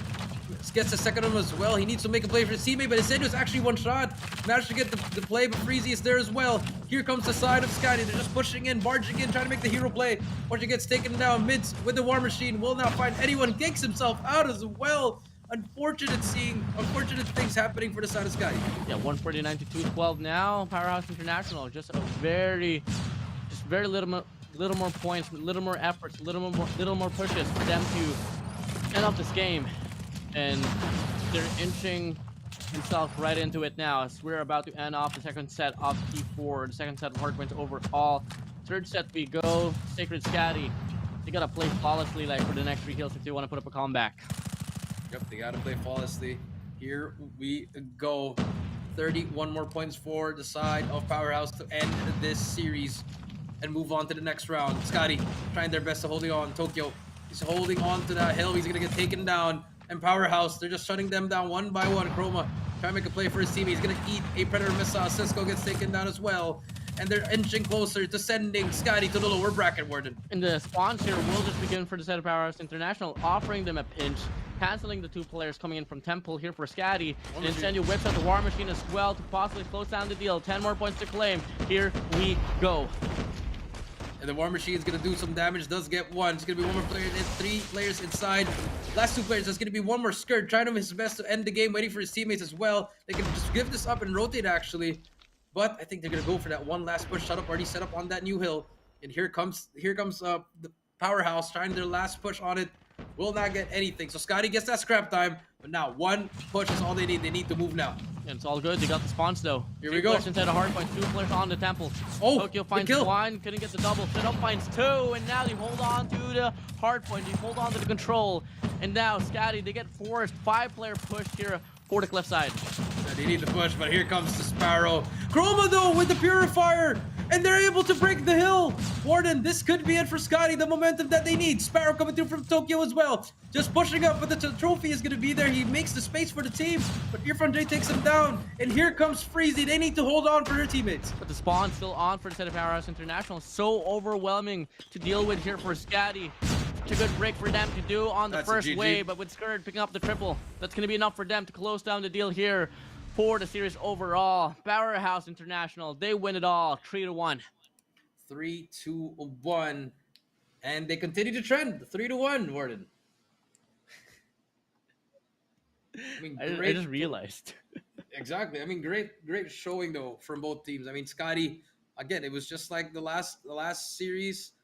You know, whoever wins that first match will eventually lose 3 in a row. So now Powerhouse, they are waiting in the upper bracket final, I believe. They're waiting against the winner of EZR against LOWKINGS. Congratulations, a great play. It could have been a 3-0, WardeN. It could have been a 3-0, but it had to be a 3-1. I mean, with that being said, I think, you know, these guys are favorites to actually finish and win this tournament. I know you're pretty disappointed yourself. I know for a fact you were hoping a game number 5. Oh, Hey, yeah. hey, it's all right. Powerhouse International, upper bracket finals, they go. And Skadi, they have to go against, if I'm not mistaken, Force Duty Esports. Let's take a look at the leaderboard. Chrome with 31, Freezy with 36, Tokyo. I mean, now just everyone's just negative. Everyone's just having a hard time. Couldn't find a break. For our Powerhouse, you have Skurd with 43, pretty much just holding down with the AR. And like I said, the ARs, they are the ones that's going to dictate the kills here and the pace for this team, because the subs, they have to run through. The map is big. I mean, the map's medium size, but you know, the subs, they are the ones who are mobile. But unfortunately, the ARs reign supreme in this map. Right. Well, GG well played once again. We didn't really get to see no back-to-back here for Hardpoint for Skadi. Powerhouse International look to be pretty prepared as well to offer themselves for the upper bracket finals. But that being said, Jericho, I mean, what was the biggest mistake, or what was like the biggest blowout for you in this series here for Skadi? I feel like it was the ESND. It was a winnable game, but when I saw what happened in control, they just came off flat. You know, pretty much they just struggled in that control. The S&D was just, after you're getting 1v3'd by Irfan J, I mean, your momentum was just going down and down and down, and went downhill from there. You know, great game one, but other than that, Powerhouse is just a better team.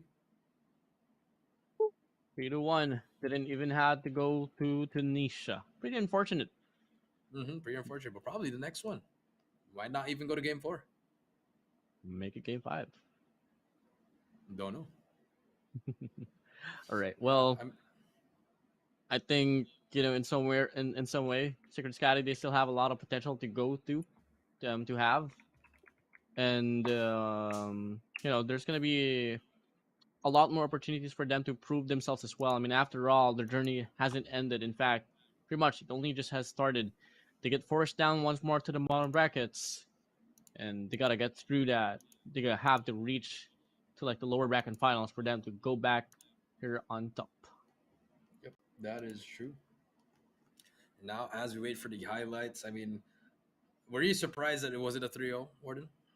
Kind of, yeah, to be honest. I mean, I was expecting Powerhouse International to offer a 3-0, especially when I got to look at the Hardpoint now. The way that FTX and Skurd was just playing off to one another, and with Incendio just like popping off at the Hulker 26 at the start of the Summit Hardpoint number 1. That was a very different face of Powerhouse International that I got to see. But moving over now to the later stage, they started to lose a bit of grip, and till then, Skadi was able to convert, and they just popped off. Yeah, they just popped off. Let's take a look at the highlights here in this crazy game number 1. Wherein actually Powerhouse, they were leading a lot here, WardeN, but the side of Skadi managed to tip the scale and rotate back, balance it back to their side, and they ended up winning the game. I mean, Incendio was having a crazy game. I mean, imagine him at that first life, 46 kills in a row with a Holger using like an SMB. I wasn't even so certain if that was like a gun of choice, no. But at the same time, if I was like gonna draw back one thing about Smart Mega as well on the Hardpoint number 1 for takeoff, they also had like a 2 Holger setup, one inside the hill, one around the parameter. That is true. As you can see, I mean, just clutches after clutches for the side of Powerhouse. And it was really unfortunate. Irfan, this was the 1v3 right here. He just clutched this up easily. Reaction. Gets the defuse as well. And then the final play that shuts down and seals the deal. Oh yeah, him shooting like to the right side and then rotating to the left. Something unexpected. Worked out clean. And on his control, I mean... I don't even know what to say anymore. It's such a off choice of map here for Skadi. They tried to change something up, but it failed. It just didn't happen, man. It didn't happen. I mean, they got that one round in control, but it wasn't even like a convincing round. You know, they just struggled. And then here in the hard point, almost made it happen, but like you said, RNGs pretty much helped Powerhouse as well. But you know, even without that, they were pretty much winning all the gunfights, getting all the cutoffs again, and Skadi just couldn't find anything. I mean, you know, numerous amount of times where we got to see Skadi getting the early rotation. It doesn't matter for Powerhouse International. They knew exactly how to break down the hills.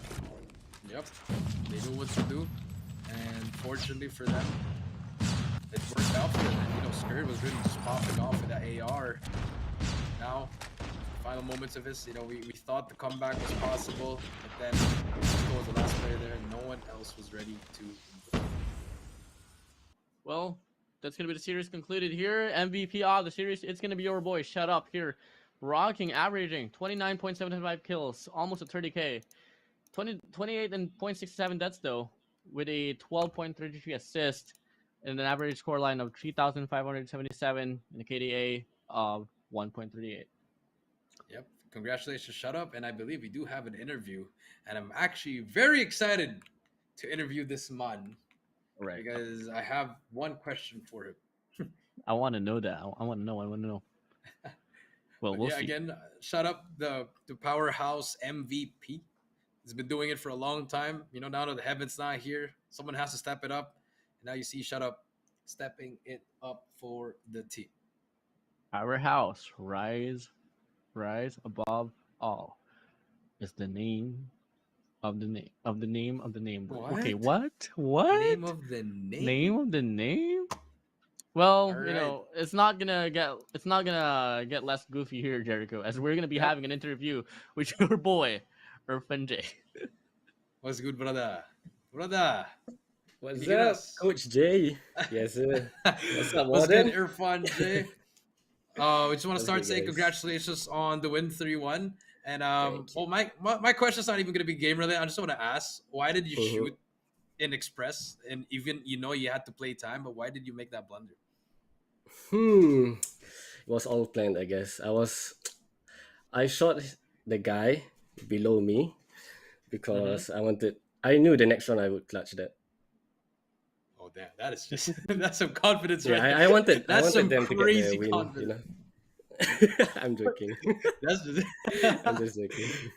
all right. But Well, yeah, I mean, I appreciate the answer. Okay. Well, WardeN, what's your question? You know, Irfan J, I know you and me has had a bit of an altercation off the broadcast and all. Would you like taking an L away from me? I mean, from me in a 1v1? Do I still get your jacket? Do I still get your jacket, bro?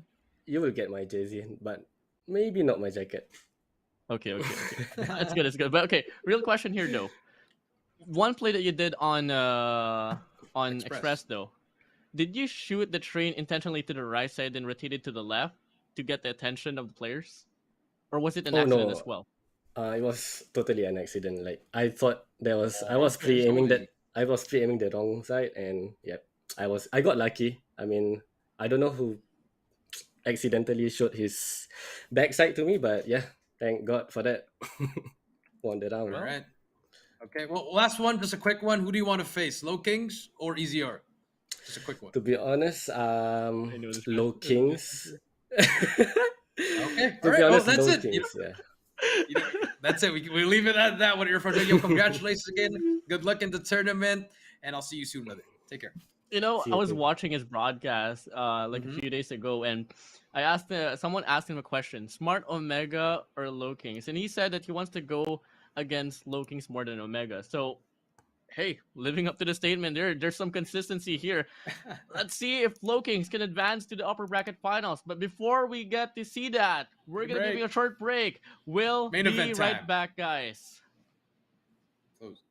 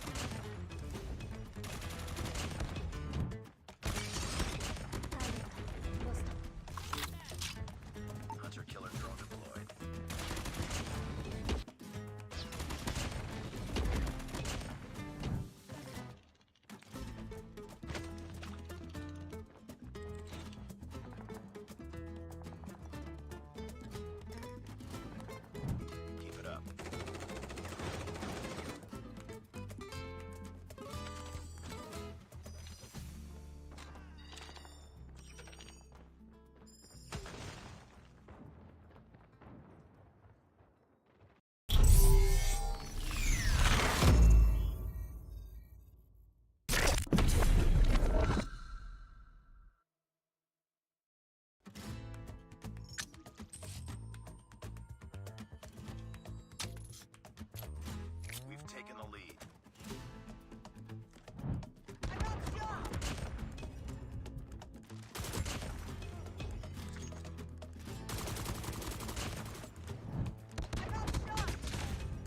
Standing by. Heads up. Enemy UAV spotted. Predator missile awaiting. Heads up. Enemy UAV spotted.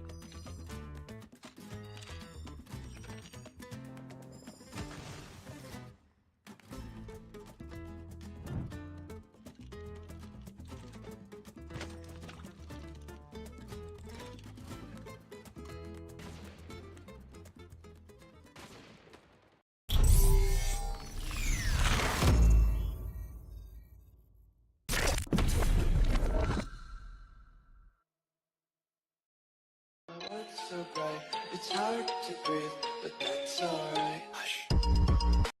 Ladies and gentlemen, welcome back to Call of Duty Mobile Garena Masters number 5. I'm Jericho down here with WardeN. 3 matches down. We got one more. The main event of the evening. WPM LOWKINGS versus EZR Booky. Coming right here in the main event. And WardeN, just quick thoughts on that last series. What do you expect from Powerhouse? Do you think they can go all the way? Honestly, they gotta work on the respawns. Hardpoint, not their forte, man. I mean, yes, we got to see them a bit loose on that game number 4, but on game number 1, Jericho, it could have been better. And in fact, it could have been a 3-0 if they could have just stayed consistent.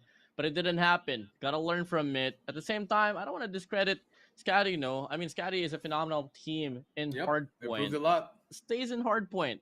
Gotta work on control and search and destroy overall. And, you know, if only, let's say that Skadi was able to prepare a bit more in control or search and destroy, that could have been the main event for tonight, but it didn't happen. It's going to be West Point Mamba LOWKINGS here in EZR Booky taking the spotlight.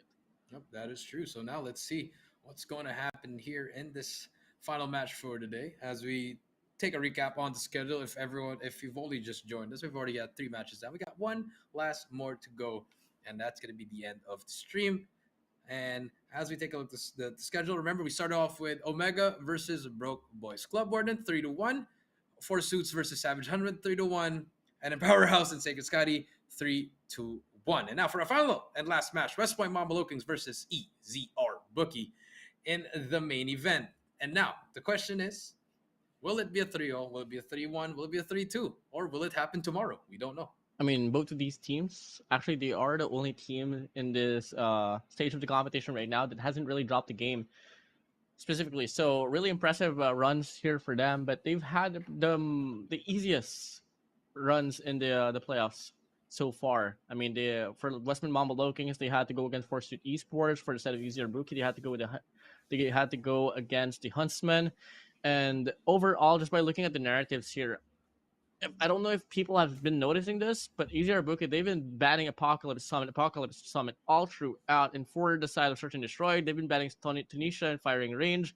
And for Control, they've been banning Crossroads. If ever any of those maps gets relayed, that might just be trouble here for the side of the West Point Mamba LOWKINGS, which consists of Yopi, PJ, Klo, Luffy, Susano, and Olea. Yep, you have everyone already right here. You got Coach Olea, arguably one of the best coaches in the scene, especially in Garena. And now, the moment of truth. Can these guys go up against the best of the best? And you see, oh, look at, Susano. He ready. He got that yawn. That is one thing he's going to regret. That is one thing he is going to regret. My guy. All right, there you go. I mean, he's growing that mullet, though. All right. He's growing that mullet. But, Coach Leo, final adjustments coming through. Let's take a look at EZR Booky, Jabin, Rage, AG, Yato, and Yobobs. Rage went to stage 5. You have the other 4, all former champions of the Eastern Championship. So it's an all-star team. It's a world-class team. But can they beat the local giants? Yep. I mean, West Point Mamba LOWKINGS. It's gonna be tough, man. If there's gonna be Olea from the back end supporting the squad. Overall, the impact of Olea has changed a lot of teams in the community, coming in from the side of the local scene all the way down to the scene of the Southeast Asia for Call of Duty Mobile. But before that, let's talk about the head-to-head here. Mr. PJ himself, alongside with Jabin, and both of them share remarkable KD ratios. Yep, I mean, 2.1, 2.0, 21, 17, 15, 12. I mean, everything's equal. They don't really have to do a lot. All they have to do is their job because they all have four teammates that can really just turn it up as well. So, that takes the load out of them as well, WardeN. Yep. And now we got to see, ooh la la, one map that EZR Booky has been banning all throughout the group stage. Finally put up here on Summit. And this is going to be a big rematch here for the side of the West Point Mamba Low Kings as well. I mean, we got to see history, and I know for a fact you were casting the GARENA Masters 1 where the comeback ensued for Blacklist International. Yep. You know that. You remember that. I remember that. Why? And, history could have changed. Low Kings could have been the one that was in the finals. And we may not even see EZR Booky. A lot of things. That's a story for another time. That's a long multiverse there, WardeN. Let's take a look at the operators. No purifier. Okay. All right. I mean, as they should, because they know they're playing on Arsenal as well as Summit. So, I mean, I think it's a good ban, WardeN. Yeah, I mean, you don't want history to repeat itself. I know for a fact you remember as well how much impact the purifier was able to do on that runs as well. It was, I think it was like every hard point there was a purifier. I mean, I love the unique OS operator skills in the current rule set. I love this a lot. Pretty balanced. Yep, pretty balanced. That's how it should, just like Black Ops 4 back in the day. And now it's transferring over to mobile. Really great stuff happening in the mobile scene. But now, as we count down to the start of the game, WardeN, it's time to put on the predictions. Like I said, I'm gonna go with 3-0, but I don't know which team. For me, honestly, I like to make bold statements here, and I like to, to put myself in situations where I gotta eat my words sometimes. So honestly, I have heart for EZR. I have heart for West Point Mamba. You know what, Jericho? I should learn from you, man. Just predict a trio. Don't make a call. Don't state a name. Play it safe. State a name. Play it safe, man. We're good. West Point Mamba Low Kings. All right, there you go. Oh, GG in the God. Here we go, ladies and gentlemen. Thoughts, bro. Intrusive thoughts, man. I want to see some heat. I know for a fact the fan base of EZR and West Point Mamba Low Kings are pretty identical. So let's just get the battle on. Here we go. Game number 1, main event time. EZR versus West Point Mamba Low Kings. Summit. Hardpoint winner goes to face Powerhouse, and the upper bracket final loser goes down to face Smart Omega. Here we go. Luffy here with a Fennec to get an opening here onto F, and they absolutely just all right. Everyone gets a kill. Everyone gets a kill. Oh my God, Low Kings, they get the early time as well. Flawless start. That's the first time I've seen that. Okay, that is one of one, WardeN. 18-0 right now. PJ just going crazy with a shotgun. 21 finally gets taken down. Yobabs finally takes them down. But so far, Luffy on your screen as well. And so far, EZR, they finally got some time on the hill. Luffy on your screen, gonna get taken down. And a little bit breather for the side of EZR, now back in the game as well. No, that's the recovery that I love to see. And so far, it's going to be them zoning things up here on hard point, and we get to see the West Point Mamba Low Kings running all across the map, but they don't check their corners, and they just get taken down one by one. But Close steps up with a Fennec of his own, finds a 2-piece on the board, 2 as well for the side of Luffy, and that's going to be enough for them to claim the remaining time inside. Ladies and gentlemen, what a match so far. Yeah, what a match so far. PJ on your screen as well. It's going to be 35-16, so a very close game. Early game so far. PJ now on the 3 kill streak. And like the way he's playing that KRM is super efficient. He's not just running around. He's taking his time and choosing his gunfights, which is actually weird to say if you're running a shotgun. But you can see Luffy now on the SMG. Don't see this every day, but he's been making an impact, trying to be that flex player for the side of WPM. That's a triple Fennec setup and a 2 KRM. Really, we're just so reliant on this close quarter combat, and it's so hard to call and how it's playing out here for the side of the West Point Mamba Low Kings. But clearly they've been practicing this place all throughout, because if you guys didn't know, the Fennec faced such a big nerf, but it doesn't matter here for the side of the Low Kings. Yeah, I feel like what they're trying to do more than here, I'm just gonna be a little bit of a picky coach right here, is you know what, we're not gonna run any anchors, we're just gonna try to barge in everything that we can because we have close quarter combats. That's it. Yep. Oh yeah, I mean, that's how it's looking like. So if people are weirded out because they don't have an anchor, it's because they don't actually have one. Their team is the anchor. Dude, you never get to see Luffy on a SMG. SMG, exactly. Yeah. It's my first time seeing him with an SMG, and it's been working out. Look at Sasano. He's technically being the anchor right now. Whoever's at the back, I'm gonna be the anchor. Susano doesn't expect his players at the back, but the Call of Duty. Oh, okay, Luffy, relax. No friendly fire coming through. Yopi's gonna get taken down. There's gonna be a trophy though, but takes down Rage. And now this is the only struggle that's gonna happen here for the side of WPM LOWKINGS, because they have to face them straight on. They can't go from the back because of the gun disadvantage. I mean, at this point of time, I think hardpoint number 1, hardpoint number 2, I think the composition of having like 3 Fenix would come in handy, you know. But all the way down from hardpoint number 2 to hardpoint number 4, I think you'd want to get some anchering going now. And I think that's going to be the switcher coming along. Luffy now is on the LK. Susano still on the Fennec as well. But so far, they're not really going to get, they're not even going to get any leeways whatsoever for them to take the spawn right back. And that's going to be the factors related here for the set of EZR BOOKY. They have been able to convert, and now they take the lead out away from West Point Mamba LOWKINGS. Yep, and they take the lead now. They take the scrap as well. Luffy all the way back finally picks up the AR. They have control so far. For the side of EZR BOOKY, you still have Jabin on. He still has an Annihilator to work with. For the side of WPM, we got Susano, PJ, and Chloe getting ready with their operator skill. Susano gets one. Does not get the second, unfortunately. But here comes the push from EZR. Now, the spawns will be on for Steel side at least for now. Steel edge at least. Chloe with a Gravity Vortex to stack, take on 1. 2 players that they gotta worry about here to wrap around 3 actually here on CDOM. And now they're gonna make the push. Luffy not gonna be able to spot down anyone. EZR BOOKY, they want to barge in inside the hardpoint, and they get the break for a moment or so, but the spawn's still on for the side of the West Point Mamba LOWKINGS. On the side of West Point Mamba LOWKINGS, they finally get it. Susano gets that kill as well. Big plays coming through from him. 14 kills. He leads the lobby, tied with AG as well. And Luffy now back to the Fennec as well. Close quarter combat once again. Yato, he's gonna try to take that player down, but Luffy's there for the trade. Back and forth we go. Very, very fast-paced game. And then we see Yobobs with the Holger, 18 kills already actually. Learning from the side of Incendio, and it's been working out. But now the lead back to WPM. On it now, first set of rotations, first set of hardpoints said and done now, and the game is tied as ever. 115 to 95 is the name of the game as we head back to the rotation, back to T1. Only the 20-point lead here as we get to see. Yeah, we get to see, but here we go. Rage down on your screen. Gonna push and get a takedown by PJ. That's 3 in a row for PJ. Susano is gonna die, but Yato takes himself out actually. AG gets the trade now. The silent killer on the 19th spree already. Working his way up, gets the 20, almost gets the 21st, but 124 to 96, and now EZR, they get control. Wow, wow, wow. And there we're seeing the same rotations here, same set of gunfights, same set of gun selections here for the set of the West Point Mamba LOWKINGS. Hardpoint number 1, hardpoint number 2. They're going to stick to this triple Fennec setup. 2 KRMs overall. And I think Yopi picked up on Fennec as well, so it's only going to be PJ rocking the KRM. And it's not really looking to be the brighter case as of the moment because we're not really seeing them get the contestment inside a hill. Yep, they're not really getting the contest that they need. 113 to 126, and here we go as we move on to the next one. Really, really close game. It's anybody's game at this moment. They do have a pred to work with if you are the side of EZR.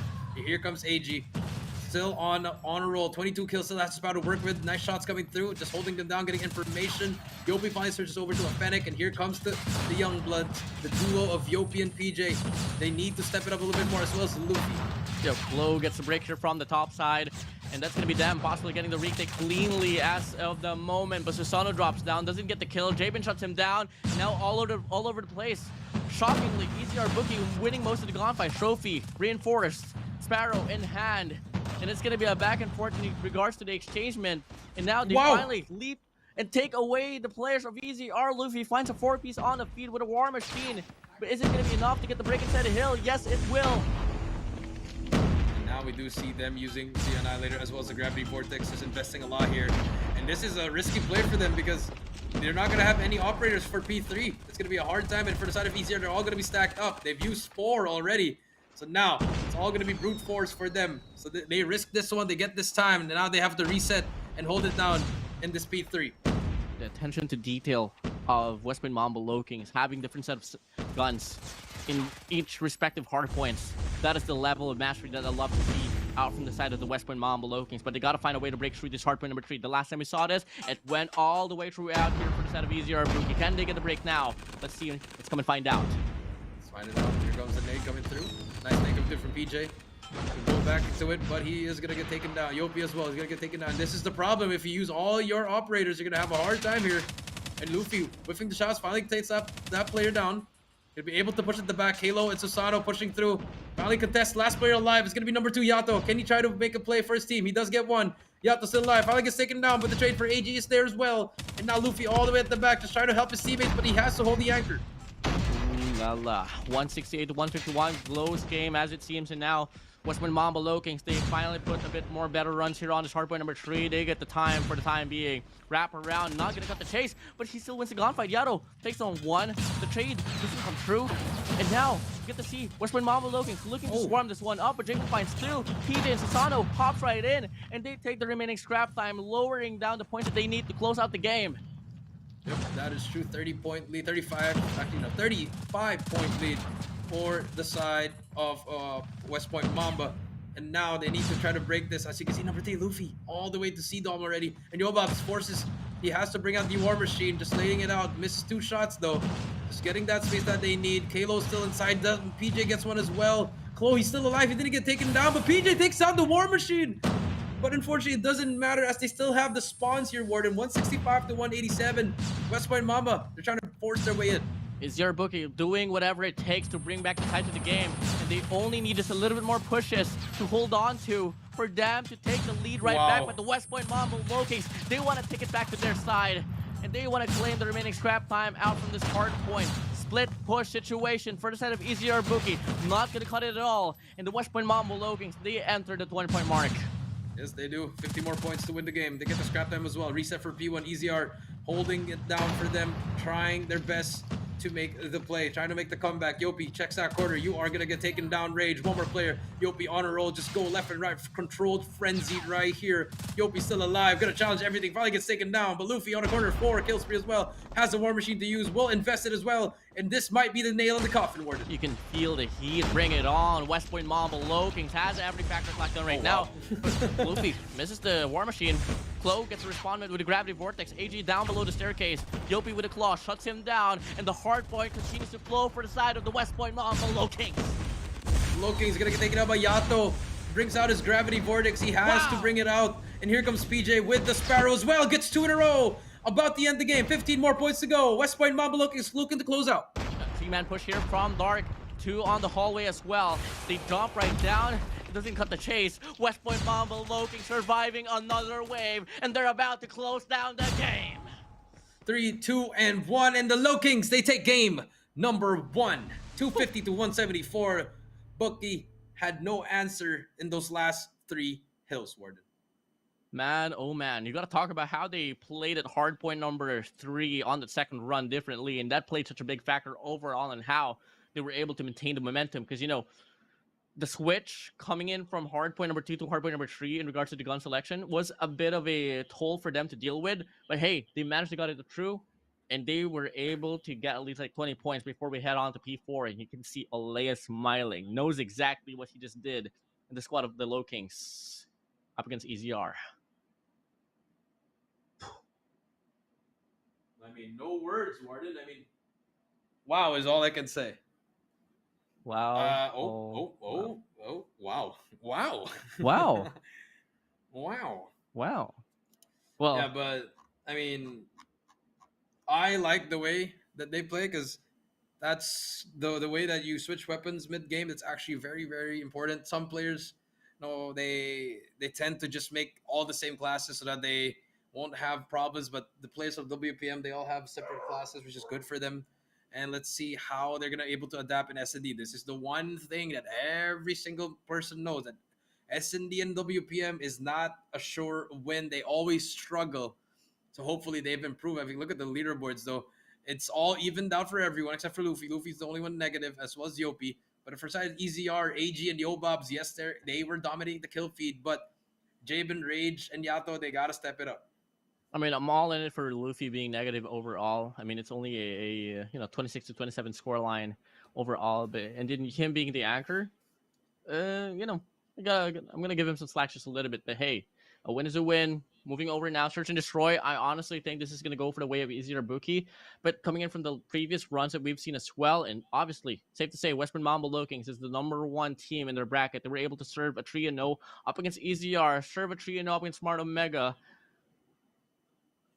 If ever, let's say they show the same nature on S&D, till then, I think they can absolutely run a 3-0. But EZR Booky, they still have the Easier better said than tempo on done. S&D. Yep, That's true. Easier said. I mean, you have Jabin.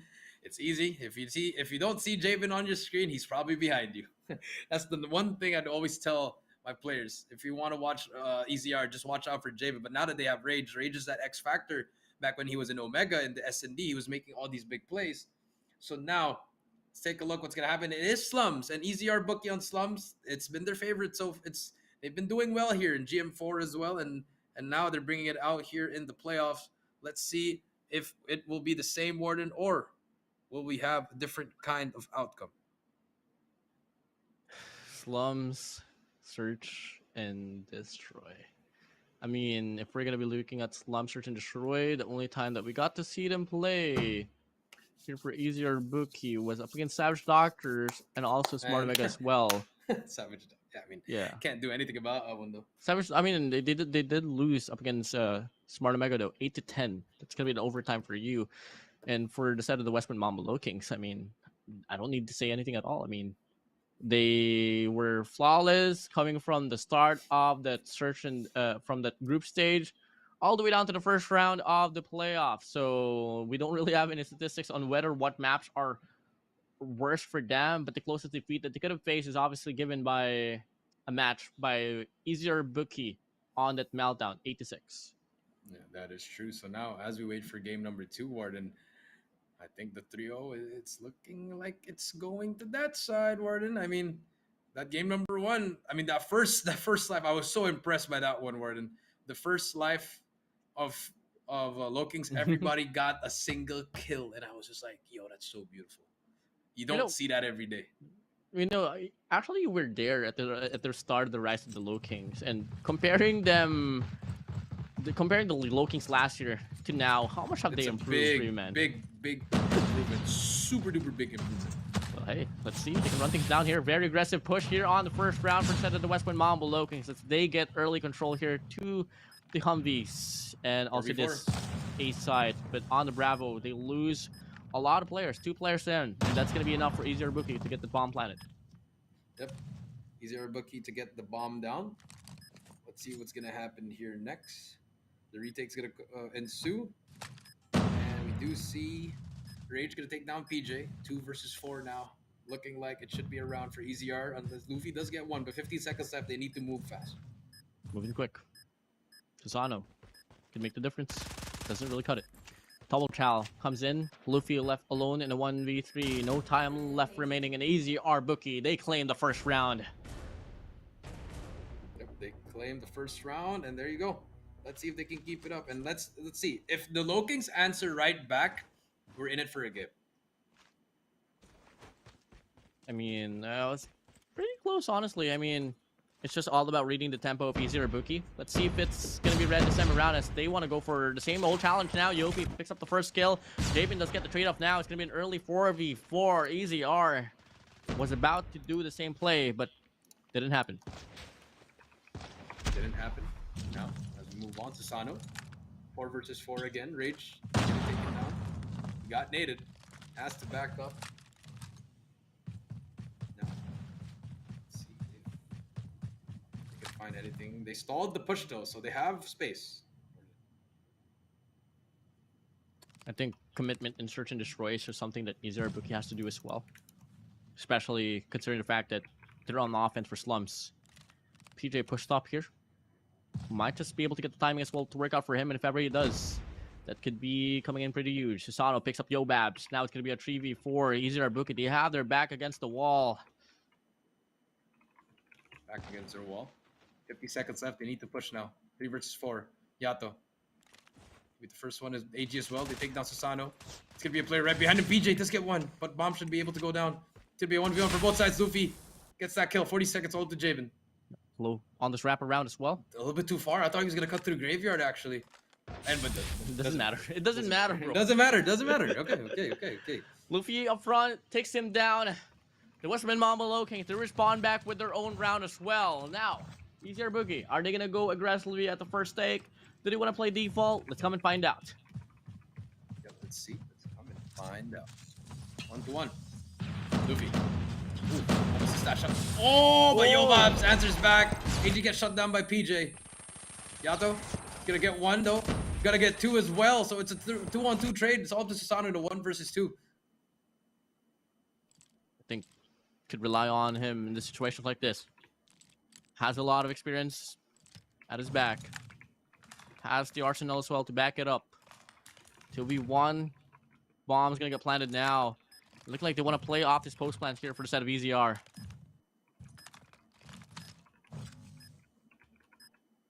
There we go. Susano. Trying to make a play. Does he find this person? He knows he's gonna be on his right.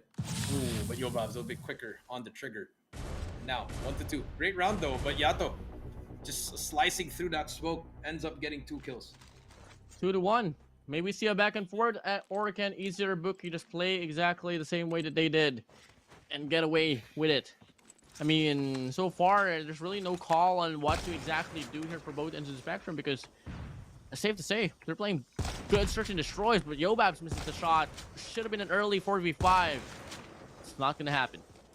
Not gonna happen. AG takes down Susano with a God nade. Makes it 4 versus 5 now. Yato. On your screen. Trying to find something. And again. And, oh, okay. Another God nade coming through. No trophies. God nade City. I never knew that these players were ballers. From downtown. God nade from downtown. Well, 4v4. A minute and 10 seconds left on the clock for EZR Booky to play with. 2-2 formation here for the side of the West Point Mamba LowKings. 2 snipers still well available. 2 SMGs as well. Same goes for the side of EZR. Mirrored matchup we see. Yobab takes down PJ. And now. What's gonna happen next? 3 versus 4. Yop. Just holding this down. Let's down a trophy. Get some information. Okay, there you go. Has information. Oh, this is beautiful. If he gets his perfect timing. Oh, Yop does get 1. Does not get away with his life though. 2 versus 3. Bomb should go down. Luffy now playing down Cafe. Player 5 Klo on this wrap around. Hasn't gotten any kill. Not until now. Finds down AG. David looking to get the refrag. Oh. Klo finds 2. And now it's going to be a 2v1. Yobabs goes for the challenge. Now it's going to be a sniper 1v1 here. Yobabs, Luffy. Who's going to win it now? Luffy going to go for the wide peak. Going to get the shot down. A little bit too aggressive on the side of Yobabs there. Could have played time, but he ended up just over challenging. And I'm gonna be honest, that's a rookie mistake there. Man, Klo. All of a sudden in round number 4, he just was able to make the play, get the double on a raging Jabin. Till then, finds himself in the board for 2 as well. Round number 5, here we go. Here we go. Luffy. Oh, gosh, the AG already through. And this smoke coming through, they're going to be able to get the bomb down actually, but the WPM, they're ready. They're ready for the retake immediately. Look at this answer back. Rage, he's going to get taken down though. It's going to be another player. PJ gets Jabin as well. And they can obviously hop on the bomb right now, and they're going to just push through. Great plays coming through from them. Susano gets him as well, gets 2 kills with the 50 GS. And just like that, quick retake. Call him Susano 47, my guy, bro. The guy was just eliminating them with a 50 GS up front. And now the West Point Mamba LowKings, they're on the lead right now. That retake right there was something that I get to see Smart Omega do quite a lot. And West Point Mamba LowKings did it exactly the same, not exactly the same way, but they were able to capitalize with that sense of aggression. And what a way to start things off here on this round. Aggressive play coming in, but EZR, they respond back with 3 as the West Point Mamba LowKings, they take 2. We do see them. Oh my, Yobabs just absolutely smoked PJ on the map.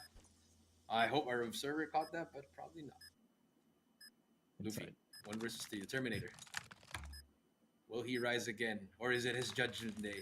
Or is it time for the Resistance to be the Genesis? Oof. He doesn't see him.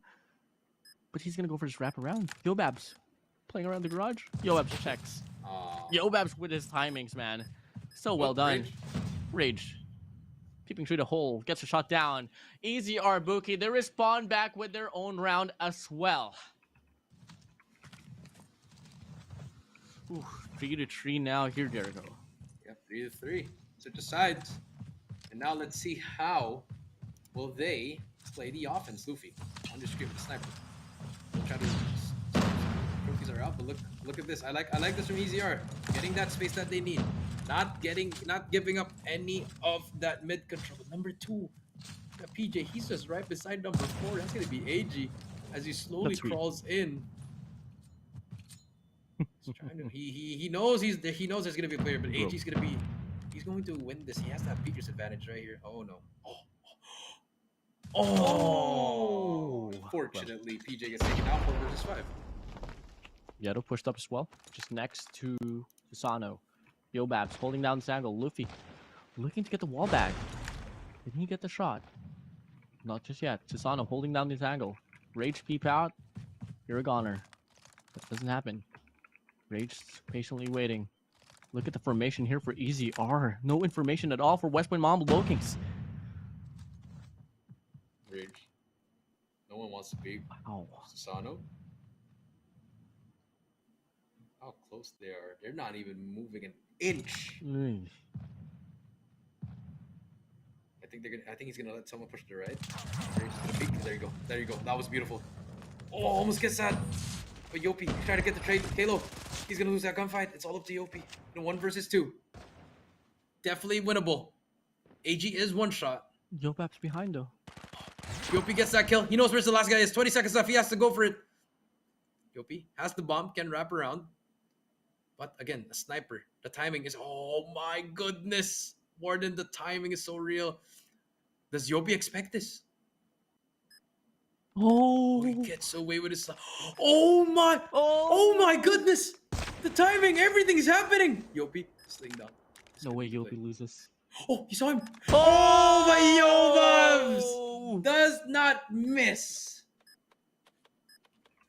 Kill. Wow. Clean shot, bro. Smooth like butter.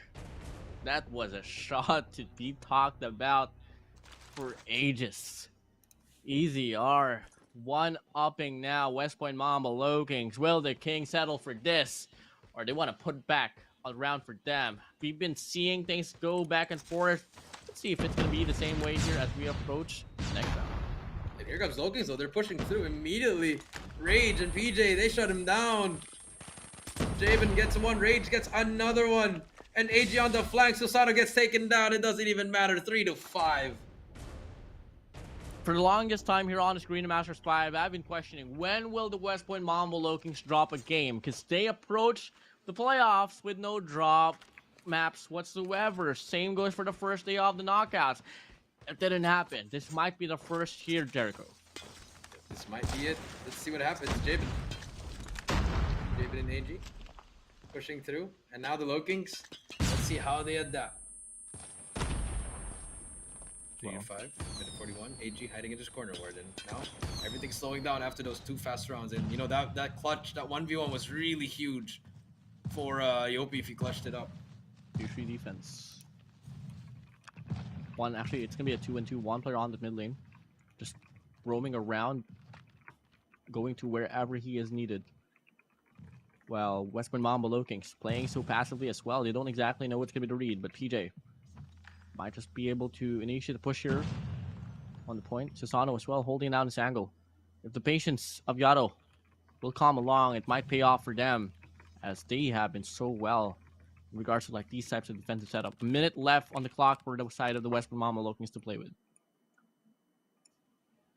Yep, that's true. 3-5. Luffy. PJ again going for the crawl play.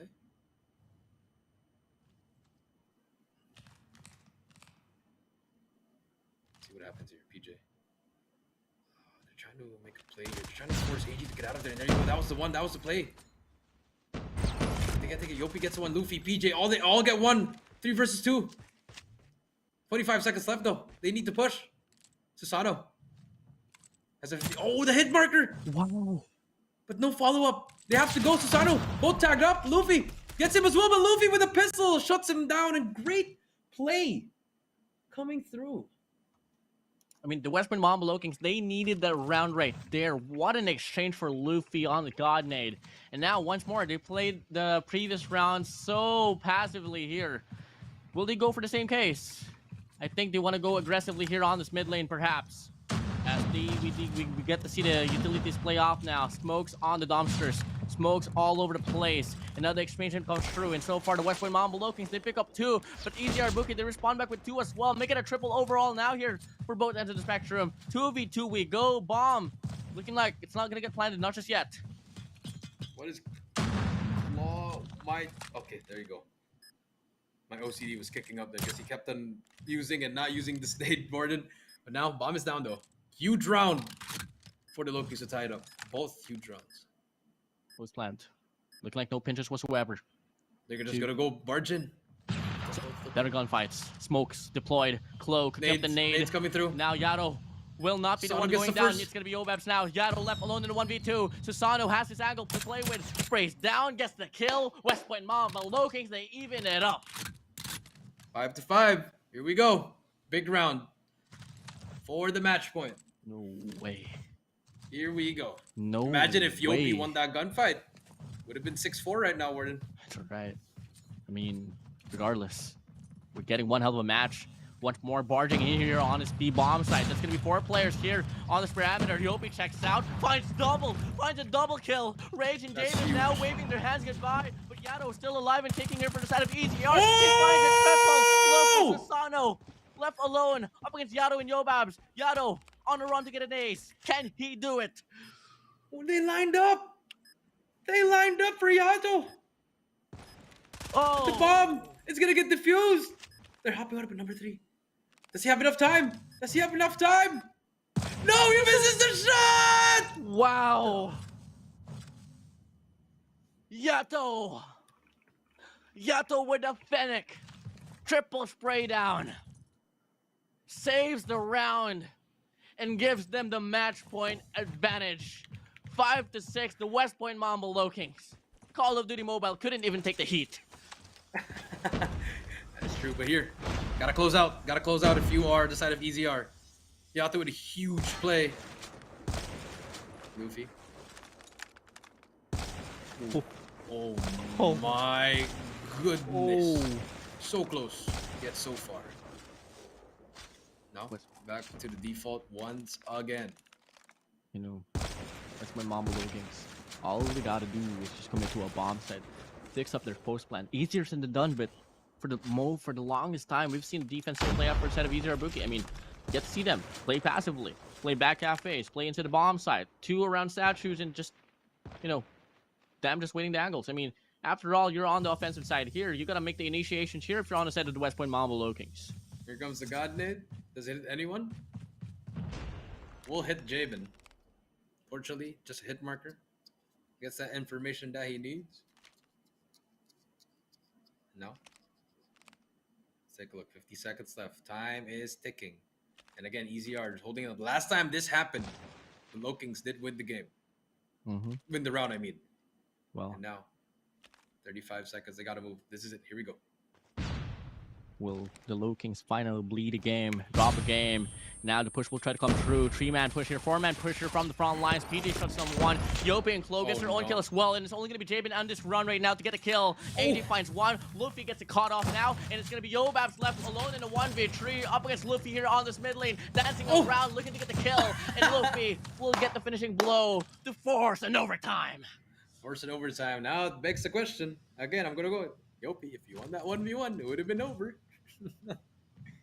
But hey, we're all for it for the overtime. We called it. It's going to be an overtime in this last round, in this last matchup.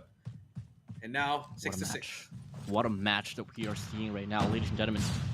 This is absolutely search and destroy slums at its finest. West Point Mamba Lokings on defense. EZR looking to play default on offense as well.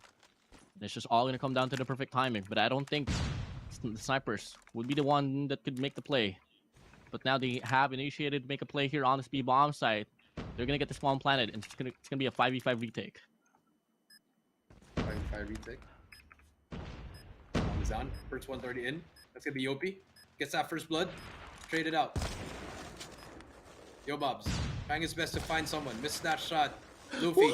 They defuse the bomb. And just like that, match point for the Lokings. You lose the first round of overtime like that? No way! Not West like Point this. Mamba Lokings.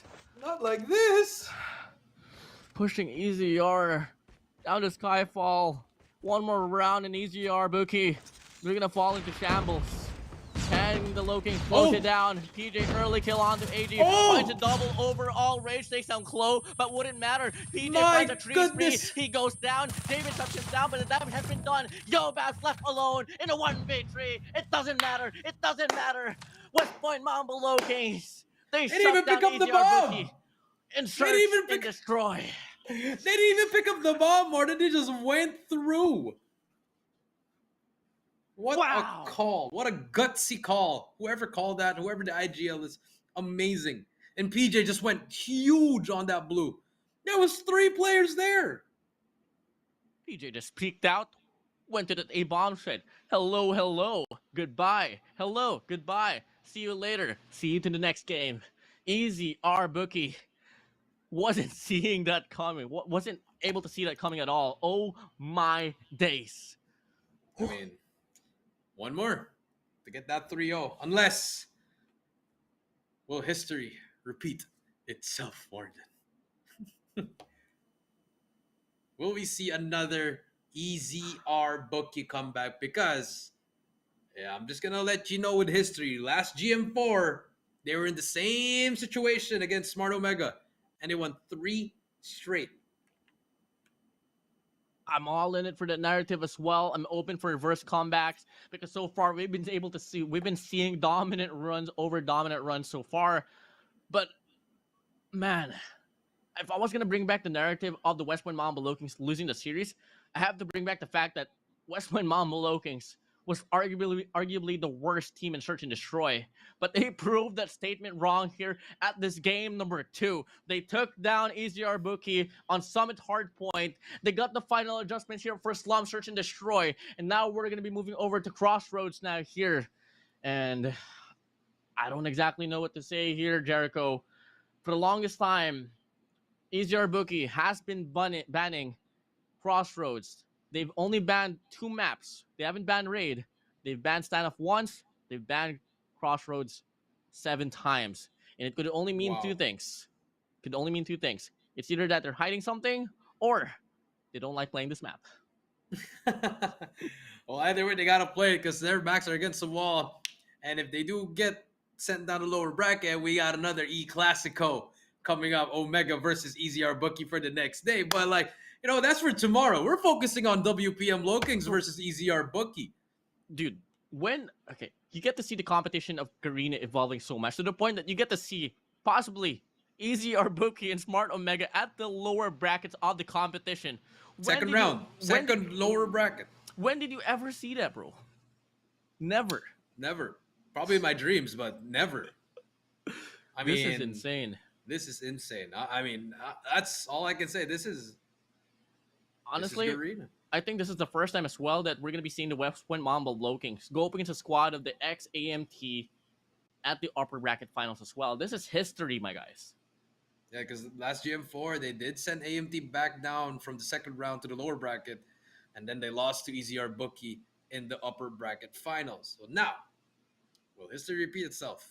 Will the Lokings move on again? But, I mean, EZR Bookie, though, I'm just saying, they did it before. You know what? Definitely do it again. Jericho, I had a conversation with, with a player from the side of EZR, and I asked him, top 3 teams of the Philippines. Them, number 1, number 2, Omega, number 3, West Point Mambo Lokings. I asked why. Well, he said, well, the West Point Mambo Lokings can't close the series against us. Ooh, well, here we go. Game number 3. Final game for EZR to go to the lower bracket, or will the Lokings prevail? Here we go. Are you ready to lose your voice, bro? No. Hell no. Exactly. We gotta keep it healthy here, guys. But what's not healthy is a very dominant win here of the West Point Mambo Lokings in this day number 2 of the knockouts up against EZR Bookie. So obviously we're expecting a bit of a fight, and that's exactly what's happening right now as EZR Bookie winning most of the gunfights. Yep, it's true. 27 to 23. Yopi gets that kill. There you go. Tries to equalize things. 25 to 23 though. They're gonna put some influence over at A now, and you do see Lokings. They're finally going in, pushing up to this A point.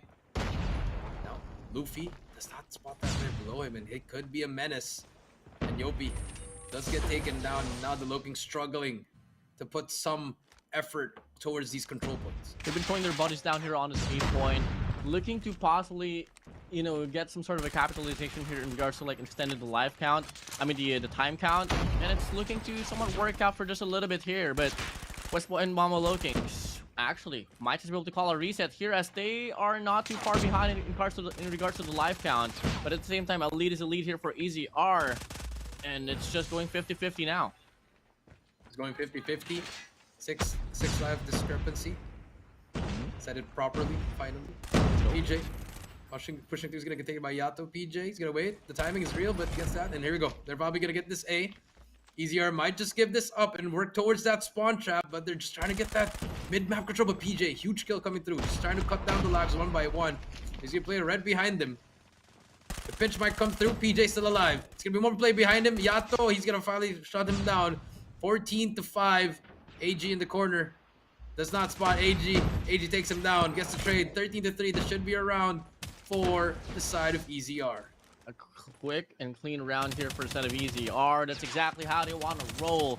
You know, flip off the narrative of the West Point Mama Lokings 3-0ing us. It's not gonna happen here. That's what they want to prove right now. And what a way to put it, as they win the defensive round. And I don't know if you agree with me, Jericho, here, but the way that I look at, you know, Crossroads, I think it's a pretty offensive-sided map, but it also depends on the nature of the team. So let's see if EZR Booky can exactly do the exact same thing, but this time on offense. And yeah, look at EZR Booky using their operators to their advantage. Great timing coming through from them. And now, influence to A. Wow. They pushed up again, and hey, looking a little bit scary here in the second round. I mean, it's only the beginning, but we do see some influence. Oh, let's go now. EZR Booky getting the capture here on Alpha quickly. Doing better than the West Point Mama Lokings, honestly, and they're not losing a lot of life. In fact, they're doing it so well and so efficiently as well. The efficacy of the pushes here from the side of EZR is so clean here, but PD with Annihilator could make the difference work out, but misses the shot onto AG. Information relayed. They're looking to shut him down here, and no one is showing themselves for the vast majority of it, but the lives is dwindled down. PJ gets a triple kill with the Annihilator. Is it gonna be enough to cut the chase? I don't think so. I think they're gonna be capturing B actually. Luffy fortunately misses that shot. The wall saves Yato. A almost captured. A minute. They have a 3-life lead so far. PJ going again, and the Hunter Killer gets one. That is very unfortunate. It's gonna be more players coming through. 4-life. And Kalo though. Kalo has the Gravity Vortex in the corner. Yopi with the Sparrow. I think Klo has to start moving here. He's about to lose his Gravity Vortex.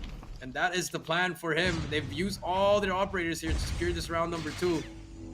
So great investment. 4 more rounds to go. 4 more lives to go. PJ almost gets that kill. Doesn't matter. Javen brings out a Annihilator. Could be the difference maker. Yato gets that kill as well. That's going to be a 4 versus 10. Here we go. 4v10. PJ still going at it. Has an angle on towards Yobab. Gets taken down. Javen from the back lines. Luffy gets an entry here. Gets a double spray down. Rage left alone in a 1v8. Not gonna cut the chase. West Point Mama Lokings, they take a round back. They take a round back. And now, round number 3.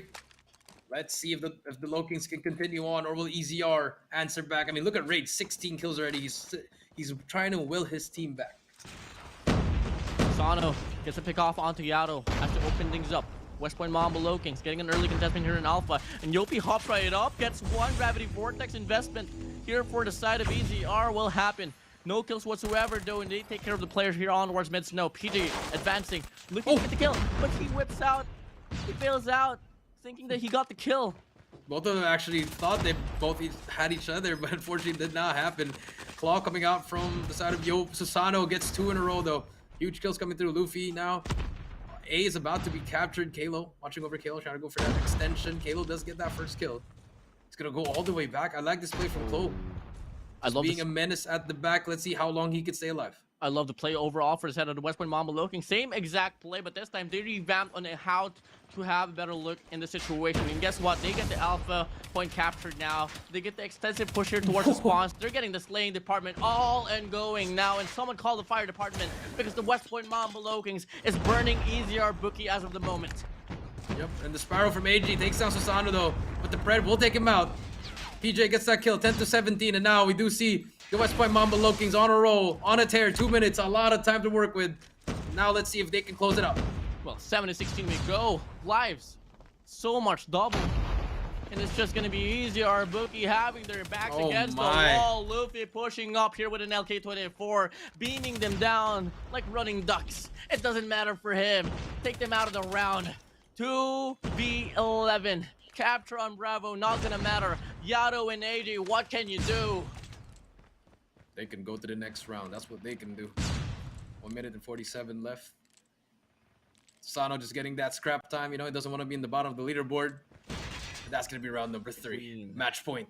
Lokings. Clean. 2-1. As I thought that EZR Booky is going to be able to step up here on control. West Point Mamba Lokings, they responded back with 2 of their own rounds. Match point advantage. And it's crazy to say, they're approaching the second days of the knockout. Possibly might come out of it with no losses whatsoever overall for the GARENA Masters 5 stage.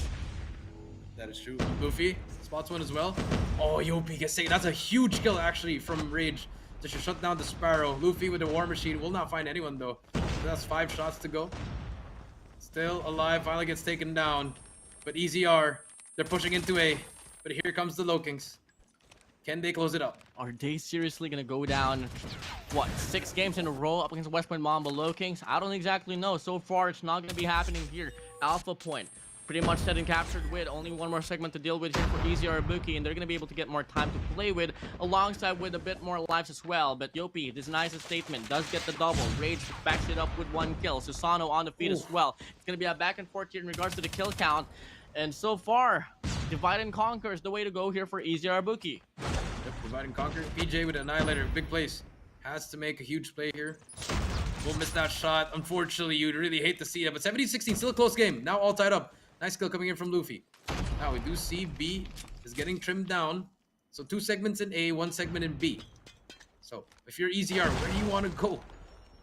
Oh no, may this be the last and final round if West Point Mamba no. Lokings can close it up, or EZR Booky, can they force another round to live up and to survive and to push through and continue the series overall? But with West Point Mamba Lokings pushing all the way down to the spawns, this might just be the spawn trap ensued here soon enough. PJ finds 1, finds a double as well, and now the lives getting drained down slowly but surely. But hey, EZR Booky getting the recovery as well. The life count is just not too far apart. Not yet over. EZR will be able to capture A. They still have operator skills to use. Here comes the Gravity Vortex as well as the Claw from Rage. Yato takes down one. Yato takes down Yopi as well. But PJ on the flank. But Yato with the flick though. Been amazing so far throughout this whole series. 6-6. Here we go. This is gonna be enough. 6-6 now. First segment done on Bravo. This is basically search and destroy with 1 extra spawns. Has to play perfectly. Luffy gets an angle. Finds 1 Susano as well on the feed. And now no respawners no more here for the side of EZR. And a complete set of players here for the side of the West Point Mamba Lokings +1. And now someone has to make a play here for EZR. And it's going to be Rage taking down Luffy. Now it's going to be a 4v5. 4 versus 5. Minute left. Back to an S&D. Yato on the close corner. Here comes the gunfight. Yato takes down Yopi. 4 versus 4. Back to classic Call of Duty. Wild. PJ on your screen. It's gonna be 2 plays. He's gonna get pinched. PJ has to make a big play right here. Oh, they don't know.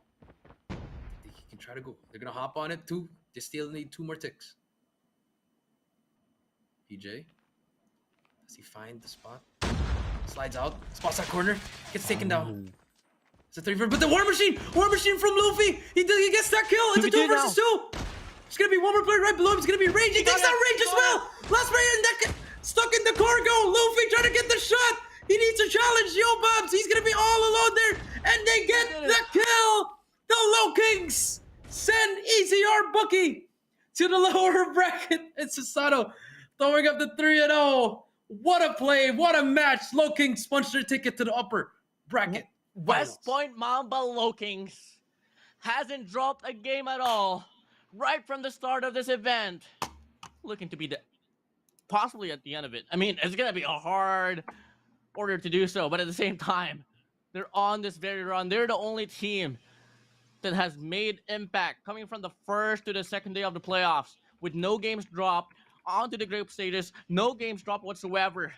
EZR Booky, they've lost to the West Point Mamba Lokings 6 times in a row. Wow. Well, I told you so, WardeN. I told you so. It wasn't a 3-0, okay? It wasn't that terrible. I know, but it was a 3-0. I mean, uncontrolled at least. No. I'm saying about the whole series. Oh yeah. I called it.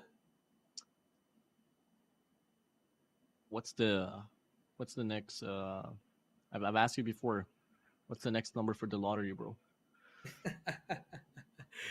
But hey, take a look at the kills, and I think we can both agree there's one player that we didn't really feel throughout the whole game. It was Yobubs. 12 and 22. It's not gonna cut out. And unfortunately for the Low Kings, Yopi and PJ, the duo, and then Luffy, the clutch, in the end, sealed the deal. I'm just like getting some messages in the Scream contact GCs right now that the West Point Mamba Lokings is looking for a Scream. Well, I mean, I don't know if grind anyone never wants stops. to scream you. I don't know if anyone wants to scream you after 3-0ing EZR Booky, bro. The grind never stops. And, well, congratulations to them.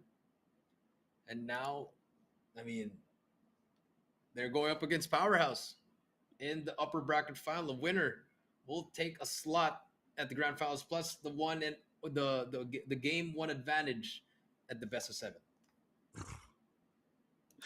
We didn't get to see Arsenal, man, but I think if we got to see Arsenal, I think it would be going to the way of the West Point Mamba Lokings. I mean, we got to see what? Smart Omega go under the hands of the West Point Mamba Lokings at this very map itself. We got to see that whatever... I don't even want to talk anymore, man. I just want to reciprocate what just happened right here. I mean, I'm lost for words. I mean, it's better just for the viewers to watch. I mean, the hard point was pretty close. You saw everyone doing their part, but in the end, it was PJ and Yopi once again stepping up. Even everyone was stepping it up, and then S&D, it was just a blunder for the side of EZR. Remember that first overtime, they just got ninja'd, and no one was even close on the bomb. Luffy made his plays. Flo put up his impact. Everything is just clicking so well here for the set of the West Point Mamba Lokings. Powerhouse International, a match that you got to watch out for. And once more, man, safe to say West Point Mamba Lokings is arguably the best team right now at this very event. Just basing it off from paper. I mean, they don't have any games dropped. Powerhouse International, I want to see a fight from them. I think that could go to a game 4 again, or probably it could go another 3-0. But it could go either way. But for now, they've secured their slot there in the upper bracket. They're going to be placing top 3. Now they just need one more to get that grand final slot once again and take that 1-0 lead.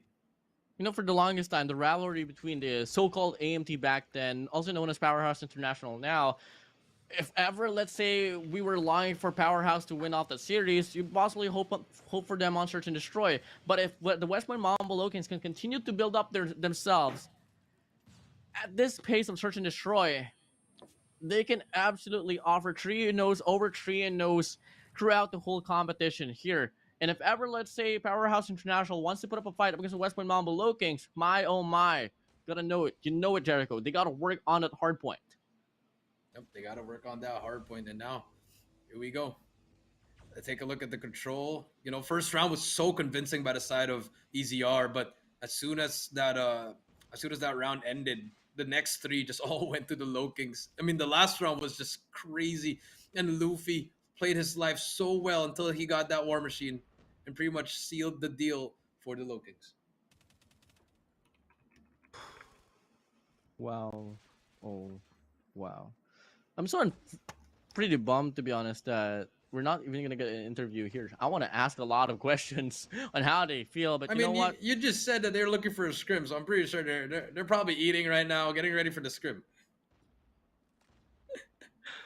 And this is the final moment right here. Luffy takes him out. And their MVP, PJ, 22, 24, 8, 2, 6, and 1.39 KDA ratio. I mean, he definitely deserves it. I mean, if I could give the MVP, I could give it to everyone. Everyone played their part.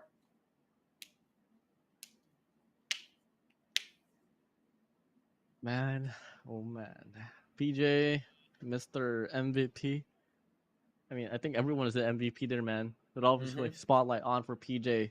This guy can just challenge everyone with the Fennec. And man, for the longest time as well, we've seen the evolution of hardpoint here for Westman Mamba Lokings. And they have their own system, and it's just so well, to be honest.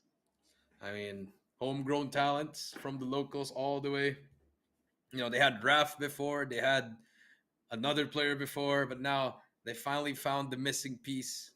Picking up Susano in GM4, uh, letting Olea really just take full control, and now we're here inching their way. They punched their ticket to stage 4. Now they're trying to win GM5 to get their first ever chip, and then after that, work their way to Worlds. Looking really great, but can they keep it up? Hopefully they can. But with that being said, let's take a look at the playoff bracket, an updated playoff bracket. My goodness, Yep.